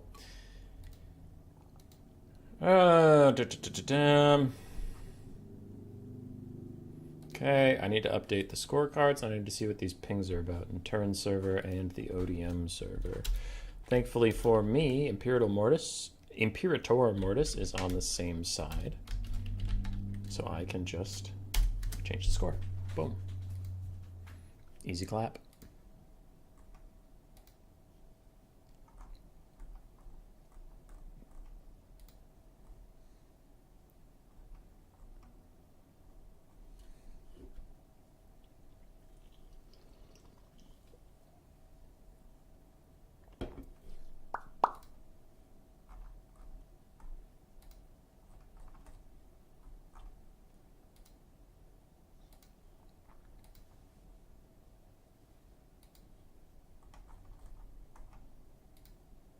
Hannanen says the tournament coming up soon. That's what he's posting about. Gotcha.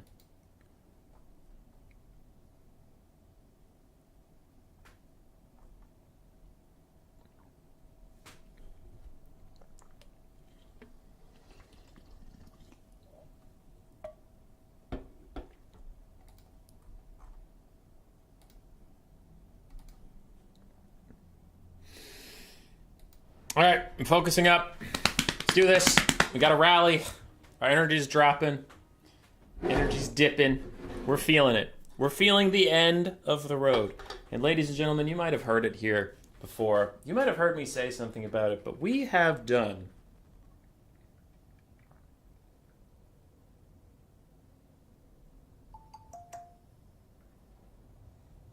Hold on, sorry. Somebody messaged me about work, so I got to read this. Open the window to 19 or 20 minutes and calculate the beat time with the time and adjust your gradient. Okay.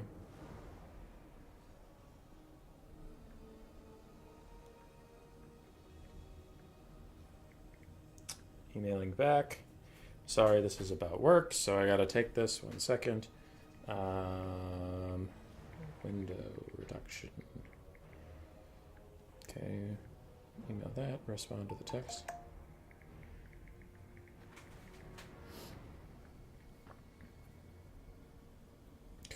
And then I can deal with the rest of that later. Hi, I'm back. All right. Energy's dipping. We're feeling it. We have mentioned it before, but we have done 8 streams in 7 days. Going to take a couple days off from YouTube after this. Next stream will be Sunday with the VOD tournament. So, yeah. Just got to make it through one more best of 3. Then I'm done. We are getting tired. It is hard to be high energy all the time. But we will endure. Tomb Kings with a 0 gold spend.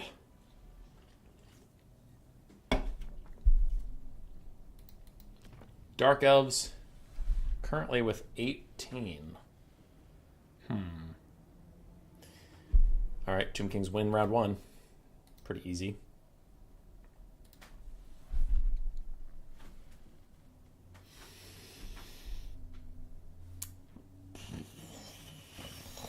I also want to do more streams of me playing games, not just casting them. Because it is very different. Gonna miss me, Izzy? Hell yeah, dude. Never stream it again after today. I'm hoping for a patch. Oh, fuck. Okay, hold on. We might have 9 streams in 8 days. If the patch comes out tomorrow, because there's 3 times it would come out. It would come out yesterday, which is what I thought. I thought it would come out yesterday. But if it doesn't, Thursday, they sometimes release stuff on Thursdays. And if not that, then next Tuesday. Otherwise, they're like super late on this patch. But in their own tweet or whatever, they said in late May. Which, I mean, the last day of May is next Wednesday. So if they get it out next Tuesday, I mean, technically it's late May. But Jesus, it's as late as it could have been. There's a desync in the game. Huh. Okay. I'm going to hover here for a second so it's easy for me to go back and see the build and make sure both players have the same builds. But we will remake the lobby with the same builds.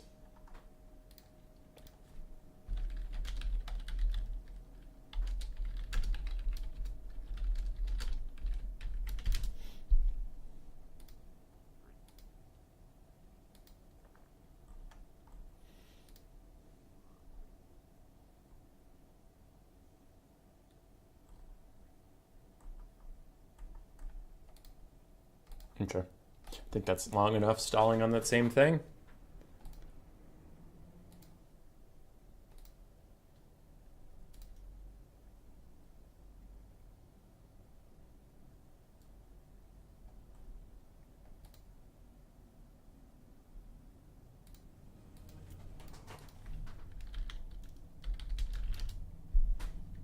Wow, Rainy Frog just got assaulted.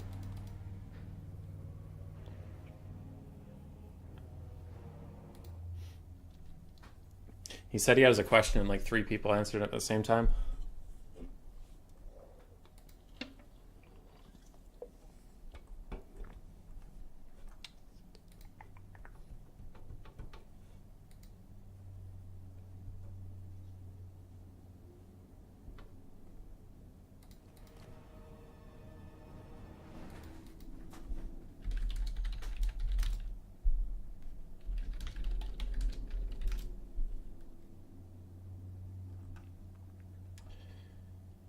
Alexander. Where the hell are you?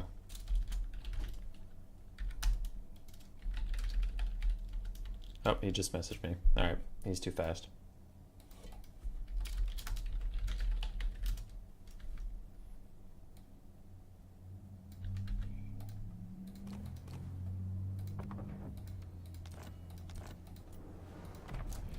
Alright, we will not put the blocker up so that we can see the builds.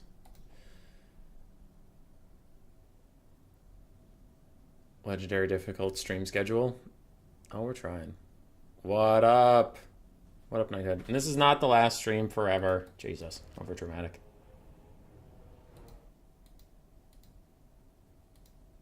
Okay, I have the builds up on my left screen now so I can see it. Black Arc Corsairs. We have 2 Dark Riders, 2 Colo Knights, 3 Dread Spears, 3 Bleak Swords. Correct. We have a Black Arc Corsair, correct. Scourge Runner, 3 Bolt Throwers, and Malekith, spot on. Imperator was already loaded up, but I will check it right now. Yes, yes, yes, yes, yes. Yes, yes, yes, yes, yes. Same builds. Great.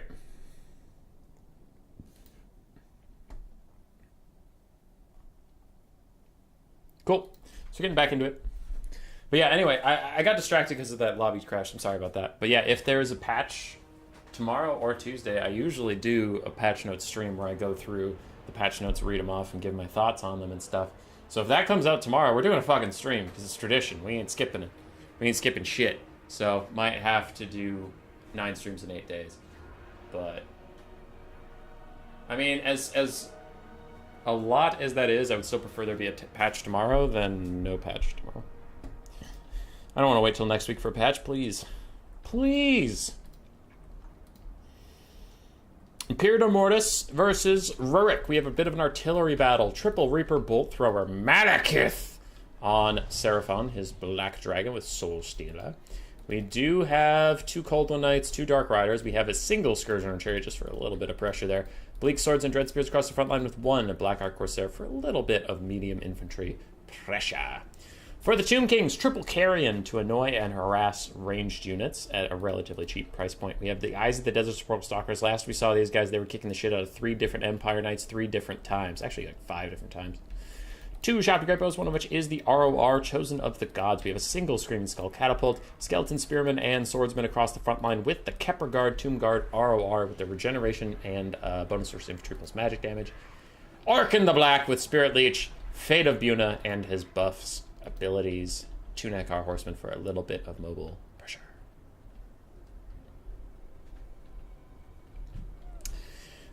Oh, a box is forming. This might be the first box we've seen all day. Uh-oh. The box times are upon us.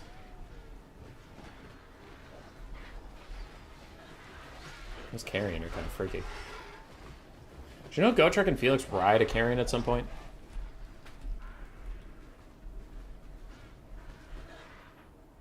It's not Temple of the Serpent. That's Thanquil's book. It might be the Serpent Queen when they hang out with Kalita for a bit. Kalita's funny. The Tomb Kings are actually really funny in that book. And I don't mean, like, externally they do funny things, but they don't realize it. Like, the Tomb Kings are actually just kind of hilarious. They have, like, a very dry sense of humor, and I love it.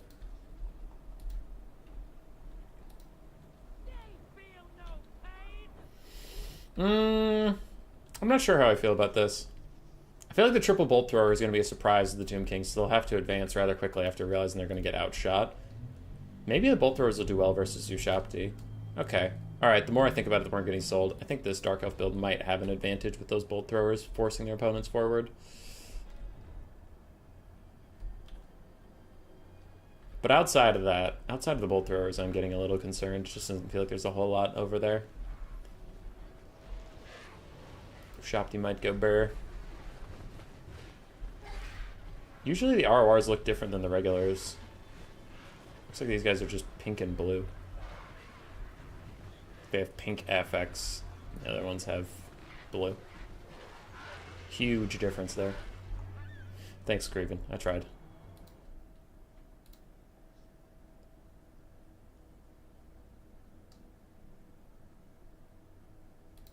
Alright, Boojilicious is rocking it through Dark Souls 3. We love to see it.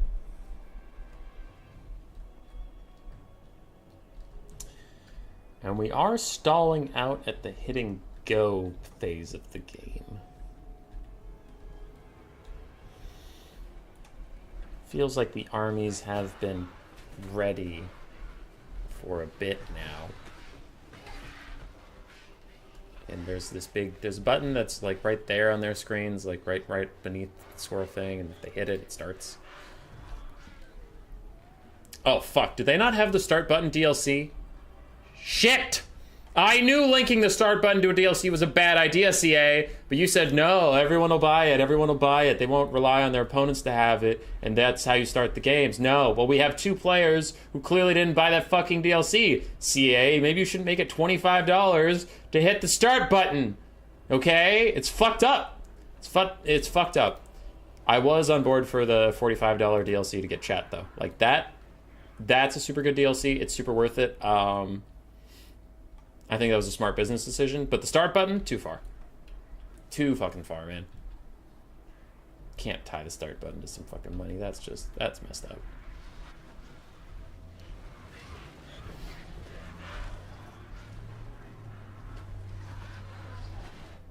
Meh.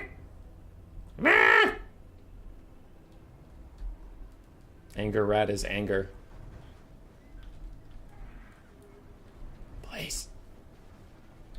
Please. Start the game. I'll give you anything. Take my children. I don't even like them. Oh, thank God. Yes. And we're off. How much does the functional artillery DLC cost? It's actually a monthly subscription fee. If you pay $59.99 a month, your artillery actually hits things.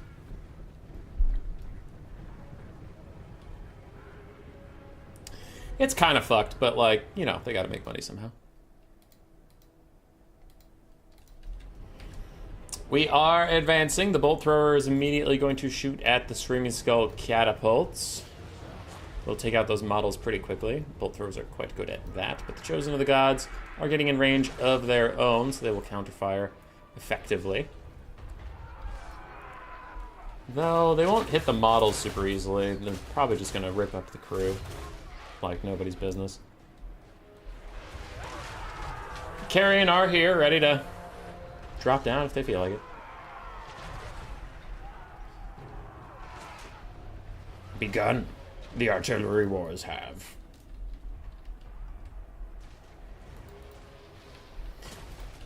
Missing a Screaming Skull catapult model, while this bolt thrower is already missing 2 of its models. Another Screaming Skull catapult model falls. The bolt throwers continue to rein in their vengeance. How are the Carrion doing?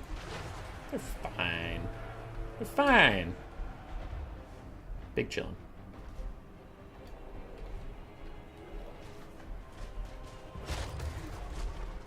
The last Screaming Skull to fire from this catapult does indeed fire, and it is a hit. But there will be no more screaming, there will be no more skulls. Only silence. Is the Ushabti are going to have to move up or do something, because currently you're just going to take damage for free. The bolt throwers need to realize that they've already taken out all the Screaming Skull catapult models, and they need to refocus, because that unit's just worthless now, but they're still shooting at it for the moment. Carrion do dive in. It'll be a bit of a one-way trip. They shut down the bolt thrower. Second bolt thrower. The other one is trying to return to their mounts. So there's one healthy and active bolt thrower still in it. Chosen of the Gods, I don't know what you're shooting at. Looks like you have fire at will on, so you're just firing at these dread spears as they run into you. And that's doing okay. I don't know what's up with the Chosen of the Gods. Sometimes they just instant nuke things, and sometimes they miss everything. It looks like we have a miss everything kind of game on our hands. Carrion are all diving in onto the bolt thrower, and Rurik gives a Soul Stealer for their efforts, and is even going to jump Malekith onto them. Just really wants to take care of these Carrion. Says, fuck this shit, not playing around anymore. And he is going to take out all 3 of them, but do they get the bolt thrower on their way? You have to do such tournament on the next games, as then I would have more time to actually play till the end. Ah. Sorry, Florin. Every shot your artillery units fire, you insert $1 into the coin slot in your POC. It yields a 5% hit chance. Jesus. Nekar Horseman trying to opt in to shut down this bolt thrower crew once again, but all three bolt throwers are back online with 10 out of 12 total bolt thrower models. Meanwhile, a Scourger and Chariot got a little too close for the Ushabti Greatbow's liking, and they punished it severely. Still has 4 out of 4 Scourge Runner models, but it is very low on HP, and it's going to start losing models quickly. The Dark Elf front line advanced and now is starting to retreat again, realizing with their bolt throwers online, they can just shoot at the Chosen of the Gods. They don't really need to commit too much. Next 2 weeks. Oh, okay. Gotcha, Florin. Nakara Horseman killed off by the Coldwell Knights and Malekith. And so far, the Tomb Kings are actually staying pretty close on value, but it feels like... What the hell's Arkan doing? Anyway, it feels like the Dark Elves have been running this show. What the fuck is Arkan doing? Hold on. What's he doing over there? When did that happen? Did you use a Fate of Buna on them? What happened? I kind of want to know. Chosen of the Gods running low on ammunition. Also running a bit low on health as bolt throwers continue to harass them, but they miss so easily. Like, you have 3 bolt throwers shooting at this guy. And they're just doing their very best. Chose the Gods of the basic Ushabti shooting at Malekith. We discussed it before, though. He's a 40% resistance to this kind of fire. It's physical damage and ranged damage, so he's chilling. Breath attack onto the Chosen of the Gods. He is done with their shit, done with their nonsense. Pretty big chunk onto them, getting them to crumble, almost even disintegrate. And he throws down a Soul Stealer, trying to hit Skeleton Spears, but Alexander / Imperator Mortis is going to dodge with one of them. I mean, try to dodge with both, but their skeletons are awfully slow, my lord. We have another Nakar Horseman in the distance. Arkan the Black rejoining the fight, rejoining the field of battle. Damage values are very similar. Balance of power is very similar, as bolt throwers continue to shoot at the Chosen... not the Chosen of the Gods, the regular Ushabti. That one. You're getting decent damage out. I don't know what the Tomb Kings can do here. Half health for these Ushabti. The bolt throwers. Continuing, uninhibited, to fire at these constructs. Arkan the Black throws out a skeleton summon just to display his wrathful ire upon these bleak swords and dread spears. He's getting decent damage out onto them, but these Ushabti Greatbows are going down hard. Man, these bolt throwers have a lot of ammo left. 2 models there, 4 here, and 4 there. And after these Ushabti are dead, they'll probably try to shoot the Sparkle Stalkers until they're dead.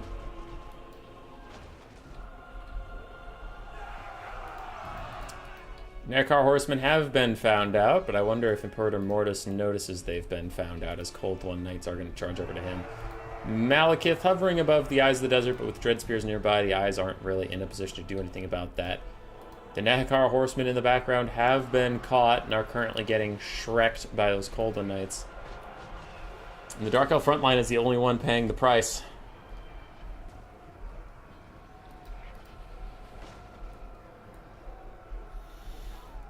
What can the Tomb Kings do against such reckless hate?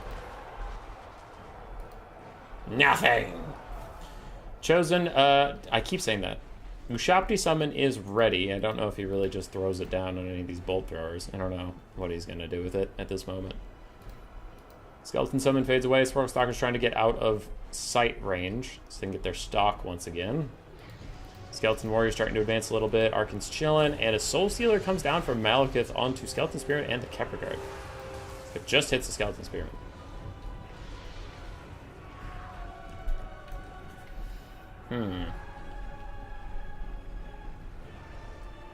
Nekar Horsemen that were in the backfield are destroyed. So the Tomb Kings are down to just Arkan Infantry and these Sparkle Stalkers who are getting murdered by the Bolt Throwers. These lads have paid for themselves. They paid for themselves, they paid for their country. Arkan and his Kepler Guard are chasing Dread Spears off. Looks like they're roughly content to let this go to the late game. Now, there are 2 healthy Cold One Knights, maybe with 2 Fate of Bunas. Maybe Arkin plans to kill them that way, but I don't know what you do with Malekith in that case. Ushapti Summon does come out onto the Bolt Thrower with the most ammunition and the least amount of health. So they'll quickly kill it off. Probably even shatter it, honestly. And the Kepler Guard continue to chase those Dread Spears. They will probably, upon further consideration, probably want to be a part of this fight, as Ushapti are going to rear charge these Blackheart Corsairs and do pretty good damage. Sparkle Stalkers, okay, 2 ammunition left on that Bolt Thrower, so the Bolt Thrower alone can't kill the Sparkle Stalkers. If we have some Fate of Bunas onto the Cold One Knights, maybe you can get rid of any threat to the Sparkle Stalkers and they can kill Malekith in late game. Maybe. Kepler Guard and Skeleton Spearman in the trees trying to chase off those Dak Elves. Staff Nagash is being cast. I think that is just to charge up the summon quicker. I don't think he needs to cool down for like Spirit Leech or anything, though. He was throwing Spirit Leeches onto Malekith earlier, who has used a couple of Soul Stealers rather aggressively, so I don't know how much Winds of Magic is going to commit to that. But there's a Fate of Buna onto the Cold One Knights. The other Cold One Knights are going to catch out these Sparkle Stalkers, though. And hey, a Scourge on Chariot used all of its ammo that I didn't even notice was happening. Sparkle Stalkers chunking down those Cold One Knights, but with Malekith charging in, no infantry support nearby, and they are fighting Cold One Knights, the Sparkle Stalkers will probably die off. And there's that Fate of Buna nearly killing the Cold One Knights on its own. Big Soul Stealer from Malekith. Gonna heal him up again, but he keeps using it for the damage, so it's gonna be hard for me to calculate how many Soul Stealers he's used, because normally I go off their heal cap, but he uses them frequently while he's rather healthy, so I'm not gonna be able to see that effectively. Which in the late game, if we do go super, super late, and Arkin is able to just Spirit Leech him over and over again or something, that could be a problem if he doesn't have healing later on. Sparkle Stalkers barely clinging to life, trying to fight back against Malekith, but they don't really have the melee stats to kind of take him on. They're barely handling Cold One Knights, and even then they're losing. They do fall down to death, and Arkin is now wishing he had the Kepler Guard a lot closer nearby. Ooh, and 2 Skeleton Spearmen, what the fuck? Alright, the Tomb Kings are getting a bit lost in the sauce. A little bit. I don't know what Arkin can do to get out of this situation right now, though he is a rather slippery git. He might just get out of here. Is that a Fate of Buna or a Spirit Leech? I switched it to a Spirit Leech. It was a Fate of Buna, okay. Spirit Leech onto Malekith, probably the right choice. Still trying to get out with Arkin. As Malekith actually pushes him free, Arkin is now able to run to some of his support. Another Soul Stealer just for damage onto Arkin. Malekith has, like, maximum he has 1 left in this game, but I think that might honestly be the last one. As Arkin tries to run to his friends, he's going to throw a Spirit Leech onto the Cold One Knights, or is it a Fate of Buna? It is a Fate of Buna. For how long it's taking, yeah, it's a Fate of Buna. He's going to straight up kill it. But it's too late for Arkin. He is starting to crumble, and Malekith even dives in. Is probably going to get a huge hit off onto him any second now. No, not so far. Not so fast. And the Fate of Buna straight up kills the Cold One Knight. Army losses? No, okay, it just went negative 55 for a little bit, but Arkin is crumbling down. He'll probably disintegrate here in a second, and then that'll be the death of the Tomb Kings. Dragon Lord just going uncontested here.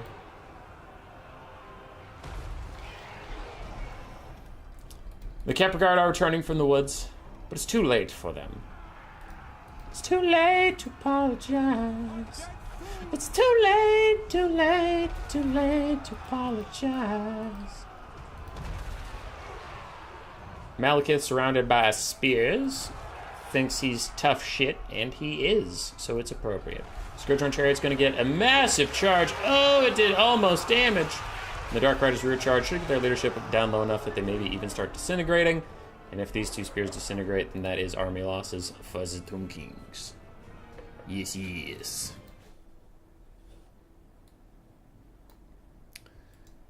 Oh, shit. Okay, that's ahead of time for the thing. I can give Rurik his point, but I don't need to put the blocker up yet. Yes, yes.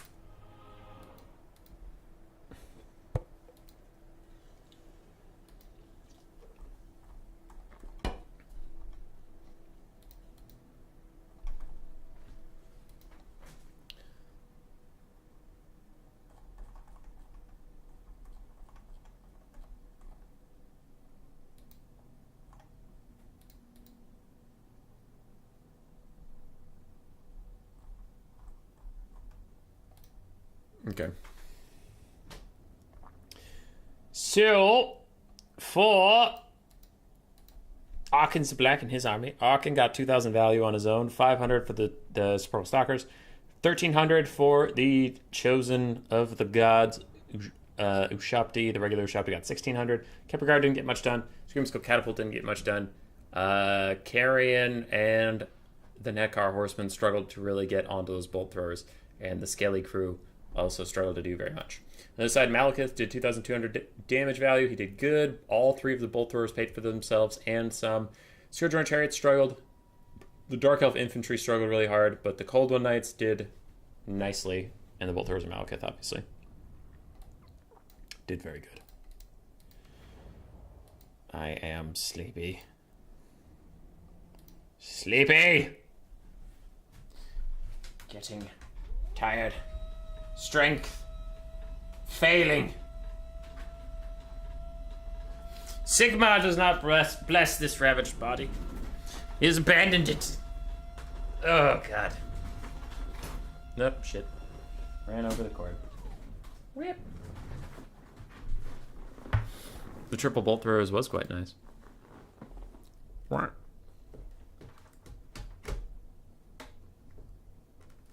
It's me.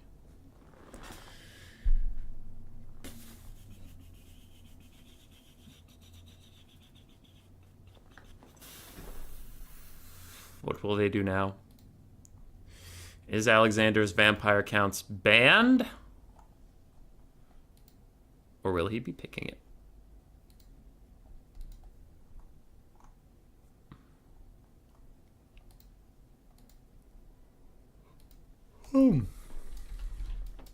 Why don't we have a patch? Where's the patch?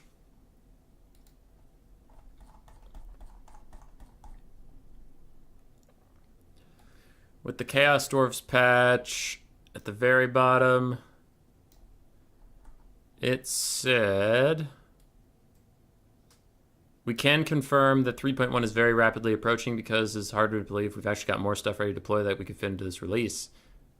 We don't have the details here. We've had our fill by now, but expect yet more fixed-based wholesomeness when update 3.1 arrives in a few weeks. Okay, update 3.1 is rapidly approaching, and update 3.1 arrives in a few weeks. When was this post? This post was April 13th. Ah, a few weeks meant 6. 6 is, in fact, a few. Why would the God Emperor help a furry heretic? Man's still streaming, of course. Of course. Almost done, though. Imperator Mortis switches right over to Skaven. Rurik is hovering Dark Elves, so, I mean, he obviously played that, so he hasn't switched yet. Just don't know what he's going to play into El Scavinos. Oh, love to see the Skaven. You love to see it. Oh, fuck, he went to the Vampire Counts. Though that does seem to be one of his mains, so it's probably smart. But he was hovering Skaven for a second. Wood Elves. What elves? You know what's funny, Tian, is actually, hot take. I mean, vampire counts are fine right now. They're fine right now. But hot take, I think it would be healthy for vampire counts to get some buffs. But buffs to, like, damage. Because right now, they just are very low damage. Like, Blood Knights could use some armor piercing, maybe. Or just, like, better bonus versus large or better weapon strength or something. Because Blood Knights aren't feeling how they should. The Var Gulfs feel like utter shit. They're just a terrible, terrible single entity. Graveguard aren't that good. Like, actually, it's funny how many buffs I would want for the vampire counts to be fun. But if they buff them, they're probably just going to be like, leadership, healing increases, all right, they're good to go. And it's like, God damn it. Why do you make this faction so hard about blobbing? 52 could be a few as well. Quite a few, but a few. That's depressingly accurate.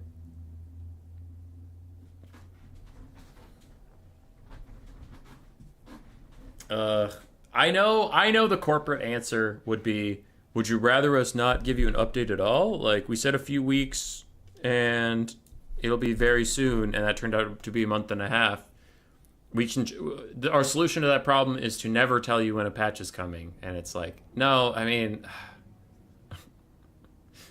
just don't always be late. Like, there is a philosophy in some industries, especially shipping or like delivery, where you overestimate the time, even if you think you can get it done before then, because then it's a pleasant surprise if something's early. It's annoying if something's late.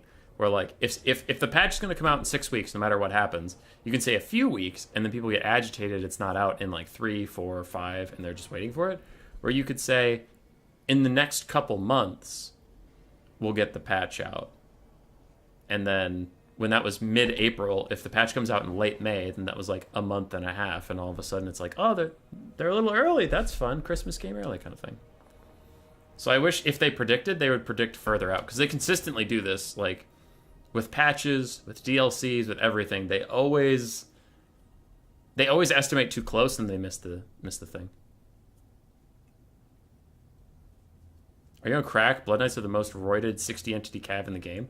I have not seen Blood Knights doing well for quite a while, because their lack of armor piercing. They have been getting shredded in a lot of the games that we've been watching.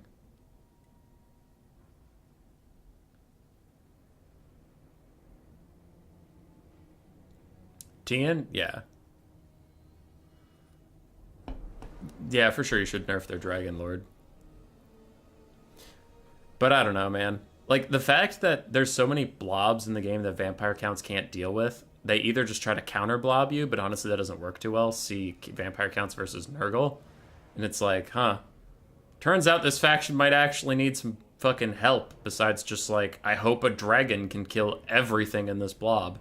It can't? Alright, you lose.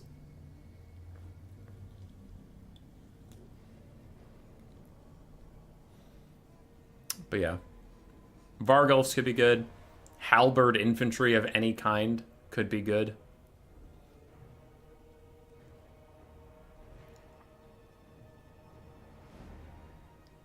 Did not deny the crack part. Vargeist are meta for a reason. Yeah. And Vargeist are strong. Maybe too strong. I honestly haven't put a lot of thought into that. But the easy ones that I can just spit off the top of my head. Blood Dragon Lord, too strong. Healing, still a little too strong. Not as much for the vampire counts right now, but like healing in general, still a little too strong. Maybe we want to see some tweaks on that. Death Magic's too strong. Want to see some tweaks on that. But like without those things, the vampire counts are kind of fucked. So, I don't know.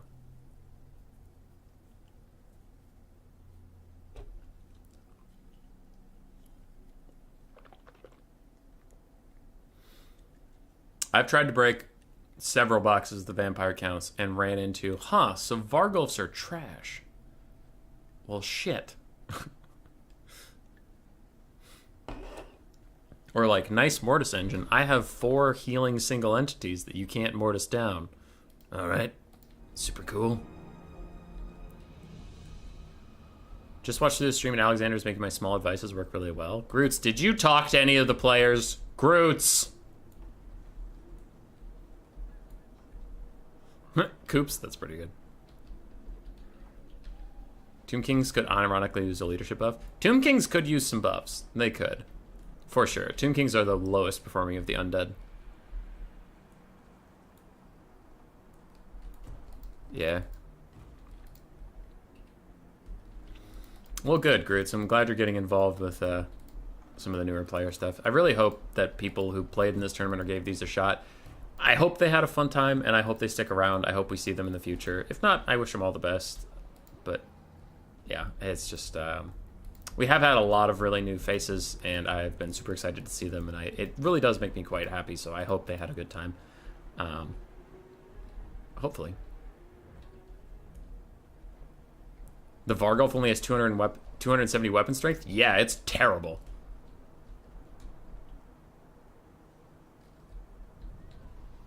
Victor, that's really good. I like that.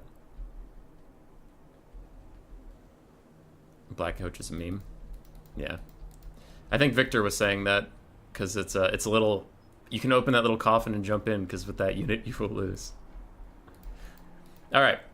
For the builds, we have For Imperator Mortis, 4 Dire Wolves, 1 Karen Wraith, 4 Skeleton Warriors, 4 Zombies, a Necromancer on his corpse cart with the Unholy Lodestone passive healing aura, plus the Forbidden Rod for more Winds of Magic, a Shadows Caster. He really likes the Shadow Caster on a mount. Blood Dragon Vampire Lord, and 2 Black Knights, Lances, and Barding. One thing I will say here, if Alexander ever watches this back, you're reminding me a lot of Bjorn. Bjorn joined our scene because he was like an old school Warhammer player, and I hadn't ever heard of him, and he just kind of like rejoined us recently-ish in the community. And he was playing Tomb Kings, and he played them really weird, where he kept taking a second caster. He would take Archon, but then a net caster on foot.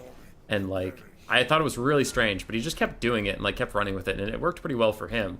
But I don't know. I do like when somebody joins with like a pretty clear thing that they like to do and just kind of do it despite like other people in the meta doing otherwise.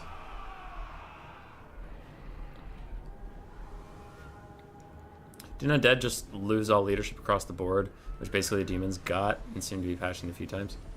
Yeah, when Game 3 came along, Undead got a bunch of leadership buffs, and then they slowly, I think, took it away slightly over time.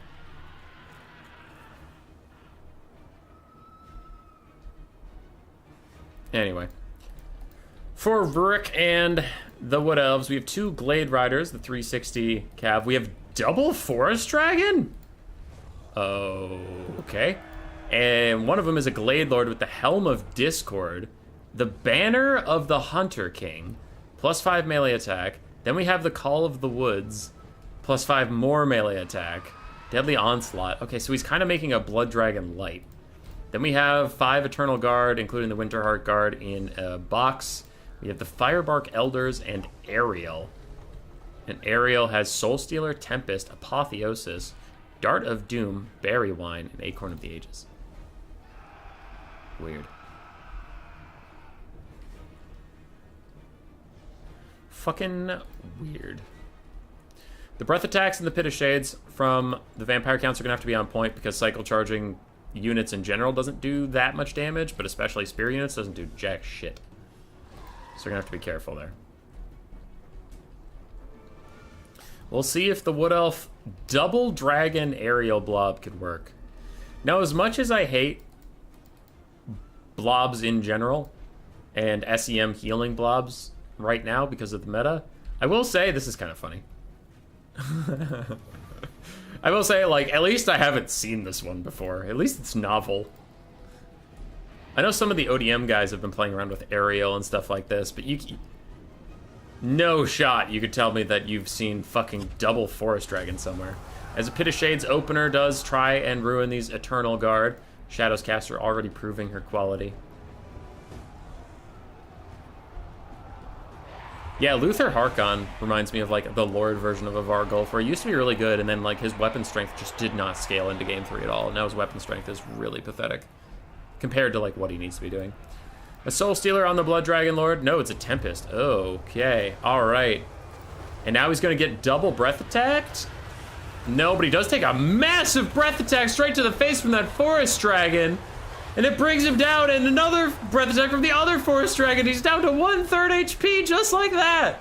Van Hale's Dance Macabre, Helm of Discord going both ways, and he has all of his buffs pops. He's at 944 weapon strength, but he's also at 12 melee defense and only 31 melee attack. He's getting chunked down by these Forest Dragons, and the Shadows Caster is going to join him, getting some decent damage out and buying the Blood Dragon Lord some time.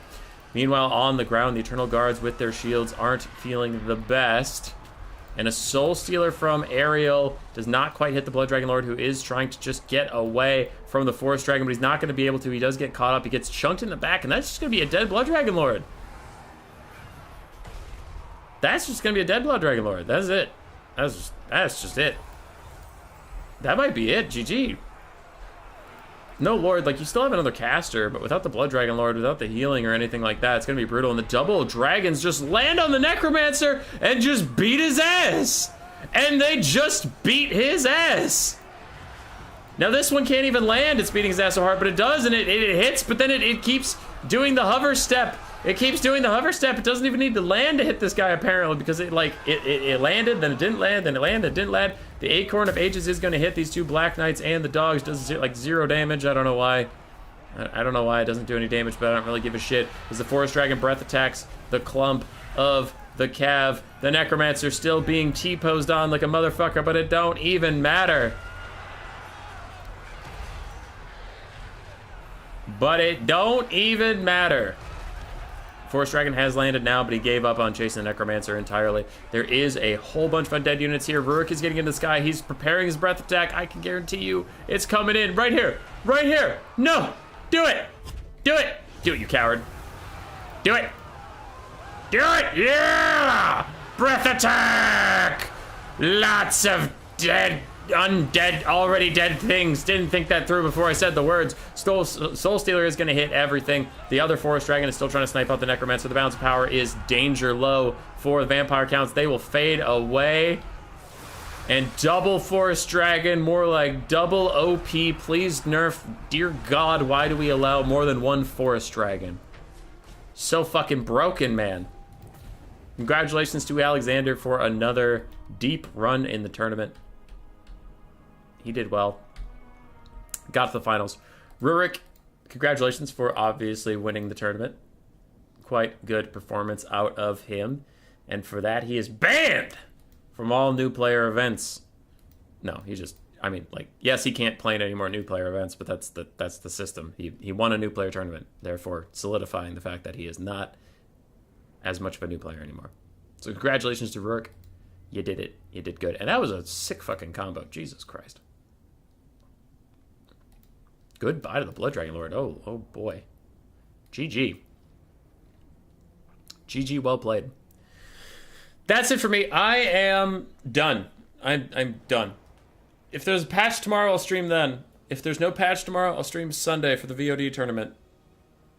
Sounds good? Sounds good. Okay. Go away now. I allow you to leave.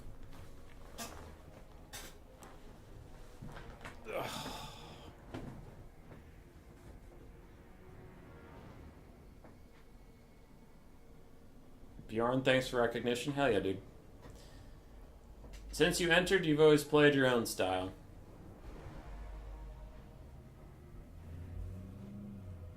And Bjorn is of Clan VOD, who are casting their tournament on Sunday. Oh hey, a patch just dropped? It did not. You're a liar.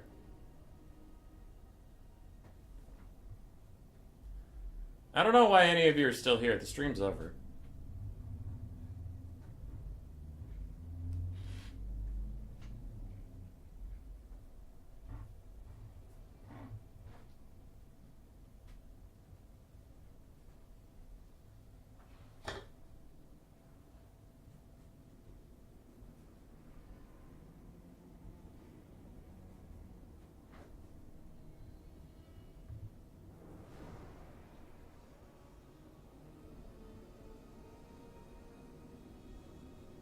You like it here? Why?